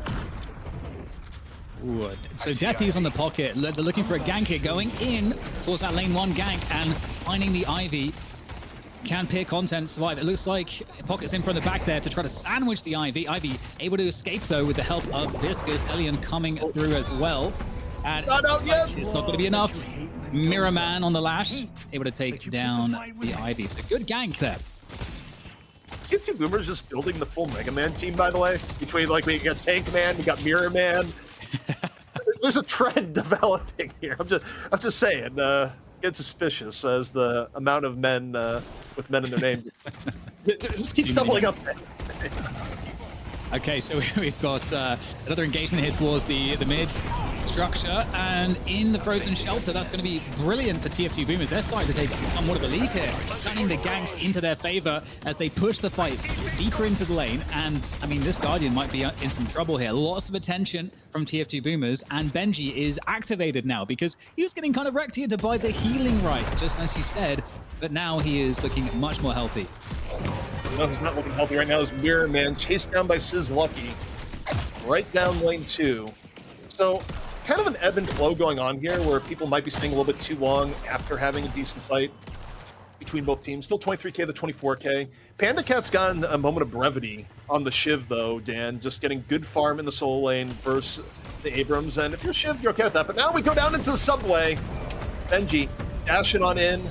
Burns Benedict to the crisp in the middle. So, TF2 Boomers finding a moment there as they try and build up some semblance of a lead. Yeah, and no Guardians down just yet. Looks like we might get a gank coming in from our Shiv into that lane 3. Potentially thinking about it, there is assistance actually for Shiv to deal with the Abrams. Mirage has teleported there, and in the meantime, we've got the pressure on this lane 3 tower happening at the same time. So different decisions have to be made here. You've got to choose between the tower, between helping Abrams. There's so much chaos on lane 3 here, CP, as they are looking for the kills, but it's like there's a decent disengage coming through from TF2 Boomers to stay alive. Yeah, 7's in danger. That's a huge rotation coming in. 3 members looking for the 7. Kind of rotation from TF2 Boomers after they got overloaded on lane 3. But Dapper sees the pressure coming in, able to get out, hoping enough to save the Guardian. But meanwhile, back in lane 4, Abrams over from Mirage, goes for the left hook, misses. And that's always the worst part, when a Mirage gets to counter chase you after you died. You're just needing damage a turn, Dan, as now we see Ivy trying to get away. 35 HP to Dream, 18 down. Boink says, nah, not getting away. And Shiv might be in a bit of trouble here, being surrounded by TF2 Boomers. And looks like, okay, Shiv's going to be able to get out of there, so Unknown Omens keeping things pretty competitive, but they are slowly but surely bleeding a little bit here. There's a deficit of 5 or now 6k souls, and it's slowly increasing. So they need to find some way to try to get back in to this game. And at the moment, I think it's really just about, again, keeping your Shiv competitive. And on the other side of things, again, I'm looking at Benji, seeing how well he is doing, but it's really a decent amount of souls spread across the entire team. So really nothing too much to talk about from that perspective. We do have the Urn coming up in a couple of minutes. That's going to force some fights. And I feel like we've got 2 Guardians in advantage now for TF2 Boomers as well. Maybe a dive coming in here onto Slugfest in a moment. TF2 Boomers pulling 3 over to the 2 lane. You see Mirror Man saying, I see guys. So the mark is there. The Death Slam is ready. You see Mirage in on the rotation, and TF2 Boomers now gonna say, nope, the moment for the gank has passed. Mid buff's coming up in a minute 30 or thereabouts. But it's been very scrappy gameplay so far, Dan, relative to EU, which was a little bit more organized in the beginning. Yeah, it has been just brawls, straight up brawls across pretty much the entire map from start to finish so far. And we'll have to see which team is being more efficient. Again, TF2 Boomers are ahead in souls, and it's just because they have the 2 Guardians in advantage currently. So we'd expect to see that even up should we get some Guardians returned in exchange. And that might happen, if not now, during the Urn debacle. I'm curious how the teams will handle that. Yeah, and first Urn is a little bit interesting because, again, it gets used more as a bargaining chip to get lanes down at the same time rather than the full team fight affairs that the Urn is usually from 15 minutes on. So first Urn is very interesting in how teams will go about playing it. But things have settled down a little bit, Dan. We haven't had a full-on team fight in a while. Or you take a look at Mirror Man rotating over maybe to lane 3 right now. Kind of bouncing between lane 2 and 3, looking for an opportunity. Indeed. Okay, so we start to have some heroes gravitating towards the extremities here. We do have a fight that looks like it might be breaking out towards lane 3 and 4. And yeah, we're getting the skirmish here over the bridge. And Kelvin going straight in with the ult. The frozen shelter to try to secure a kill here. And they might just do that. Abrams in the mix as well. But this is looking a little bit crazy. We're going to abandon ship. And Kelvin finds himself in a very bad spot now. Yeah, usually doing the frozen shelter on the goo ball Viscous, not the best maneuver, for the reason that he's just going to continue hitting you repeatedly, which is just what happened to Boink there, as the frozen shelter caught probably the one person you don't want to catch in the frozen shelter, leads to Boink getting bounced around. TF2 Boomers lose Kelvin there. Now we get a little bit more pressure here into lane 4. The Guardian to be taken out. Guys, for the lash, decent damage, dives on in. Soul Exchange still at the ready. If you're in Furnace right now, you want to get enough damage, we don't want to get swap. Presumably about to come in, waiting till last moment, go swap on Mirror Man, and just gets melted in turn, but not before getting Mirror Man in the exchange. And yeah, this actually works out for Unknown Omens, or rather from TF2 Boomers, because yeah, Benji's the one that you want to survive that.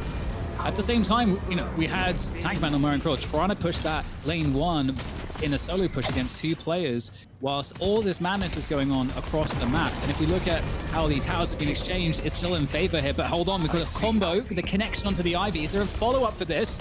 Can we take down the Ivy? The Unknown Omens need these kills and got to get this follow-up, surely. And Ivy's going to go down. Sorry, that's TFG in favor of TFG Boomers.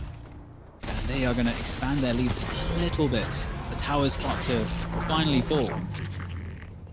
Yeah, and I think you look at the Guardians here between both teams. Unknown Omens, even while that was going on, we're still able to get down 3 Guardians, secure their flex slot. So between the 2 teams, relatively even. The final Guardian, not too big of a deal. We'll probably just fall the Shiv in a moment, or even just creeps as things go about. 57k to 61k though. Boomers still nursing a little bit of a lead. And it's a 3-player push. It was a 4-player push for briefly, but Deathy fell off to base towards that Walker on lane 1. So using the TP on lane 4 to get to that lane 1 Walker push. Is there a response? You do not want to allow this to go for free. If you're going to not defend it, you're going to take something else on the map. And so far, that is not happening. Players are spilling in for Unknown Omens to try to defend the Walker, but it's a little bit too late, perhaps. There's a lot of damage that's being done. The Walker will go down. And here comes the assistance. It's just dribbling in. And we'll have to see if it's going to work out. There is another frozen shelter. And that's going to, well, it's going to result in Panda Cat on the Shiv dying. Yeah, and this time the ball is kept out rather than the ball being kept in. A little bit of a better response that time around from Boink. I mean, the trade that Unknown Omens got, which probably wasn't a super valuable trade, is that they got control of the urn. They did not get the urn, but they decided, okay, we're going to grab the urn, we're going to try and set up for it in turn. Meanwhile, a little bit of pressure back here at lane 4, Geist. Looking for the pocket, low HP, down. Soul Exchange wasn't up in the middle of that pocket dive, as you see Abrams now. Also under pressure in turn. Geist down. Is it going to be a trade? Oh, no way. Goes around on the charge. Abrams still alive, but caught down by the tornado. Yeah, and that was a nice conversion. It was initially just the Abrams. The guys came in to help, but it ended up being one of those situations where you're probably thinking, I'm better off having just left my teammate to die. Oh, nice little shot there, sniping someone in the distance on the line. Either way, though, we are at a 10k difference in souls, and it might just get a little bit worse here because TF2 Boomers, they don't have this urn under control just yet. It's the Unknown Omens, but they are in a position to potentially try to challenge for this. You can see that not liking this just instant delivery of this, understanding that TF2 Boomers can have a setup. You need more teammates, and both teams are going to turn up for this one, ZP. Yeah, I think for TF2 Boomers, the only thing that's a bit disconcerting going in is that there's no lash up. I think that's why Unknown Omens may try and force the issue, but here we go. Mo in, quick combo on the Sizz Lucky. Nice rotation, and look, at some point for Ivy, you just gotta drop it. I think they're in the range where the urn is actually ticking damage.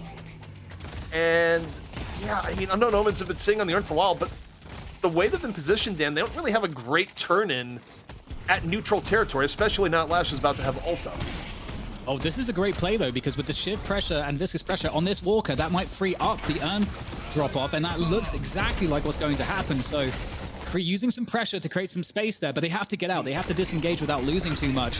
Urn is collected, but a fight is forced. They can't fully disengage, and that's going to amount to one player going down. And honestly, that's not actually the worst result.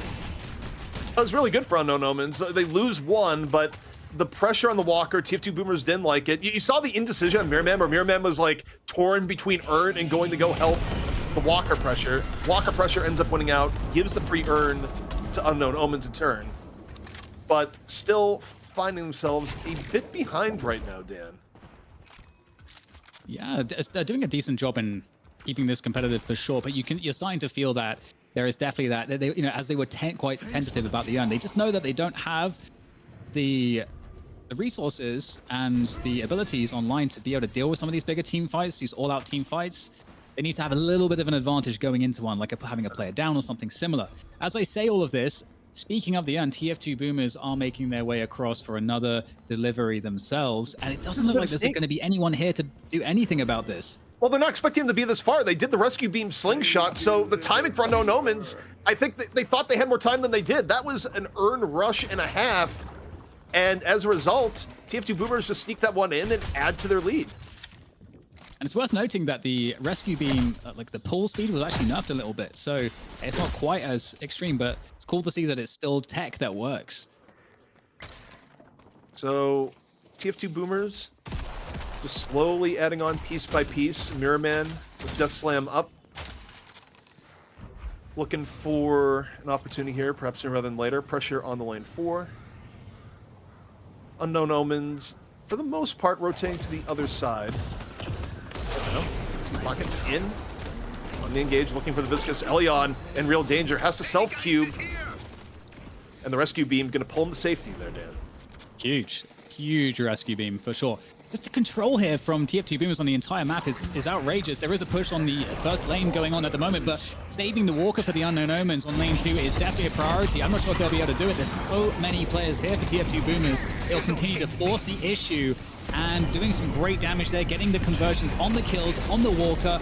At the same time, TF2 Boomers are going to lose their lane 4 Walker, so there is at least a trade happening here as Abrams follows things off with an explosive punch to the face. And TF2 Boomers still, despite losing that Walker, they've got massive control. My goodness, EP, they're still going in for more. Yeah, Salty says, my HP is good. I don't care about the Guardians. Let's continue with the fisticuffs. Over and in. TF2 Boomers making the most out of this. They're looking for shrines right now. And I think the calculus here is they have enough time for shrines, not necessarily enough time for mid-boss. See if they overstay their welcome or not. Abrams' HP getting awfully low. Pressure in from all sides. Looks to charge on out. Elion off the goo ball, out of spot, running them on over. Sets of Vendoon says, no, Abrams, we got some unfinished business over here, right to the back. And TF2 Boomers, Dan, they overstayed their welcome, and now this might lead to them losing mid-boss. This is the classic experience for anyone's pub games if they've ever been there. You stay too long, you lose mid. Maybe Mirrorman can make a play, but it's not necessarily good odds. Yeah, I like the idea, but I don't even have time to go into it because this will be contested. TF2 Boomers not looking to give this up without a fight. They have a Death Slam to potentially get players out. There comes the Ivy Stomp as well to just ensure that nothing can block that rejuve pickup. It will go to the Unknown Omens. And indeed, ZP, they've converted, and we are tied. 113k souls to 113k souls. And it's hard, man. You want to cut the corners. You want to get the max value out of that push. But if you go a little bit too far, it's 2 steps back, 1 step forward and 2 steps back. I tell you, Dan, in all the games of Deadlock I've watched and all the games of Deadlock I've played, I have never seen anything cost a team more times than guys staying for shrines before we leave. That is the one play call where, it's good when it works, but dear God, it's so common that teams overstay their welcome, and it happened here on the highest stage. Yeah, it's very interesting. The action's happening so quickly. There's definitely some things we don't have time to break down just yet. But it looks like now we may have a little time to take stock of the situation. Now that Unknown Omens they saw the rejuve, they are 7k souls ahead. And just looking at the story of the map control CP, the map control was against them the entire time. They were having to constantly react to their opponents. Now it goes the other way, in part because the rejuve buff obviously helps to push the lanes, but equally they've managed to equalize the situation for the most part on the objectives. Yeah, I mean, the entire dynamic of the game has changed. Also, you talk about hero compositions and things you don't want to deal with. Well, now we talk about the Shiv storyline. Your Shiv is now at 24k, and now is in a position to be able to bully most members of TF2 Boomers aside from Infernus. That's not a great situation to be in, and you weren't in that situation until you overstayed at Shrines. So, yeah, I mean, TF2 Boomers, they're now firmly in the state of having to play from behind and deal with some things that before they could just kind of ignore. Indeed, and now you know, TF2 Boomers having to play the defense game, perhaps being on the receiving end now of a potential push. Now the urn is a factor here as well, and it's of course actually I'm not sure. Is it going to be neutral? Is there enough of a difference? It might be neutral urn if they pick it up now. It's 10%. It's right on the edge. It depends on when it's snapshotted, I believe. I think it's going to be neutral. Yeah, it is neutral. It was very, very close either way. Of course, not the best news for TF2 Boomers that this is neutral earn.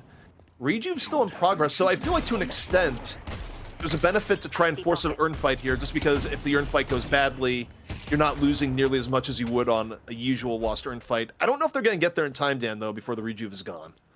Yeah, and the mid boss is going to be a couple minutes away as well. So you don't want to roll this situation into a free mid boss for your opponents. So you've got to be very cautious here. But both teams setting up for the team fight around the drop-off point, the drop zone, and I mean it's going to come down to having a good engage. Deathy is obviously very dangerous. If he gets a good affliction off, that's something that could absolutely ruin a team fight for the Unknown Omens. Of course, before the team fight takes place, you get a quick look item-wise here. Both teams packing one rescue beam. Salty with the early Colossus. And you don't always see that on Abrams, but I still think it's a pretty good pick. It lets you at least be a little bit more aggro, take a little bit more pressure, and pressure in play right now from the pocket. Gonna be forcing Unknown Omens back. Yeah, Unknown Omens, they don't want to turn in just yet. Elion's not caught, though Elion is on the top of a building with enemies all around. Okay, so on the rooftops, the fights are commencing. And this is a little bit awkward. Again, players kind of split in this verticality in just odd ways. That was a nice warp stone usage. He was about to get slammed into the wall by Abrams, just had the eyes in the back of his head, does the warp stone, doesn't get hit. And, you know, what could have been a rough situation for Viscus was not. Earn, though, in all of this, Dan, goes back to middle. Ivy going to be picking up again as it's going to be more posturing for the middle as I think Panda Cat right now trading out a little bit with Deathy. I don't think anything significant, though, happened. Yeah, and Deathy has used the Majestic Leap. Obviously, the cooldown was changed quite significantly, but I think he'll be back online for this fight, potentially. We'll have to see. And, yeah, there it is. There's the Affliction coming in from above as the urn is attempted to be dropped off. It's on the point. The winner of this battle is going to pick it up. In fact, Kelvin might do so in the cover of the Frozen Shelter, guaranteeing the urn pickup for TF2 Boomers. But he's isolated from his teammates, and his teammates are getting wiped. Yeah, I was gonna say, at what cost? The rest of your team is just getting jumped on. You're safe, you're trying to get the urn, but the rest of your team is dying, TF2 Boomers. Like, I get it, you got urn, but it's one of the most impactful ultimates in the game to isolate and/or support. And you've now chosen this over the team fight, over your buildings. I don't know, Dan, I did not like that play call. I did not like that play call at all. Yeah, I think I'm with you there, CP. There's definitely a lot of awkwardness for them in terms of picking the moment to have that fight. It'd been brewing for quite some time. And yeah, off the back of this, they can fall off onto the mid-boss. And because I believe it's going to be spawning relatively soon. So this is an enormous advantage now. Is it unrecoverable, though? I hesitate to say that it is, given what we have seen transpire in the first portion of the broadcast today.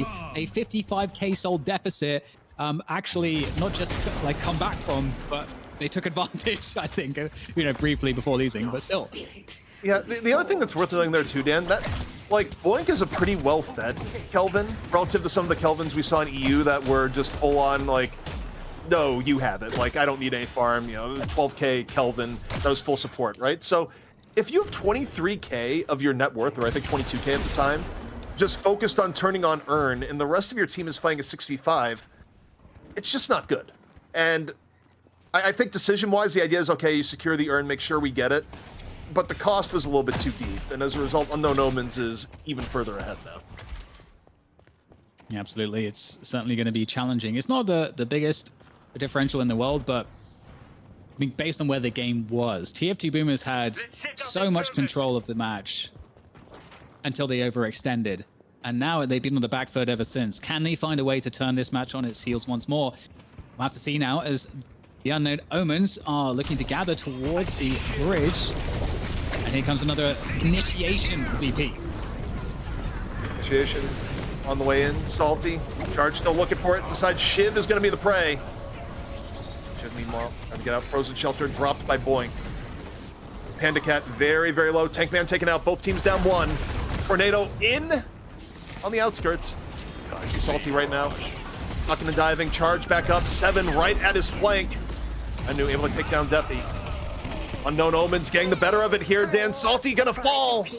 And now Unknown Omens, you have to think they're gonna turn this into mid-boss, or actually, I think they just go for end.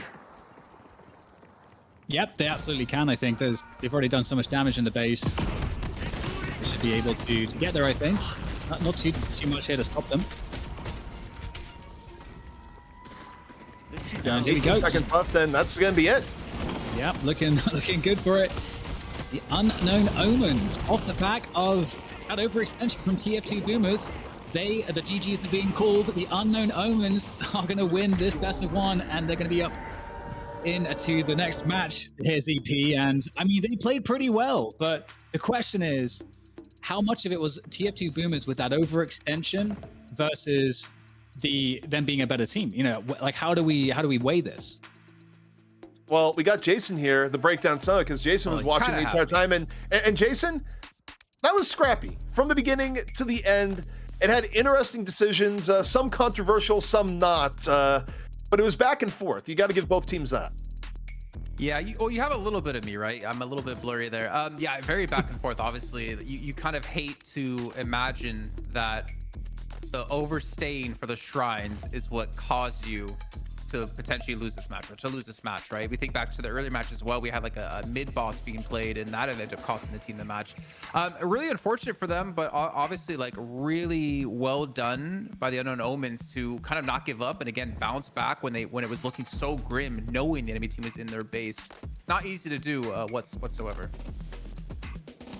Yeah, great punish, honestly, especially the viscous follow through from Elion, I have to say. Actually, like making sure to capture like 2 kills on the exit, like that's really the conversion that you need to have happen, and it certainly did. So wow, that's going to be disappointing for Deathy's squad once again. I feel like he keeps getting pipped at the post. So probably no one knows what that means. It's an English phrase, but either way, it's an impressive performance. And I got to say, I didn't expect to see to cast a Dapper in another finals. Well, that just, it ends up happening, Dan. You get a new game, it's just like, you get faces that show up, and just like, well, wait, what's going on? I never thought we'd be seeing Boink again, but hey, you know, Boink on TF2 Boomers, you know, very veteran talent out here in Deadlock also, and yeah, I mean, honestly, this game was so back and forth. I do think the Shrine decision was probably the most impactful decision that happened in the game, both the fact that TF2 Boomers decided to go for it there, also the follow through from the Unknown Omens to make a play and turn that around, because a lot of times you still, even if you see that you can run it down, you won't necessarily have the execution to make it happen. So it was kind of you needed both TF2 Boomers to make the decision to stay in, and you still needed Unknown Omens to recognize, hey, we have an opportunity here, and not only did they take it, they ran with it, and they never lost control of the game after. Yeah, and ZP, I think going into our Get Goop player of the match, I found it really hard to pick any one individual because there were so many great moments from so many individuals across the actual match. But I had to give it to Dapper on the 7, to be honest, because I feel like his consistent farm, his positionings, more importantly, his fights just made it so possible for them to turn things around. Yeah, and Dapper, of course, it kind of brought to you by our merch nowadays, the Get Gooped player of the game, player of the match, in this case in Dapper. But yeah, I mean, Dapper was super, super consistent, Dan. Both in damage done, getting out of tight situations. Some of those early ganks TF2 Boomers tried to set up on him. Dapper's just like, nope, I'm not going to be a part of that. Just solid performance. And again, you need stability if you're going to be playing characters like Seven that you rely on to be a consistent source of damage throughout the game. Yeah, I feel like there is a lot of, we talked about discipline earlier and sort of connecting that into Dapper and just his competitive skill sets. And it does feel like, you know, especially when you're playing this game at the high level, discipline is everything in terms of making sure that you go just far enough to get it max value, but not go too far. And finding those lines, limit testing those lines, and being very strict about it so that you're never overextending yourself, because there's so many ways to do that in this game. And you know, Dap did a great job maximizing his farm, maximizing his value in the fights when he was present in them.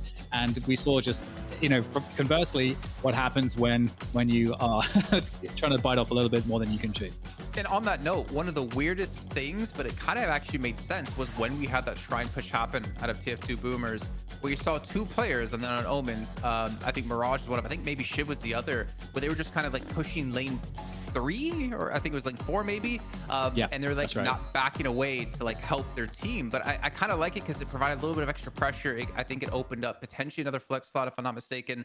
And then when the team respawned, they were kind of like there to actually push them away, because they realized with just 2 of us, we're probably not going to be able to defend that. So at least got something out of almost nothing. Well, now we have a new challenger set in stone for Hydra Nation, the Kings of North America. It's going to be the Unknown Omens advancing to take on Hydra Nation in a best of 3 for $1,000. And you won't have to wait long. It's coming at you right after this.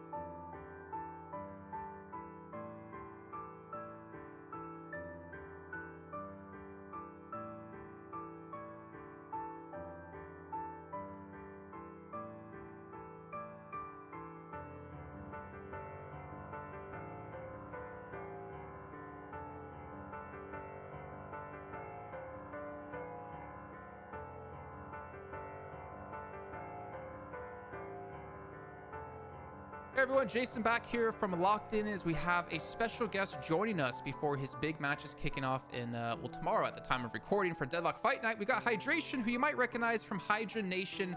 First of all, how are you doing, man? Thanks for joining me. I'm doing good, man. How are you?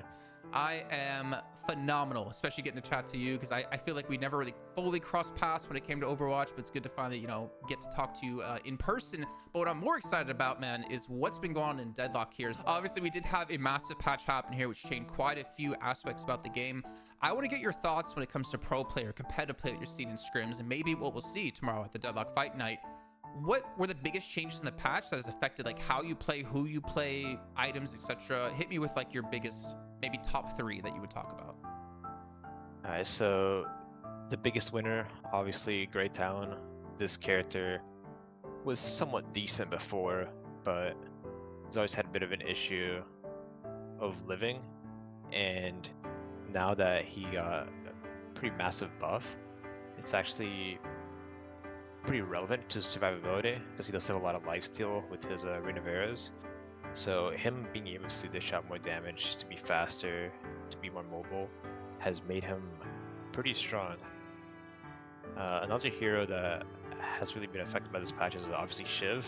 You know, he got hit with quite the hammer, but he's I think he's still playable. I don't think he's dead in the water just yet. Maybe a couple more nerfs. He did couple more have months the of nerfs. highest win rate in Deadlock Fight Night. So that was a telling sign of how strong he was, at least. Yeah, that hero is something else. And as far as like other heroes, Well, it doesn't have to be heroes. It could be like items, for instance. I know Majestic Leap's a big change as well. Also, the urn changes are huge. right. So the new urn's pretty interesting. I'll talk about Majestic Leap because this was a very powerful item. Very good item for getting around the map, getting more souls, and for engaging. And it's worth talking about that the biggest user of this item was Pocket. And with the changes to Majestic Leap, you're now not able to engage fights anymore because usually you would barrage as you're going in with the leap, but now people just shoot you while you're barraging, so you can't go in, and that has made Pocket a lot worse this patch. The urn changes. I know you hit me with 3, but we gotta talk about the urn changes really quickly. I gotta hear your thoughts about how this works. If you guys aren't familiar, the urn now goes in different positions based off the net worth difference between the two teams. Yeah, so right now, if one team is 10% net worth ahead of the other team, you kind of have to deliver the urn in the enemy's base, more or less. And this has made some very interesting situations in scrims so far where you're fighting in areas that you normally don't fight. Like, for example, that one warehouse by, I believe it's the Blue Lane Walker. And like places like that, it's really interesting to see fights in those areas. But I also wonder if this mechanic is even like that good because late game, like let's say 20 minutes in, 10% is not that much. Like as you go later in the game, and teams are going to be pretty much even if you're down like 15k net worth. So it could like not be that good of a mechanic, but at least it's making interesting fights for now. One of the biggest changes for me when it comes to like Deadlock from other games as well is this whole draft phase. And I kind of want you to walk us through like how does Hydra Nation, don't have to give us any secrets, go about, you know, deciding who to ban, and then of course deciding like who to pick, and more importantly, who plays what you picked. So who to ban? I'll start with that. Generally, just ban like whatever's strongest. Broken heroes like Paradox, Mirage, things like that. Every once in a while, if there's someone in the enemy team that, if you get them off a certain hero, it's like playing a 6v5, then like it's worth going for a ban on that. As far as picking heroes, you know, it's kind of the same. Just pick the broken stuff first, heroes that fit every role, and you know, like get someone that can farm, get someone that can look for picks, get someone that can peel and rescue beam. We just try to get people on comfort picks for the most part. So early game is just so important right now. If you kind of sack your early game for some late game heroes, you're just not even gonna make it there. So like getting early game heroes is pretty important, and you don't really like try to go for like crazy combos or anything at the moment, because if you just pick strong heroes and you just win early game, you're gonna have a very easy time in the mid to late game. But looking at Hydra Nation at the moment, again, like the undefeated 3 times in a row champs of Deadlock Fight Night. Also, what are your strengths as a team, especially with like the roster you have currently? I think our biggest strength is communication and just knowing like what to do in the map. Like our macro is like pretty good, especially compared to most other teams. And we're also like all pretty good mechanically too. So there's a lot of times where we turn fights around being down players. But Hydration, I don't want to take too much of your time. I want to give you a chance to give some shout outs, you know, obviously tell people where to find you as well. Yeah, so you know, I try to stream consistently on Twitch, twitch.tv/hydration, and I also got a Twitter you can go follow, just /hydration, and that's it. Okay. Well, man, thank you so much for your time. I wish you guys the best of luck, not only tomorrow on the Deadlock Fight Night, or obviously right after this is being shown, but of course in the future as well.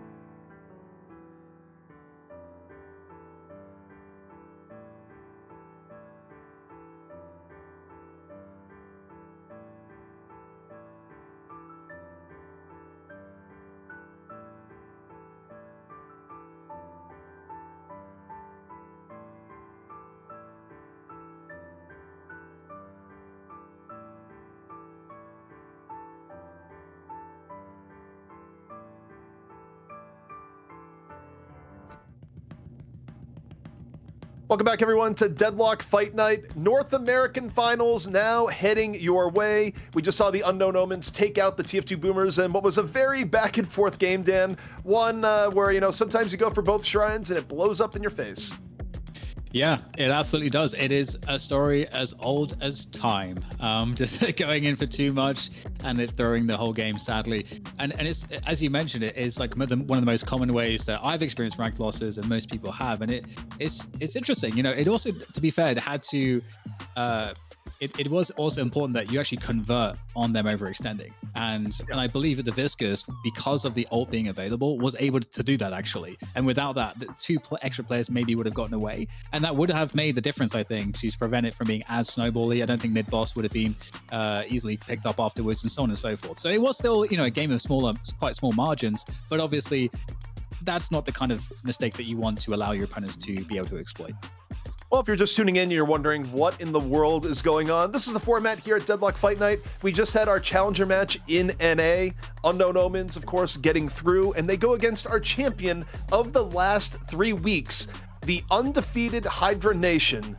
And in this best of 3, the winner will take home $1,000. So the Unknown Omens looking to be, for NA, what we saw in EU, where DMS was able to dethrone PS after just 1 week. Of course, it would be a bigger streak that Unknown Omens would be breaking here, Dan. But, you know, in terms of the ups and downs, what a story it would be if they were to upset what many people see as the NA super team here today. Yeah, Hydra Nation, and they're not just the NA super team, but we haven't had any of the teams from EU, we haven't had a similar sort of level of dominance.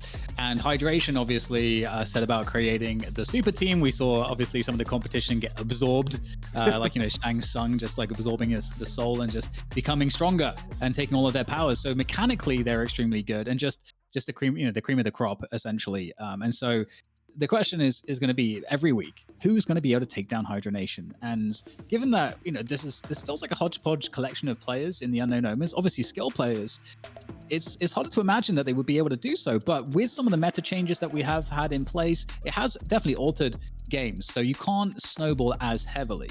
So if you do make mistakes and you're playing against a decent team, there's always going to be a way to come back. And that's what I've liked so far in today's matches since the patch. Well, speaking of teams, one thing of note is that when you're on top, you usually don't make a whole lot of roster changes. And Hydra Nation, the one team in NA that has had some semblance of roster stability, as we look at our roster versus screen here. And yeah, I mean, Hydra Nation, they haven't had to change things up, Dan, because, well, when you win all the time, people usually tend to be pretty content. And Unknown Omens, they haven't changed their roster in the last 15 minutes. That might be a new record for NA. It's nice for us too, because we get to build more familiarity with sort of the way that the team plays, the players play on the team, and so on. And yeah, it's going to be interesting because the Unknown Omens, I mean, it's actually pretty clear based on the last match that individually they are pretty damn skilled, and that is always going to be the first bar that you have to reach when you're playing at a professional level. Is, are you skilled enough? And then it's going to be, okay, well, how good is your strategy and your team play, your understanding of how to make those macro decisions as a team, and that's when, you know, that layer is then accessed. And I think that is where we are with the Unknown Omens. It's just a case that we don't know if they really have as many reps as Hydra Nation in trying to win in that domain. Now, we've done a little bit of maintenance in the break here. We've tried to upgrade him, build him stronger, get more pixels in there at the very least. That's right, we got Jason Kaplan rejoining us once more. Not from the space station, hopefully. No, pretty much from the space station. But what I did learn, that the pixels we tried to put into making my camera better actually went into DDK doing push-ups apparently during the break. I did see from chat from a certain person who's behind the scenes checking out what DDK is doing, making sure those, you know, upper chest is nice and pumped, because we have a good match on our hands here. And I think you guys kind of talked about it perfectly, the Unknown Omens. I think this is going to be a true test for them, because any mistake you make as a team is easily going to be punished by Hydra Nation, clearly the best team in North America, the back-to-back-to-back champions, and they'll have a chance to pull it off for a 4th time. Yeah, And I'm curious about the picks, because actually last time with Hydra Nation, they were up against Bottom Barrel, I believe, and we had the question of, are they going to ban the Bebop because that's like one of the best picks? And we even saw Hydration in the interview saying, hey, if there's someone that's really really sick at something and we can get a 6v5 by banning it, we're going to do that. And that question was there against Walex on the Bebop, and they just didn't ban Bebop. They just left it open and they just beat it. They just beat it by understanding a good strategy that can deal with that playstyle. So yeah, Hydra Nation opening with the Viscous ban, interesting, and then getting the Paradox ban from the Unknown Omens on the other side. Yeah, and the Viscous ban makes sense. I think Hydra Nation has always valued Viscous pretty highly. Oftentimes it's Hydration himself who ends up playing it. Meanwhile, Paradox being banned, I think also just makes a lot of sense. I mean, that's one thing that NA and EU sort of agree on, is that you're either banning Paradox early or you're taking it early, just because, yeah, you might get countered by Rescue Beam into late game, but what we've seen from Paradox is that even short skirmishes and just very short carbine into wall swaps are deadly enough. And Paradox can just be that pick threat that can sort of snowball you into the mid to late game. So yeah, I mean, getting Rivet makes a lot of sense, but also great Talon in early for the Unknown Omens. Talon's had a big come up in just 1 week, guys. Yeah, before I talk about him really quick, I just have to say, for all the people in Seagull's chat, to fix my camera, you have to sub to him. By the way, big shout out to him for doing the watch parties here. But yeah, great talent, man. Like just the changes to survivability has allowed us to see him finally being played here for the Deadlock Fight Night. And I've been pretty impressed. Like, we've seen the out presence, how impactful it can be in any single lane, how it can open up fights for you, how it can potentially open up a steal for the Rejuvenator. Definitely happy to see it, and I hope to continue to see it more. Yeah, that actually has to be one of my favorite plays from today. It was the Talon. The Talon ult connection onto the Urn Runner to actually steal the Urn. That was actually amazing. But we get Mirage Wraith, so Hydra Nation just out of the gate going with some pretty hard hitting heroes. So that's kind of scary when you're up against that. And we get Ivy in response here. So the Ivy Grey Talon is a combination we're seeing fairly commonly today, actually. Yeah, and I think you see the Ivy value has just gone up both across EU and NA, where people just realize, hey, Ivy is still putting out a ton of damage even after some of the nerfs that she got. Still gives you a lot of mobility with airdrop in order to deal with rotations. So yeah, it makes a lot of sense. Also, I feel like Hydra Nation has been doing their EU homework, because this is the earliest we've seen Wraith get picked in NA in weeks. I think you have to go back at least 3 weeks to see an early Wraith pick ban in NA, but it also makes sense because there's just been a more active scrim scene in EU that you would think is just giving you more data on what's good and bad. But Jason, Abrams now coming into play. Big fan of Abrams, man. Honestly, I think he's one of my favorite heroes by far. He creates a nice little front line buffer for you. I feel like Ivy kind of works with that well too, with your one ability to kind of create some space. My question is, though, what are they going to kind of pair it with? Because obviously, if you don't have a decent start as Abrams, I feel like you could be relatively squishy throughout the mid game as well. But it does create many opportunities for you and your team. More importantly, the great talent. I'm trying to think on the other side, what would they potentially go with? And I guess they're just going to go for the Pocket like we saw last match, which, I thought Pocket would be played honestly less with the changes to Majestic Lead, but credit for the teams who've been able to make it work. Yeah, I think like CP said, with so many people being Pocket specialists and just like the basic way that his kit functions, it's going to take probably much more nerfs to stop seeing him in play. He's so slippery. The mobility is actually just phenomenal. His engage, his disengage. Like, there's so many options for him. That's really strong if you've got a good player on it. So I love that we have heroes like this in the game. And so in terms of like what we're missing from the Unknown Omens. Whoa, okay. All right, so I just want to say that the Majestic Leap nerf was also kind of a nerf to the Bebop. So I'm curious how the build is going to go there. Also, Dan, I love talking about Pocket nerfs as if like more are forthcoming. I just have this image of, Pocket hiding in his briefcase going like, please, Valve, no more. Like, it's too much. It's every other patch. Like, every time he peeks out of the briefcase, another nerf. Another one. Yeah. Yeah, it's brutal. I mean, Pocket can barely breathe without someone from Valve just going and be like, no. We're going to hit you again. We're going to keep hitting you until we stop seeing you. But Mo and Krill back. And I don't know why Mo and Krill just turns into this hype moment. It's just like, he's been gone. I mean, Great Talon's been gone. We're like, oh yeah, it makes sense Talon is gone. And yet there's still inherent surprise of like, yeah, Mo's back. He's on PTO. Or something, I don't know. But this is really interesting too, because So the bebop. Okay, so I just really the bebop is through me. I gotta say, much more so than the Mo and Krill, because I just feel like bebop is a bit weaker at the moment. And you do have other initiation options that are online here potentially, like Lash. Why are we not seeing Lash get any priority today as well? Like, what is that about? I mean, you guys hinted at it perfectly, right? Talked about Hydra Nation going up against Wallux's Bebop last week. They were prepared for it. They countered it by fighting in areas that worked really well for them and were really bad for the Bebop. Now, if you have a Great Talon and a Bebop and even a Pocket in there, which Hydra Nation has been so good at avoiding multiple people getting hit with the Affliction, I feel like Hydra Nation already know how to play against this comp just from previously playing against Wallux and co. So I'm a little bit worried for the unknown Omens to be able to get the fights in the positions they want to, considering Hydra Nation's already so well versed in it.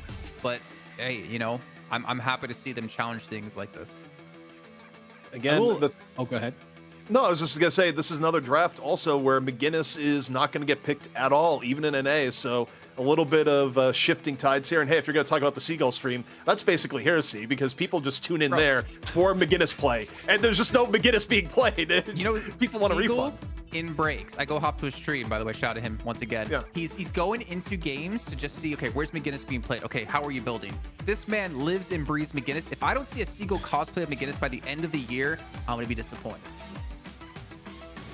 Nice. Anyways, Lash being picked up. back to the show. So we do see the Lash DDK that you were talking about, wanting to see a little bit earlier. Yeah, I think obviously the Paradox ban, you know, there's going to be a Lash somewhere and it gets picked up last, which is kind of crazy. But I was going to add one more point about the Bebop because we were being somewhat dismissive of it as we say goodbye to Jason because we have Hydra Nation against the unknown Omens. Can Hydra Nation stay on top? Can it be 4 weeks in a row that they remain the kings of Deadlock Fight Night? We'll find out shortly. And I'm going to throw it to you, ZP, otherwise it's awkward. But I do still have a Bebop point to make, which I'll fit in later. Well, you know what? I'll get back to you on the Bebop point as you unceremoniously just kick Jason to the curb and maybe find some pixels of his camera in the curb. Who knows? But you got the lane swaps coming up here. Remember, Unknown Omens, they opened up the last game with some lane tomfoolery. This time around, though, well, taking a look at, I believe it's Hydra Nation that's yellow right now. Or no, it's not. It's names are a little bit messed up. Yellow is again going to be Unknown Omens, and Dan, again, they're overloading the left and the right. They're saying, we don't care about your 1-2-2-1. What about 2-1-1-2? No, I think it is correct. I think it's correct. Or I'm scrolling. I don't know. I'm confused now. No, either way. You know, we'll work that out on the back end. But yeah. No, we're good. We're good. But I'll make my Bebop point here quickly. So one thing about the Wallux Bebop and why that style of play was particularly specific is because it was all about the hyper beam. Like you save all of your skill points, you pump them all into hyper beam when it comes online, so you get the like plus 140 DPS like pretty much immediately as you get it online.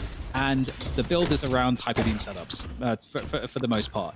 So there is a world where we might see a completely different like build of Bebop, which is going to be more oriented around something that's a bit more classic. Could be either a gun or a spirit build, but you're going to be focusing on actually just getting more value out of the hooks and hook setups instead.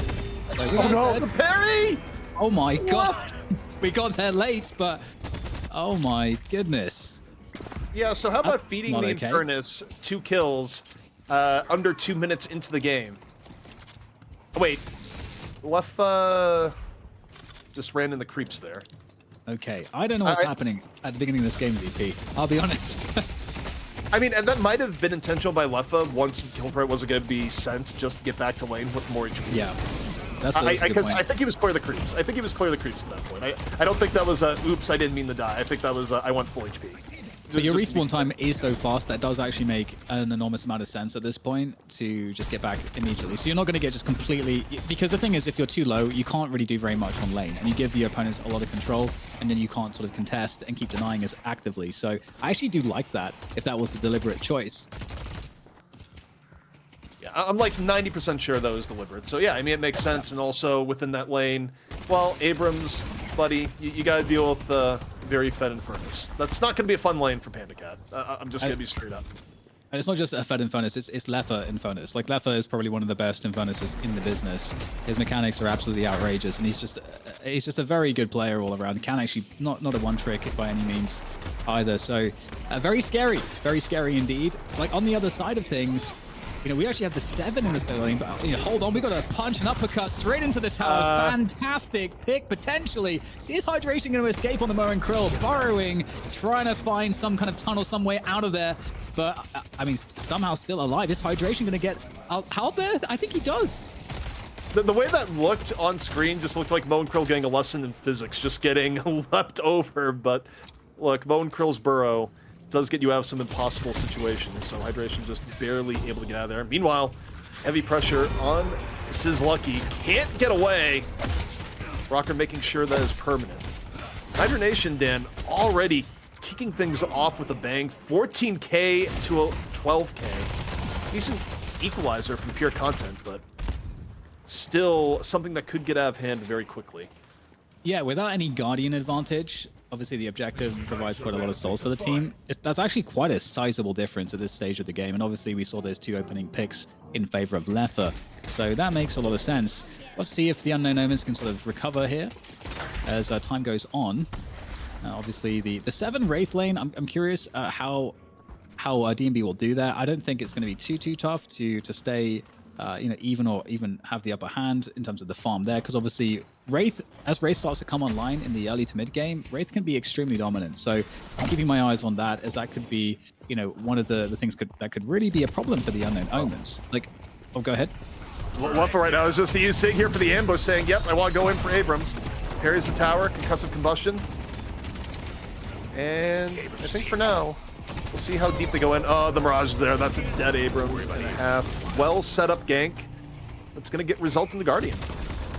Yeah, and this is another reason why Mirage at the early stages of the game as well is so strong with that TP. You do get, I think it's like 30% increased fire rate coming out of the TP as well, and so your burst damage, especially with the Jin's mark, it becomes pretty outrageous, honestly. So huge advantage actually. That's a 4 to 5k soul advantage now. And the Unknown Omens actually have lost 1 Guardian so far.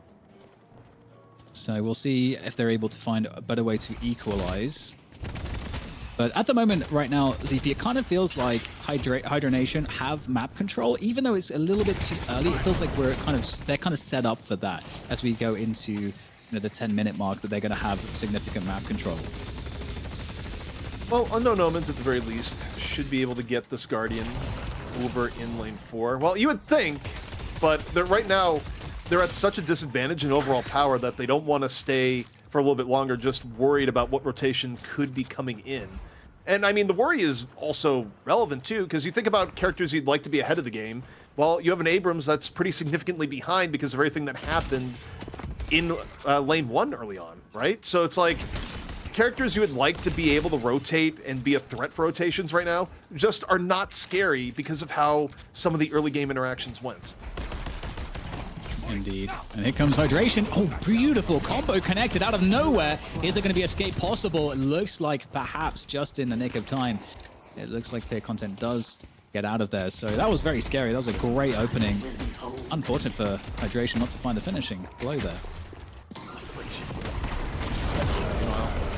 Pocket dives on in, punishes Flick.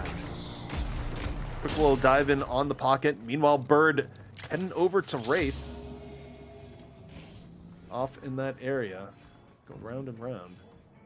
I think, you take a look at where Wraith was. That Bird on the minimap went over Wraith. I think Wraith was perhaps like inside or an area where it wasn't obvious, because I thought, okay, that's gonna go take a chunk of DMB's health, and this wasn't the case.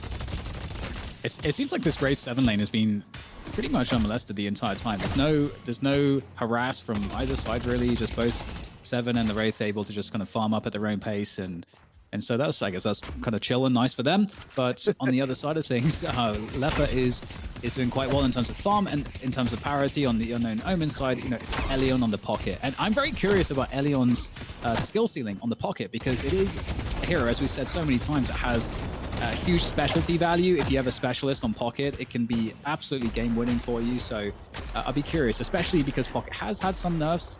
So we'll see how well Elion is able to leverage this early advantage. Well, right now, Dapper is in the sights. Hydration going around the back, the combo ready. The fist started flying, and it's quick, easy, and done there. And Raj coming in too. So I like how Hydration has been rotating around the map. Hook gone in now. Pure content drops the hyper beam, looking for the Mirage, finishes him off with a little bit of help. And one rotation deserves another. Not the worst response from the Omens. That's actually amazing to get something from that scenario, given what they had lost due to the dive from Hydration. Really important to keep the opposing team honest with those trades. And so keeping this one competitive, not just competitive, but we're sort of closing the gap. 2K soul difference, and again, given the fact that Unknown Omens are behind a Guardian, that's basically even Stevens, as Peer Content able to escape once again. It's going to be a bit close, though. Here comes the dive in from the Abrams to get out of there as well. And the cards are coming through, and Peer Content is so very low. It looks like DMB wanted to try to find Pursuit, but... You can see the gears turning in DMB's head there, going like, I want it. Nope, bad idea. But I want it so bad. It was effectively what was going on for DMB. But I do think the smart decision was let it go. Focus overall on the macro play that's going on here, though.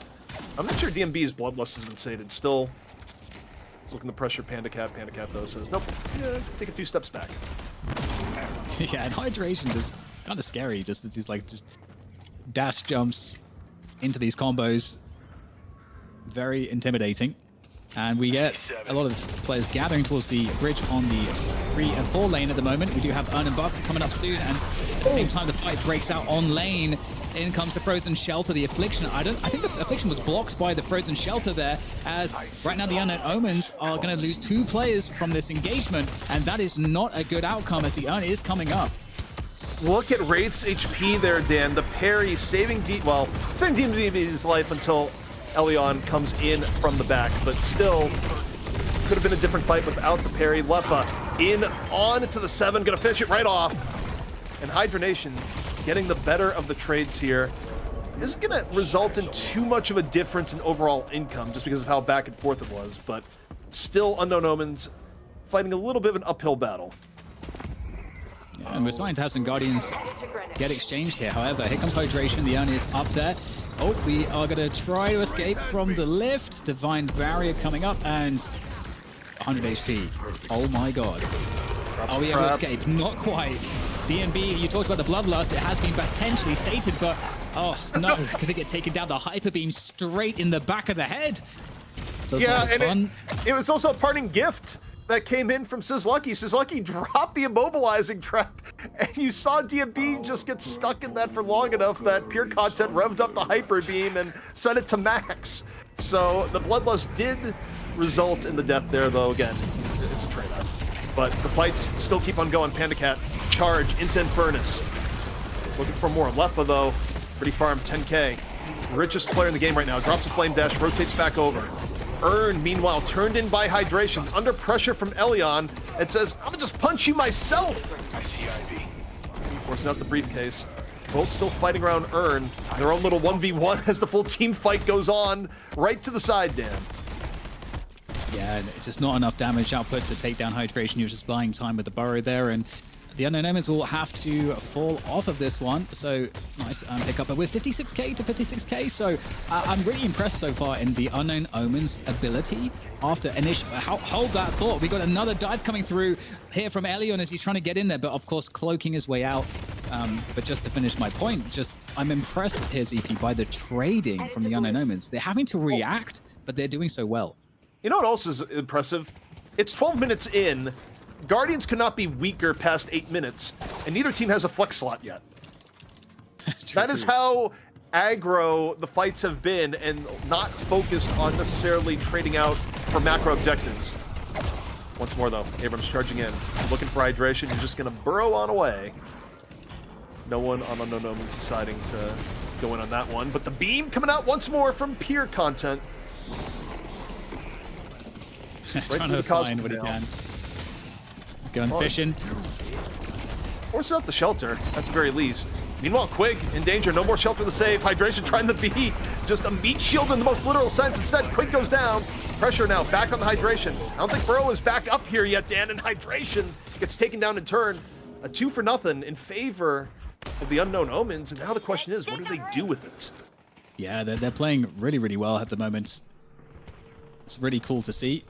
And again, we talked about Elion previously, and I've been just really enjoying the initiations that we have been seeing. They're staying very active on the map.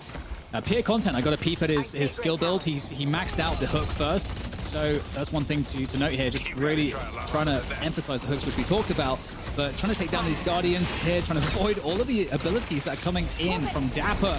And here comes a forward TP. We go for the lift, the levitation. Is there a follow-up for this? I don't think that there's going to be, because it looks like DMB's going to die in the attempt. Dapper getting the kill, the finishing blow with that lightning ball, and now they're going to roll that into potentially more kills. The unknown Omens are perhaps going to be known if they can keep this up. And the craziest part about that to me, Dan, is with the Guardian being so low and the Bloodlust being so high, it still ends up in a situation where Hydra Nation still doesn't have a flex slot. Neither does unknown Omens. However, expect it's going to be changing soon. However, PandaCat goes in for the charge. Puts Rocker in a rough spot. Seismic slam down on in. Misses. And I think that miss was intentional, perhaps. Either way, doesn't get parried, works out for PandaCat. And now, unknown Omens starting to get into the lead here. DMB, though, on the other end, does get the Guardian. The most labored attempts to get these Guardians. I love how the timing of you talking about that. Oh, finally going to see it. And then the charge from Abrams comes out of nowhere. The Mirage.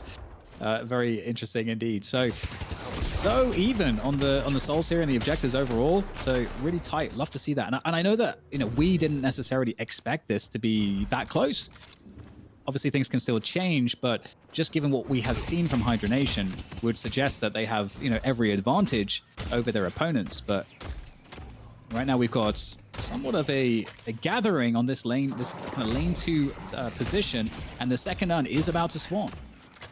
Yeah, also, mid buffs are about to be up, and that's where you can go fishing on the B buff. Fight on the bridge buff is intense. Slugfest getting a decent amount of damage in from the top on the Talon. Hydra Nation awesome. Backing out from the poke. Now both teams... Yeah, right now both teams considering how to play Urn. It is going to be an even middle Urn once it's ran. Wait, goes for it, gets hooked! Under pressure. And okay, he escaped. We didn't see. Yeah. We didn't see what happened. It's like that really old school cartoon thing where someone like pulls someone off the stage with the cane or whatever. Yeah, the cane.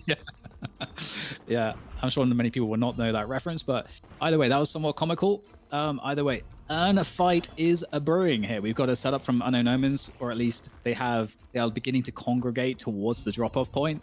And Hydra Nation, what do they have here? Ults are online for basically everybody, except the Affliction is not online. That's actually key.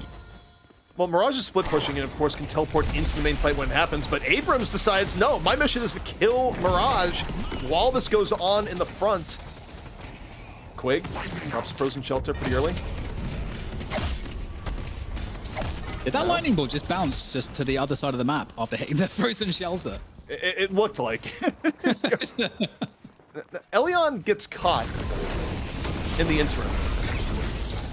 Now pressure on the Lefa. Lefa getting rescue beam back, topped right off. Hydration combo in progress. Slugfest low falls. Hydra Nation finding a few picks here. Hook comes in from Pure Content. Pure Content though under the gun. Down at the same time, and now Dan, here comes the walker pressure from Hydra Nation. Not a team to let 3 picks go without some serious buildings in return. Yeah, and we're starting to see Lefa get pretty powered up here. He's taking kind of a lead. I think 5 kills in a row, so Lefa doing a really good job, and he's going to become a problem for the Unknown Omens in terms of their carries not really making as great of a progress. 4k souls overall down, but where the souls are going, that is obviously quite important, and Lefa is doing a good job in keeping those. So Walker's now going down here for the Unknown Omens as well. Elion caught out as they try to disengage from this one. Lefa is not going to allow them to escape without taking so much DOT damage. In comes the bird. It's not going to do too much, but give you a little bit of a headache. Well, here's the problem. Think about how this game started, where Lefa got fed 2 kills and got a golden road to being ahead in the game. You now have a 22k Infernus, and the highest player you have on your team to deal with that is a 17k Abrams. That's a problem, Dan. Now, do they go in for the contest here? No, you see Bebop going, nope. Just in the upper part of your screen, just the sad robot walk back going, nah, we're going to let this one go. But even though the Yeah. game on the aggregate, Dan, is relatively even economy-wise, Leffa has become a monster in this game. And that is public enemy number 1 for the Unknown Omens to deal with. Yes, and they have also a Wraith on their lineup as well, which is, it's just so much potential like damage and disable to get picks and initiations. So that is a really big problem. Obviously, you combine that with both a Lash and Hydration on the Mo and Krill. So you've got so many ways to just get picks. And you got so much damage output. So I agree, we're getting into territory that feels extremely difficult to navigate. And the Unknown Omens, just based on where we are seeing them when we're going to their POVs, the map control game has gone to Hydra Nation. Again, despite it not being a big difference in souls, map control has been fully, just in Hydra Nation's favor for the most part in the last 5 minutes.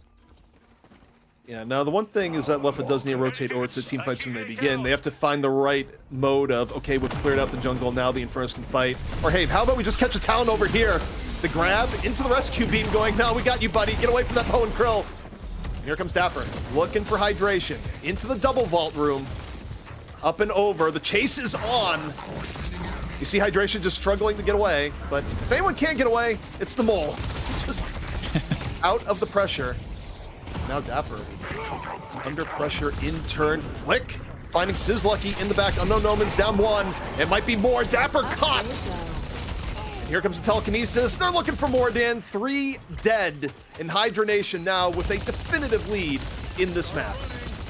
Yeah, so unfortunate. Just again, the disengage, it was too far to get to safety, too far to get to teammates to help, and it just snowballed. And now we are left with this situation, a Walker perhaps converting into much more. 3 players still down, but they're going to be back up within 10 to 15 seconds. Might get one shrine if they really want to push it. And let's not make the mistakes we saw in the previous match. We'll probably back out after this shrine, as everybody is going to be up at this point.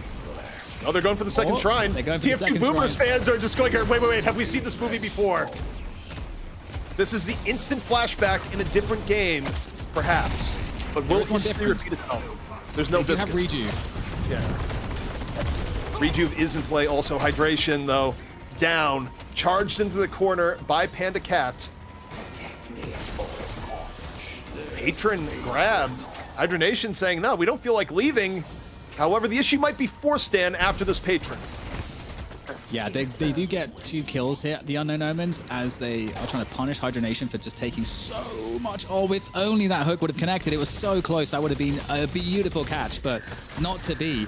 And it's only going to be 2 kills, and obviously the Rejuve will have those players back, so it's hard to convert that meaningfully into any objective, as everyone will be up here now for Hydra Nation. But the Unknown Omens, they're going to try to do what they can here to try and bring this one back. But here comes Leffa. He is the problem. He does get stunned. He is so tanky. He is not losing basically any health. The life leech here, the spirit leech, is out of control.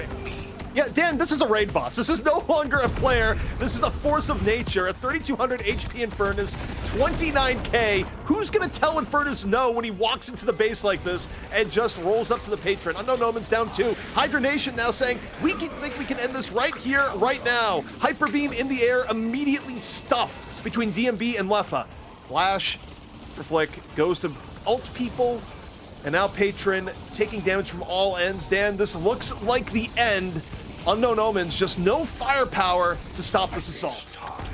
Yeah, and that's going to be it. Hydra Nation will pick up the first map in this best of 3 finals once again. But, guys, Jason, it was quite competitive until it felt like, to me, there was somewhat of a comp difference. But obviously it was played very well. But when you saw Infernus and Wraith come online, suddenly there were problems. Sorry, I have to do this really quickly. Because you guys hit the hype sub amount for Seagull, we got the camera pixels back. Good job to Seagull's chat. No, I actually was very surprised to see the Unknown Omens in how effective they were early on, especially with the Bebop. I feel like they made it work pretty well in the beginning, but I feel like long term, if you look at how the game played out, Hydra Nation was just so smart about the rotation, so smart about ganks or counter ganks that they were completely catching off the Unknown Omens off guard, and that allowed them to eventually snowball the game to a point where they could finish in about 21 minutes time. It just took a little bit of time for them to get there, and kudos to again the Unknown Omens for having such a strong start, which is not easy to do against the best team in NA. Yeah, also, now that we look at the damage here, I mean, it was pretty obvious just from the farm to begin with, but that was a game and a half for Leffa. And look, Dan, we've seen this a lot in games, whether it be your personal or competition, but there's no worse omen than going for an early gank against an Infernus, and rather than stopping his farm and setting him back, you do the reverse and you just juice him up for the rest of the game. And Leffa was always ahead of everyone from that moment on. And it just, the key there for Leffa too is that Leffa played in a way where they never gave up that advantage. Instead, they added on to it up until the point where it was about a 10k soul difference, and just a point where you just become the raid boss. You got over 3k HP, and no one could do anything about it for Unknown Omens towards the end of the game. Yeah, absolutely. Leffa hit a power spike at a pretty devastating moment. But until that power spike was hit, it was really competitive. And, Elion, I think, did a great job. You can see on the damage there from Elion, just like definitely in there constantly. Lots of really good ganks and responses and reactive plays. But I think you're absolutely right, CP. Just that early lead, Leffa never, and I mean, it's Leffa. He is never going to let go of it. He's an extremely good player. So it's just too powerful. And you need to have more of an advantage or some other natural counters to what the Infernus is bringing to the table. But that wasn't really the case. I think overall, like comp wise, I feel like there could be some better picks overall for their opponents, and I'm curious because the skill's definitely there. I was so surprised at how effective they were when things got scrappy.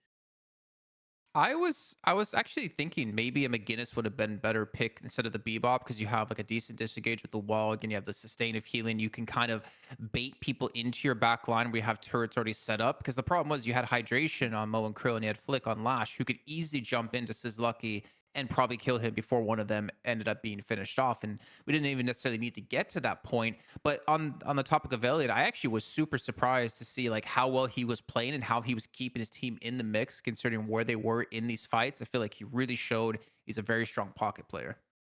I think the logic behind the Bebop might have just been the idea of, if you're going up against a team in Deadlock that on some level you feel like may be stronger than you, Bebop does add more uncertainty both to the early game and the late game, right? Because I feel like one of the bigger X factors in Deadlock is the game you're up against a Bebop that's just simply landing every major hook, right? It can be a pain in lane, and it can cause some really unexpected interactions as you get to the mid to late game, right? I feel like it's definitely a hero that has much more variability regardless of the skill level of the players involved. It didn't quite pan out here for the Unknown Omens, but I think in a matchup like this, where you're probably going in thinking that on some level the other team has an edge, Bebop is a wild card that isn't bad. That being said, I don't think they're going to go to the Bebop again when they're facing elimination in this next map.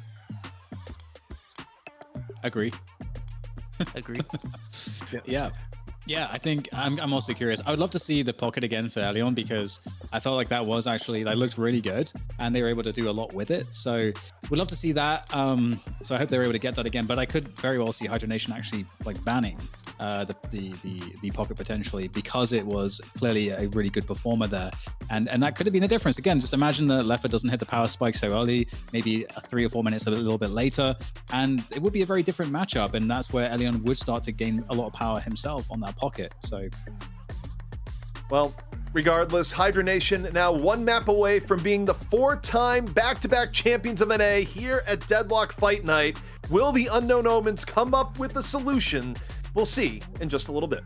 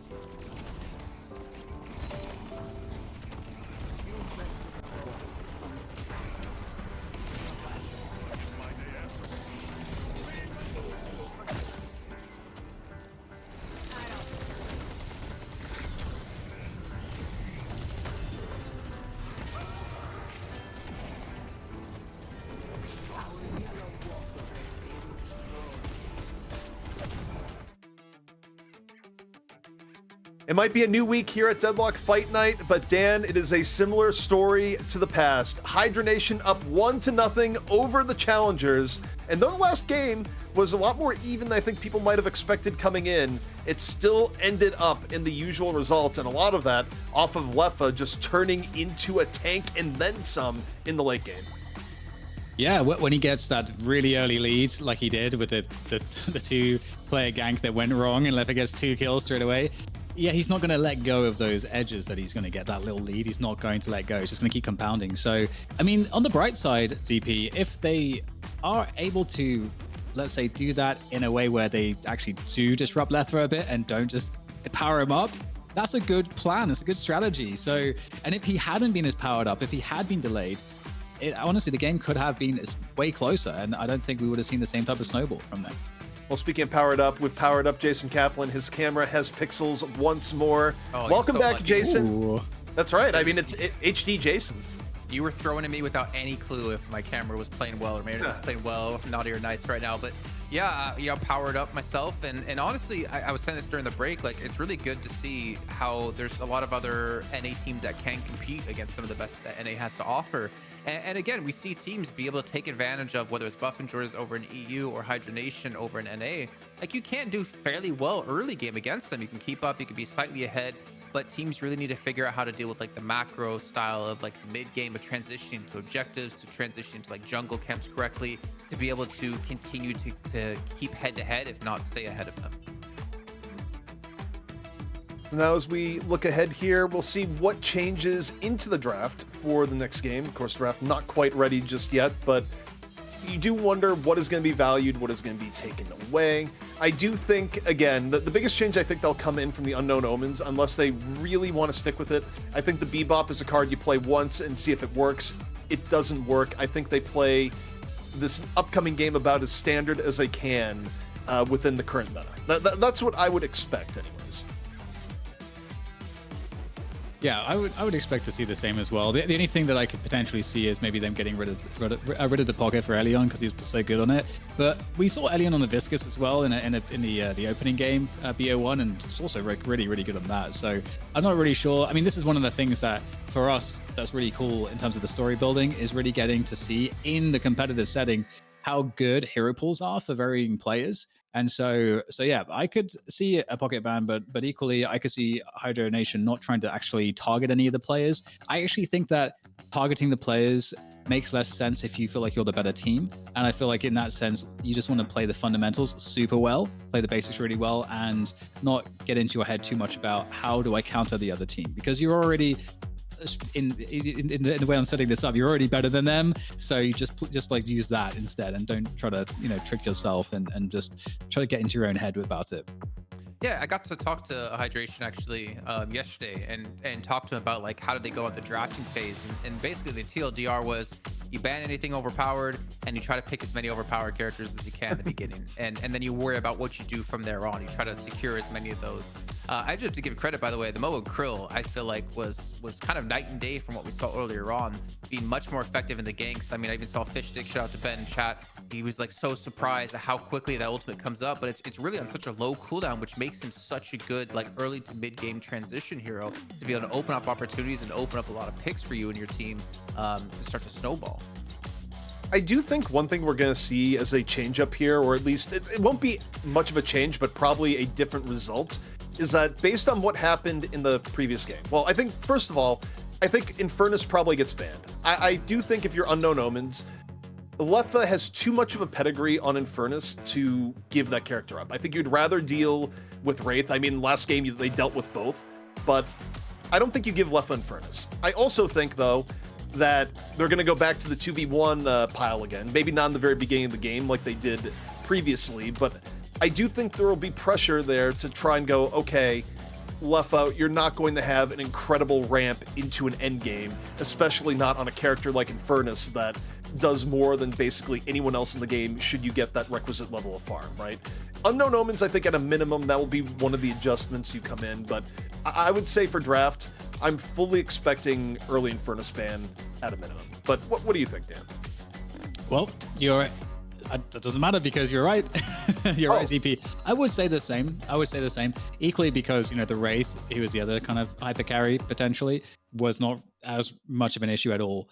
It really was just the Infernus, so definitely the obvious pick. Now this ban from Hydra Nation is the one that I'm the most interested in because they could take this, a lot of different ways, and they're going to go for the Viscus ban. So obviously, as you guys mentioned already, Viscus is really rated very, very highly in NA in general. And we know that Elion is a great Viscus player. We already saw that in the first BO1, as I mentioned. So I would want them to go pocket just to get pocket for the Elion, secure that. However, as you said, Jason, that might not necessarily be in keeping with pick the most overpowered stuff as quickly as possible. No, there it is. The Mirage, definitely highly valued, whether it's picked or banned. Generally, as you see it banned, but going to be secured, which does mean we could see potentially a great talent come out of Hydra Nation's side. I know Hydra Nation talked about how strong he is as a hero at the moment, but also Paradox is left open. Yeah, I was going to say Paradox was the ban last time at the Unknown Omens, and Hydra Nation's like, okay, thank you very much. We're going to take the Paradox, we're going to secure it, and we're going to make you potentially pay for it. And then, of course, the takeaway, it looks like the other hyper carry here with Wraith taken out now for Hydra Nation. Already a pretty strong lineup here, ZP.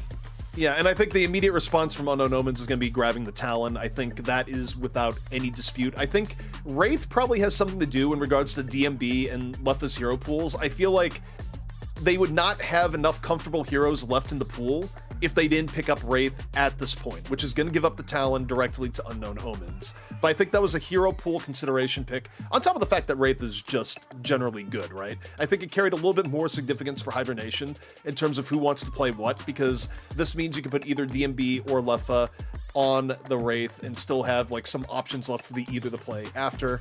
But Abrams' great talent on the other end, I think this is still very solid drafting coming in from Unknown Omens, especially given the fact that while it was kind of back and forth, I like the pressure that Salty was able to put on the Abrams. Yeah, I like this a lot too. And I also like having the Mirage early because it's obviously just very strong, everything got buffed a little bit. And it's also, Mirage is pretty proven to just be pretty dominant in any lane and in getting objectives, and obviously that's hard to come by, as we saw in the previous match. It took a long time for those Guardians to go down. We get the 7 coming out from Hydra Nation as well. 7 is seeing so much playtime lately in these pro matches. It's a difference that I think one of you guys asked a question, you know, why is that happening, and we talked about it, but I think it's been fairly evident. We've seen from these matches how powerful 7 can be.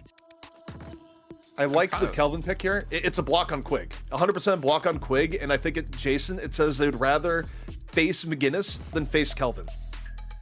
I mean, I'm more worried about, yeah, I think it's obviously smart to kind of pick your support player right now and obviously deny Quig, but I'm kind of curious, like, who are they going to play as their, like, quote-unquote carry? Because with Infernus out, Wraith out, 7 out, it kind of doesn't leave you with too much unless you're going to play a team more about protecting Grey Talon to allow him to be your carry. And then, DDK, you're going to be a little bit sad about this. We're going to see Pocket picked up for the side of Hydra Nation, denying the pick for the Unknown Omens.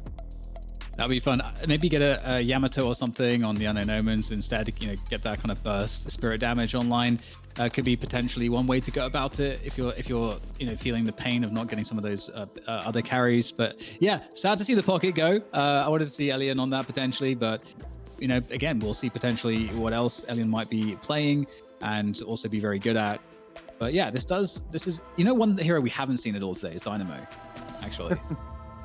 Yeah, I don't know if Dynamo is really in vogue. Dynamo was already kind of on the way out last week, and even with more indoor areas, it hasn't been favored. Now, the interesting thing to me here, McGinnis still available, has not been picked within here. Maybe this is a time Hydra Nation will do it because the Kelvin has sort of been removed out of play for them in this instance. That's kind of what I expect, but that was the real thing I was going to get to, is the Ivy. Ivy's been highly valued all day long, and Ivy dropping to slot 5, and Geist still available. Also, Yamato still available. A lot of mainstay picks that we've seen throughout the day kind of going to the wayside here, Jason. Yeah, I'm actually really surprised because Yamato was just every single match when it came to EU. If we talk about how different the two regions are, whereas in NA it seems to be not necessarily a pick you need to use, but I feel like the Yamato, a Shiv, you know, Kelvin Abrams, like that kind of gives Grey Talon a lot of protection, but they're gonna go for the Haze instead. And I mean, we did see Play With Me have a fantastic Haze with DMS as they took down Pojaliah Scumbria. It's going to be tough to make this work because, again, I feel like if you fall behind early game, Hydra Nation is going to snowball against you. If you fall behind mid game, Hydra Nation is going to snowball against you. And you need to be able to get in a position to make this Haze work.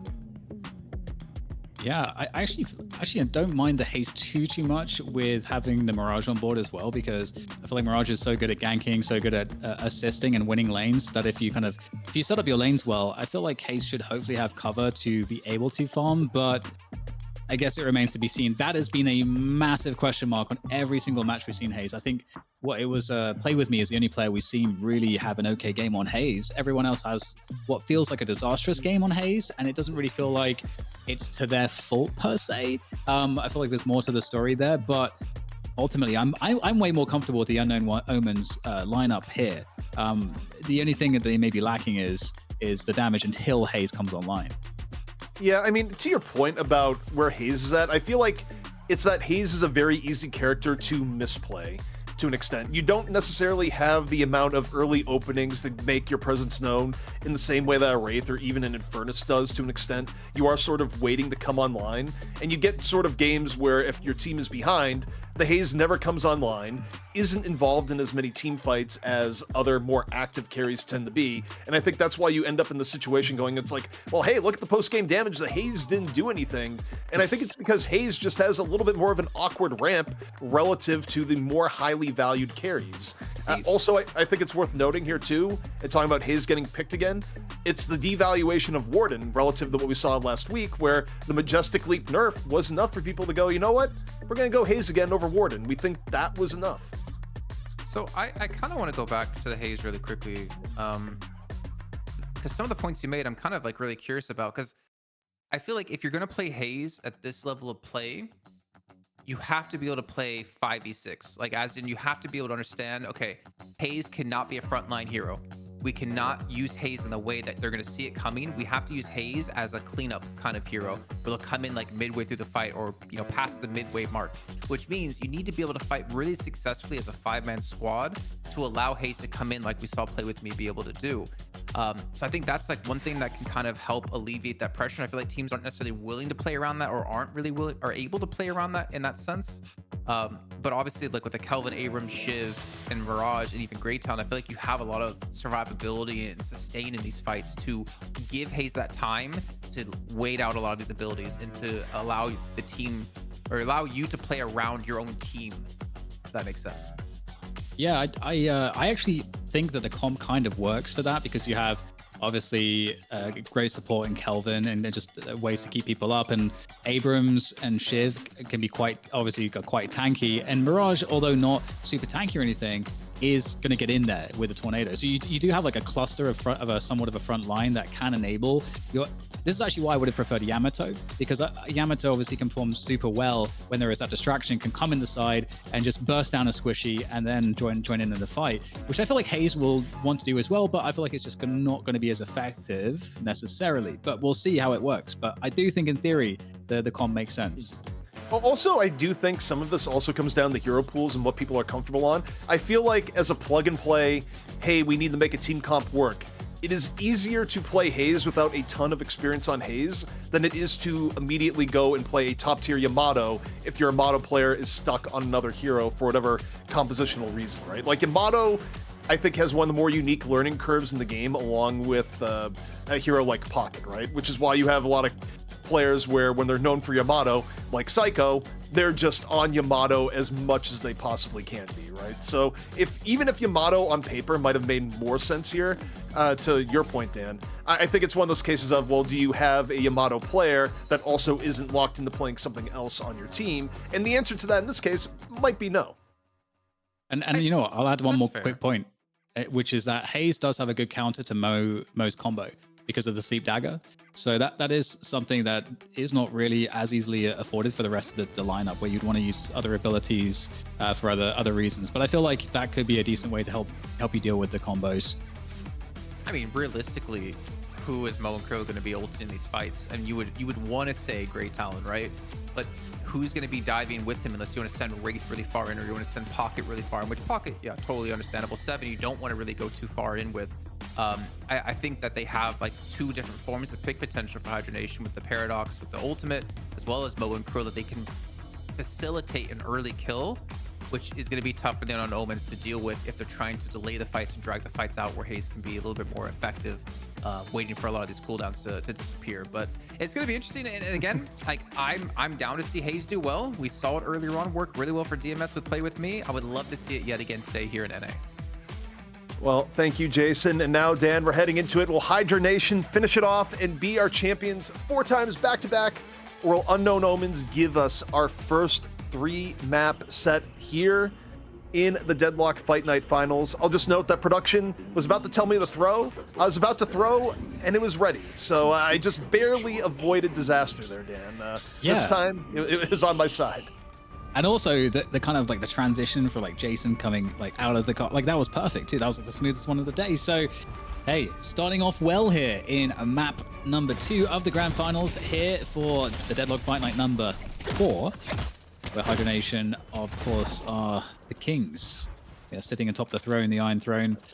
Now, we've got the Wraith getting harassed a little bit there, just for the moment, as we saw the Mirage doubling up with the Grey Talon there, ZP, to keep that pressure on. Yeah, again, double up shenanigans. Both teams partaking in it just a bit. You got Grey Talon and Mirage in lane 1 for the Unknown Omens. And, of course, you look over at lane 4, and it's cleared up now. But, yeah, but both teams saying, you know what, we're down to play at this, because if you do get an early kill, Dan, it does pay pretty big dividends and gets your solo laner pretty far ahead.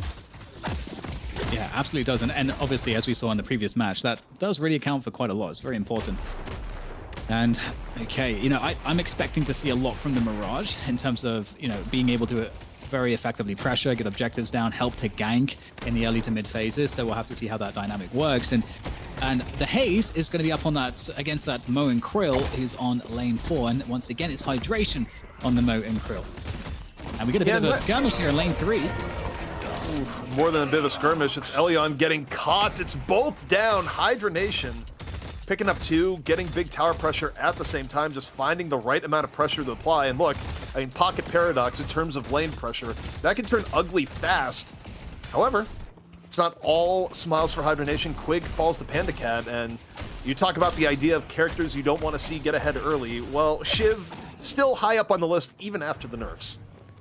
Yeah, absolutely. Well, things will settle down a little. But I know I was kind of had my hands on my face there because I'm like, oh no, not again. Because we saw obviously the 2 kills go to Lefa previously and a failed early gank. But I don't think this is near as problematic as that, which is good. And that second lane with the Shiv and the Mirage, 7 and the Ivy, that is a very active lane in terms of the harass. And it's like once again on lane 3, similarly active. We've got once again Rocker and on the Pocket and Flick on the Paradox, really getting in the faces of the Unknown Omens. The Haze lane versus Mo, relatively even here so far. At times, like, Mo can get ahead and be a bit of a bully. Dapper doing a great job of staying in the lane, not getting super low, applying decent pressure to Hydration at the same time for how aggro that lane can get. I think the Guardian's taking a bit of a beating there, Dan, when you look at the minimap, but other than that, Dapper doing a wonderful job versus Mo and Krill. Again, a lane that can be a little bit difficult. Well, you see Elion going, maybe I charge, but cancels it pretty early, does not want to commit. Yeah. And by the way, it'd be kind of cool to see Elion have a good performance on Abrams because of 3 very different heroes. Hello! A little bit of damage onto the Mo and Krill, and forcing the Burrow for Hydration as an elevated position to potentially find the kill. In fact, this is a little bit awkward here for Hydration, trying to just use the terrain as best as he can to try to escape her. And you can see the discipline, not overextending for that kill, not getting too greedy, and just letting that go. Yeah, and also not getting close enough to Mo and Krill to get hit by a Scorn and just give him HP back at the same time. But Sizlucky, very, very low, taken on down by DMB. Over in lane 1, it was a rotation that came in. We saw the Ivy come in for a little bit of support versus the Mirage. And Hydra Nation just getting little edges here and there, Dan, but especially in lane 1. Yeah, that's really unfortunate because that's obviously a very important lane against the Wraith, and Sizlucky was ahead by like 200-300 souls at one point, and now it's behind by 500, so quite a big shift from that point of view. Hydration getting bursted down, chunked down, but it is Mo, obviously, so able to get that health back very quickly with the AoE. And yeah, Mo is very deceptive in the early game, especially because it's the one character in the game that can go from near dead to just basically full, should they get in melee range. So, dead Mo isn't necessarily dead, but here we go. Quig, rotation, airdrop, in play, going for the Talon, going, you know what, we don't want this Talon to be fed at all, drops on in! Oh, that is some overkill and then some, Dan. But look, it makes sense. Keep the Talon down. That is brutal.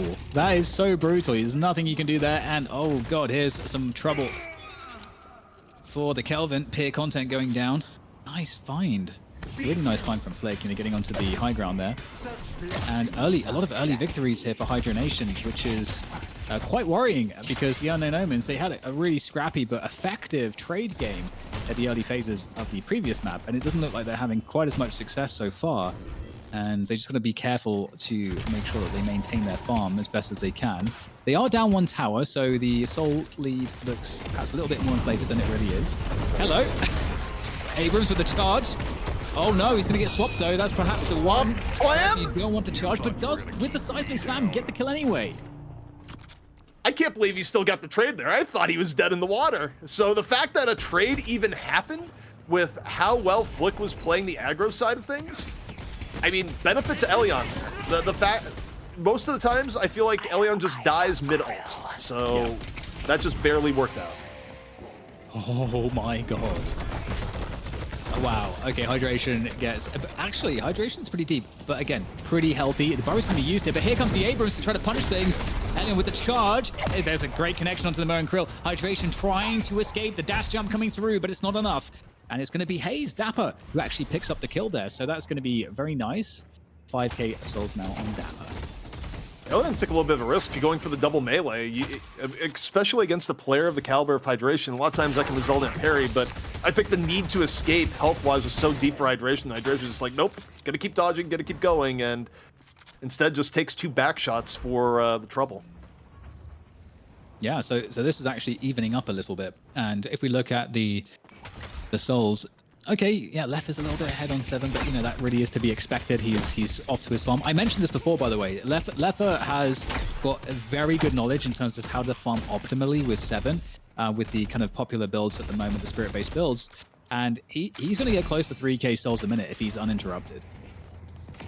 Yeah, I mean, Leffa, the thing about 7 is that 7 will participate in even less team fights than, say, Infernus will, but the looming threat for the Unknown Omens as team fights happen and trades continue to go forward, speaking of Paradox into the swap, into the combo, Dapper about as dead as can be there. But the real issue is you're going to have small skirmishes like that, and Leffa's just going to continue to consume.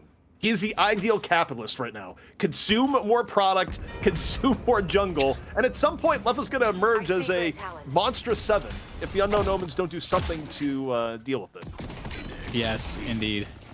That's a very good point, and we'll see if we can get some objectives down here. We're going to be pressuring that... Well, actually, maybe not. We are going to be getting a response here from Hydra Nation, pushing them back off of the Guardian, and a skirmish now on the lane 2 all the way back into Shiv's Guardian, and barely able to escape. Looks like the Guardian's going to go down as well, so that's a problem. And here comes Leffer, turning his attention to that fight on lane 2. This is a problem right now for the Unknown Omens, and they're going to try to push for the kills, though. We'll have to see if this is going to work out as they try to punish the disengage, but there are lots of players here for Hydra Nation. Quick is going to go down, but are they going to be able to get more here, the Unknown Omens? They're still pressuring forward. More players coming. In fact, the entire team, except 2 on lane 4, are bringing themselves into this fight, and it's Flick and Rocker to convert, and it's going to be a little advantageous here for Hydra Nation, and they're going to be able to finish off the Guardian as well, ZP, so they are converting quite nicely off of that. Yeah, not only are they converting off that, they're also able to get a little bit of the opposing jungle at the same time. And the lead is starting to inch up here, Dan. These micro plays, these trade outs that result in a little bit more, and just the freest combo in the world there, by the way. Ivy from the back, Mo from the front. And it starts to add up. 48k to 41k, it might not seem like a ton on paper, but in actuality, it is quite a bit. The one thing that is good for the Unknown Omens is that when you look at who has their farm, Panda Cat, it all started with that early kill early on, has had a pretty blessed game so far in terms of farm. The downside is that while Shiv is still good, he's not quite the extreme hyper carry he was before the nerfs. Yeah, indeed. And the other issue that's becoming, that will become a huge problem is Rocker. Rocker's got 5 kills in a row on that Pocket. So we talked about how devastating Pocket can be. I mean, we haven't seen a Pocket have this good of a start, I don't think, in any of the games that Pocket has been present. So that's very problematic. And once again, trouble here by the Walker. Able to escape? No, absolutely not. Another conversion. Whenever Hydra Nation go for these picks, they've had so many successful picks off of Paradox, off of Mo and Krill. Yeah, Paradox and Mo and Krill have been the movers here. The mid buffs are up, immediately consumed. I think Hydra Nation got the left. Unknown Omens might have gotten the one on the right. Elion coming on in. Unknown Omens looking for a play, some sort of trade out, trying to slow down the machine that is Leffa. Frozen Shelter out as the combo comes in. Definitely more in favor of the Abrams there. Hydration should be soon to fall. Taken down by Dapper, who comes in at the last moment. Still not entirely clean. Venenu gets caught, but so does Rocker. Unknown In the Omens. meantime, those TP, Hydra Nation have been cleaning up the lane 1 Walker as well as the lane 2 Walker. They're attacking now as well. So yeah, they're gonna lose some ground there towards lane 4, but they're doing so much in return. Yeah, I mean, when you look at the building progress so far too, Unknown Omens, they still don't even have a flex slot right now, Dan. So even when they're keeping things somewhat even at points in the skirmishes, unlike the first game where both teams were struggling in terms of macro building pressure, not quite the same. Panda Cat caught, and I feel like every big gank we've seen is coming off of Flick with the paradoxical swap. Flick's game sense on Paradox is almost unmatched. I feel like Flick on Paradox, Flick on Abrams, very scary player mode. Yeah, I totally agree. Flick is... he might be, of all the Paradoxes that I've watched, Flick might be the best that I have been watching. And I'm always impressed by how effective Flick is at getting value out of Paradox. Just a very high skill player. And with that said, the lead is starting to extend quite nicely now. Again, obviously there is somewhat of an objective advantage, but it's not too crazy. So now we have a pretty troubling scenario because, okay, yeah, Leffa is he's going to be starting to farm a lot more quickly. And you can see as you look at the soul distribution across the Unknown Omens, they're kind of struggling. Dapper is behind DMB on the farm a little bit. Lucky has been getting just ganked incessantly, and your Mirage as well in Venenu is also not looking too strong at the moment. So they're going to need some good team fights here, ZP. But the question is, how do they find them? It's going to be difficult, but they're also running on a timer here too, because you talk about the level of farm and what it means for your players. Elion is right at the threshold of Abrams going to a spot that Abrams does not want to be at. Abrams is not a character that can really handle being super far behind, and one more bad team fight potentially puts Elion in the spot of, oh, that's an Abrams? Well, he can't really do anything even if he gets a charge and a hit right after. So I feel like this next fight has more importance than you might think. The upside, though, for the Unknown Omens is that the Urn Turn-In is on their side. Okay, we'll see if they're going to be able to find that conversion. Problem is that the urn is currently held by Quig, so are they just going to delay the turn-in, or is it going to be the case that they're going to try to force the issue into the enemy territory for the delivery of that urn? We'll have to see, but I think you raised a great point with Elian. I'm concerned as well. I think it's warranted also to say with Seven that the soul lead that Seven has is a little bit inflated in terms of the impact for now. But at some point, that's not going to be the case. So everything is set up to be extremely worrying. The Unknown Ones Omens really do need to find a team fight that's going to work in their favor. And in theory, you want it to be this urn, but this is so annoying that Quig is just smashing crates, smashing statues, and just stalling out the urn play. Yeah, the urn is not something that can be cashed in right now from the Omens. And now here comes Leffa. Moving on in, drops the ball, gets slept.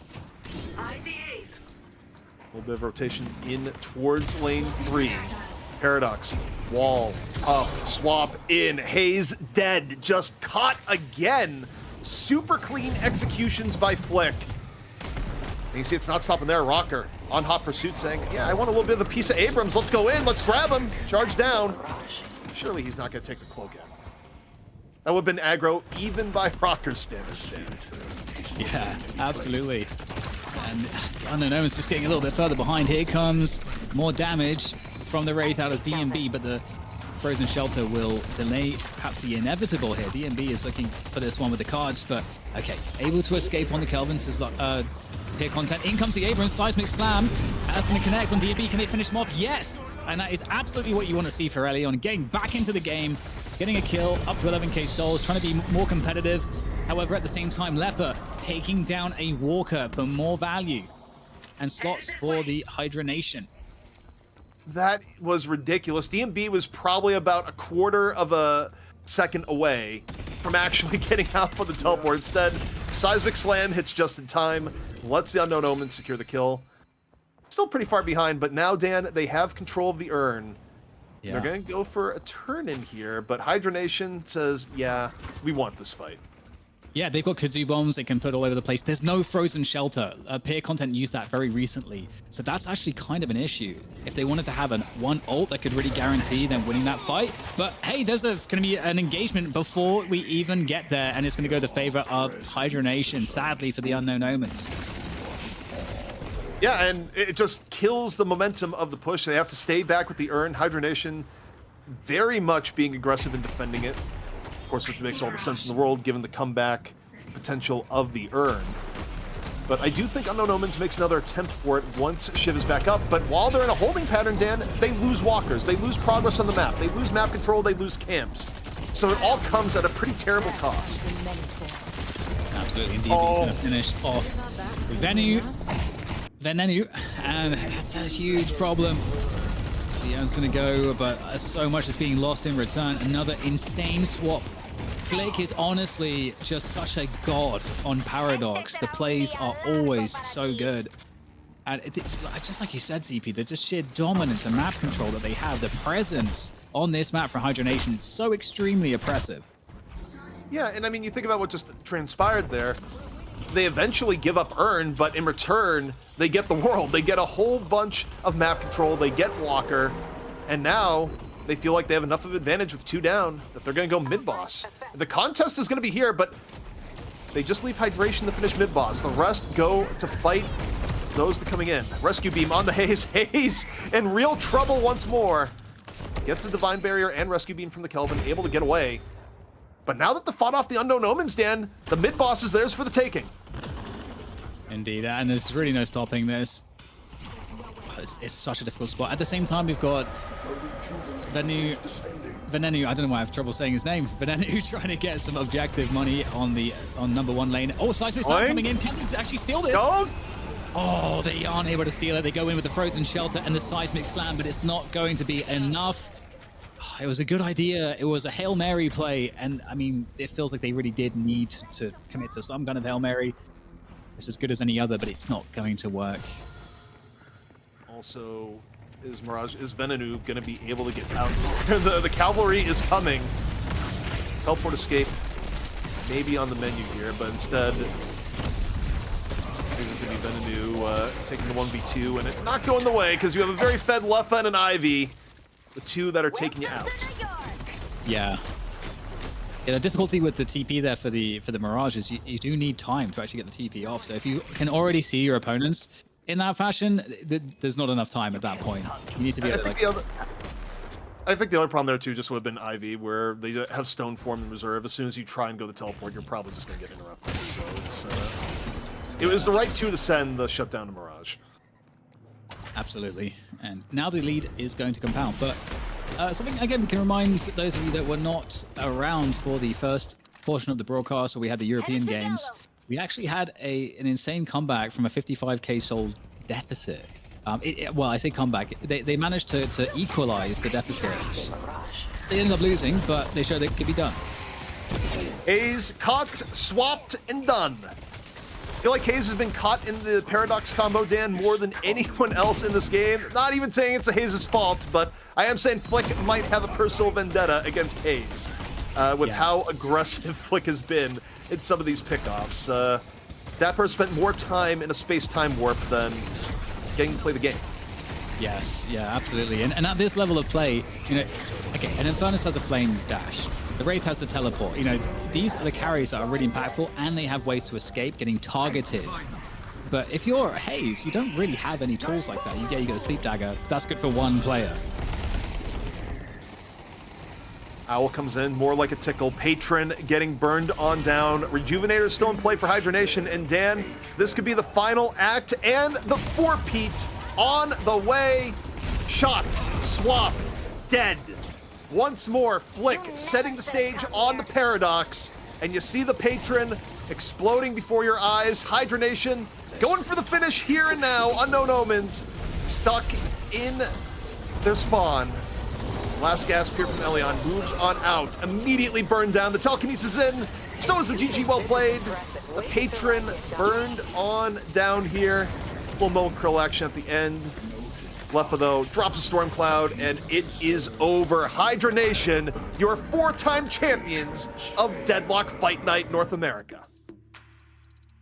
That's it. We're going to DQ them, get them out of here. Let's bring in some other teams so some other guys can make some money. Now, it is fantastic to see, and yet again, we're seeing why they are one of the best teams, or the best team, clearly, when it comes to North America. And honestly, as you were mentioning, ZP during the game, Flick, man, makes it look too easy. He makes me want to go play Paradox, but I know sure as hell I'll miss every one of those paradoxical swaps because I'm just terrible at the game. Damn, you have to be that down on yourself, man. I haven't seen you play yet, though. Just being realistic. But yeah, I mean, Flick is an incredible player, and it's one of those things where I'm thinking, oh my god, should they just ban Paradox? Oh, but then they leave in Furnace for Leffa, and then oh god, yes, and that is an amazing problem for your opponents to have. It's like not knowing who to ban because so many of your teammates are just goated on varying heroes that are highly impactful, but. Oh, so active between the Mo and Krill and the Paradox. It was beautiful to watch. Yeah, and you think about the internal timer that's also ticking down the entire time, right? Which is the Leffa farm timer. Just eating the jungle the entire way through. Yeah, pretty much. For Leffa. Yeah, and Leffa just got stronger and stronger over the course of the game as Flick and Hydration continued to create problems for the unknown Omens at every turn. And again, I just feel like Paradox has a pretty short ult cooldown, but every time that ult cooldown was up, someone was hitting the dirt, and half the time, it was Haze. I think Paradox for Flick, because for me, he's probably one of the best players when it comes to mobility. I feel like that's like the perfect hero for him to play because he's so good getting around the map that, as we saw, like he can get in your face for a swap that you're not really ever expecting, and that's completely going to catch you off guard. So I feel like it fits like his playstyle really well. Yeah, he's got great use of high ground and just like understanding just really like weird spots. I completely agree. I think that surprise element is a really good thing to point out for sure, because I've noticed that too. Well, we do have our player of the match sponsored by our own merch brand, Get Gooped. And that player of the match is going to be Leffa. Honestly, this was a tough call. You easily could have given it to Flick if it was just off the last map. But the fact that you have Leffa just sitting here, again, off a timer where you have a certain amount of time to stop him or he wins the game, what more can you say? Especially in map 1 where the Infernus play. I mean, this 1v2 at the beginning, one of the more ridiculous openings to a Deadlock match we've ever seen. And the hits kept on rolling for Leffa as things went on.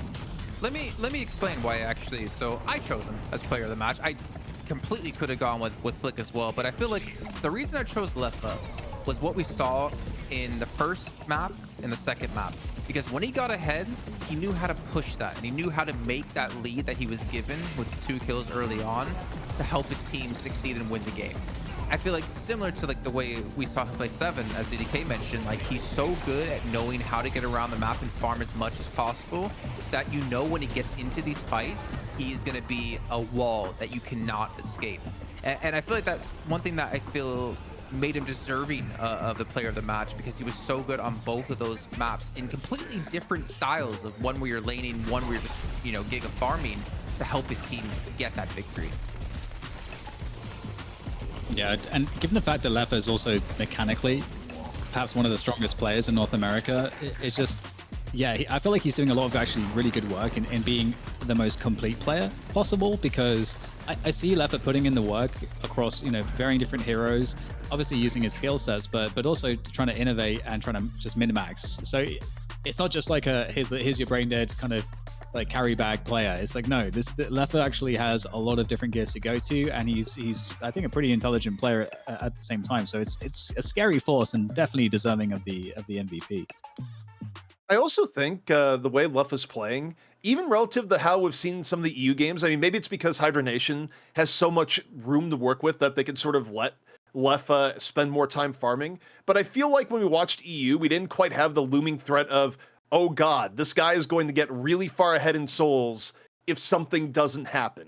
And quite the same level of doom that we saw for Leffa. But take a look at stats here for the last game. Again, Pocket doing a lot of work. But I also think, you know, Pocket gets a little bit of stat inflation no matter what because of the nature of Affliction.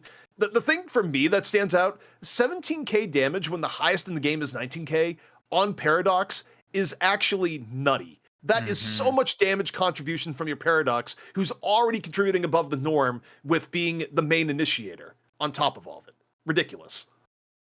Completely agree. I didn't even notice that until you mentioned it. Like, he is the second highest damage dealer in the game as a kind of supporty as kind of style. Like, it is ridiculous to see he's able to put that. I'm actually I didn't really fully catch his item build that he had, but I'd be curious to go back and maybe I should do that after the show and take a look, because like, bro, he's like out damaging. I mean, obviously Seven wasn't there for most of the fights, but he's out damaging a Wraith, and we saw the damage DMB was doing up against Venenu. Yeah, yes, it's a great point, because Paradox, I mean, the thing is you're going to be in, you should in theory be in a lot of different fights. And so, you need to have, I mean, if you have really good aim and mechanics and movement, it actually enables you to just eke out so much extra damage. Whereas other people who are playing the character will still get a lot of value for their team, just making sure they get the setups right, getting the swap and all of that in the right places at the right times. And the damage is definitely secondary. So I completely echo these thoughts. And I think, at some point we're going to start having the conversation as to, who is the best in the region on a certain hero. And I feel like for me, Flick and Paradox are two things I really put together in my head. Yeah, I think the two are inseparable at this point. I also think in terms of drafting, part of the reason why you saw Abrams twice for Unknown Omens is that they didn't want to deal with Flick's Abrams, which is also probably the cleanest Abrams that we've seen in the region. So what Flick brings to Hydra Nation is just remarkable consistency, especially on heroes that generally tend to be playmaking or heroes that tend to open up fights. And to do that, you not only have to have really good mechanical skill, you also have to have just the right sense of awareness of the game sense to go, I can go here, and if I go here and execute with these abilities at this time, I will come out with a W. And Jason, I think you said best, Flick makes it look effortless at points. He really does. And I'm curious to see, with obviously all the new heroes, I think, was it 6 new heroes added into the game, if any of those are going to fancy the style of Flick as well. I haven't looked too much into them because I'm trying to keep it out of mind considering how many changes are constantly happening to those. But like, when we start getting more and more heroes added in, I'm really curious to see how, every player kind of expands their hero pool and what they kind of gravitate towards. Well, again, for those that are just tuning in, we are wrapping up here. Of course, the VOD is available, but this was the bracket, the path that the teams went on here today. We saw a new champion in EU as DMS took down the Deadlock dudes, then finished off Pajaleia Scumbria. Yep, Jason, say the line. But for NA, the Unknown Omens take down the TF2 Boomers in what was a very back and forth map.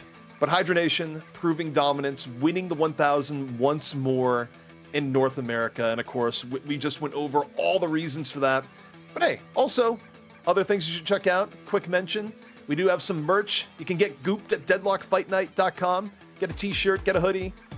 Stuff that looks pretty cool, It helps supports the show, gives you a nice little souvenir you can wear as well. Not to mention, who knows how much it's going to be worth 6 months from now. Yeah, I've got to give a big shout out to production. I think we've really done it enough here on the show. For the last 4 weeks, they've been putting on a show that I couldn't be more proud of with how high quality it's been. I hope you guys at home watching have been enjoying it as well, and definitely giving them the props they deserve, because they are doing God's work here to make us look good and to make the game, well, the game already looks good, but to make it look even better. I concur. I think it's pretty amazing to see the levels of production achieved with how few people there are working on it and how quickly everyone put everything together. It's just reflective of how excellent everyone is. So yeah, much love to the production crew, and yeah, if you're getting your gooped merch, it's really going to support all of those people who are creating the show, not just us, but all of the guys who are. I mean, we wouldn't be here without. So appreciate all of the support and love, and yeah, hopefully you guys are enjoying it. Well, that does bring us to the end of the show tonight. Thank you, of course, Dan and Jason. Thank you, everyone on the stream. Thank you, co-streamers like Seagull that tuned on in. Thank you, Hex, who's been acting as our executive producer. And also congratulations to Hex for surviving Florida, not getting eaten by a gator, and getting safely home today, so far as we know. But yeah, that wraps up all of it for us here tonight, Deadlock Fight Night, and we'll see you all next time.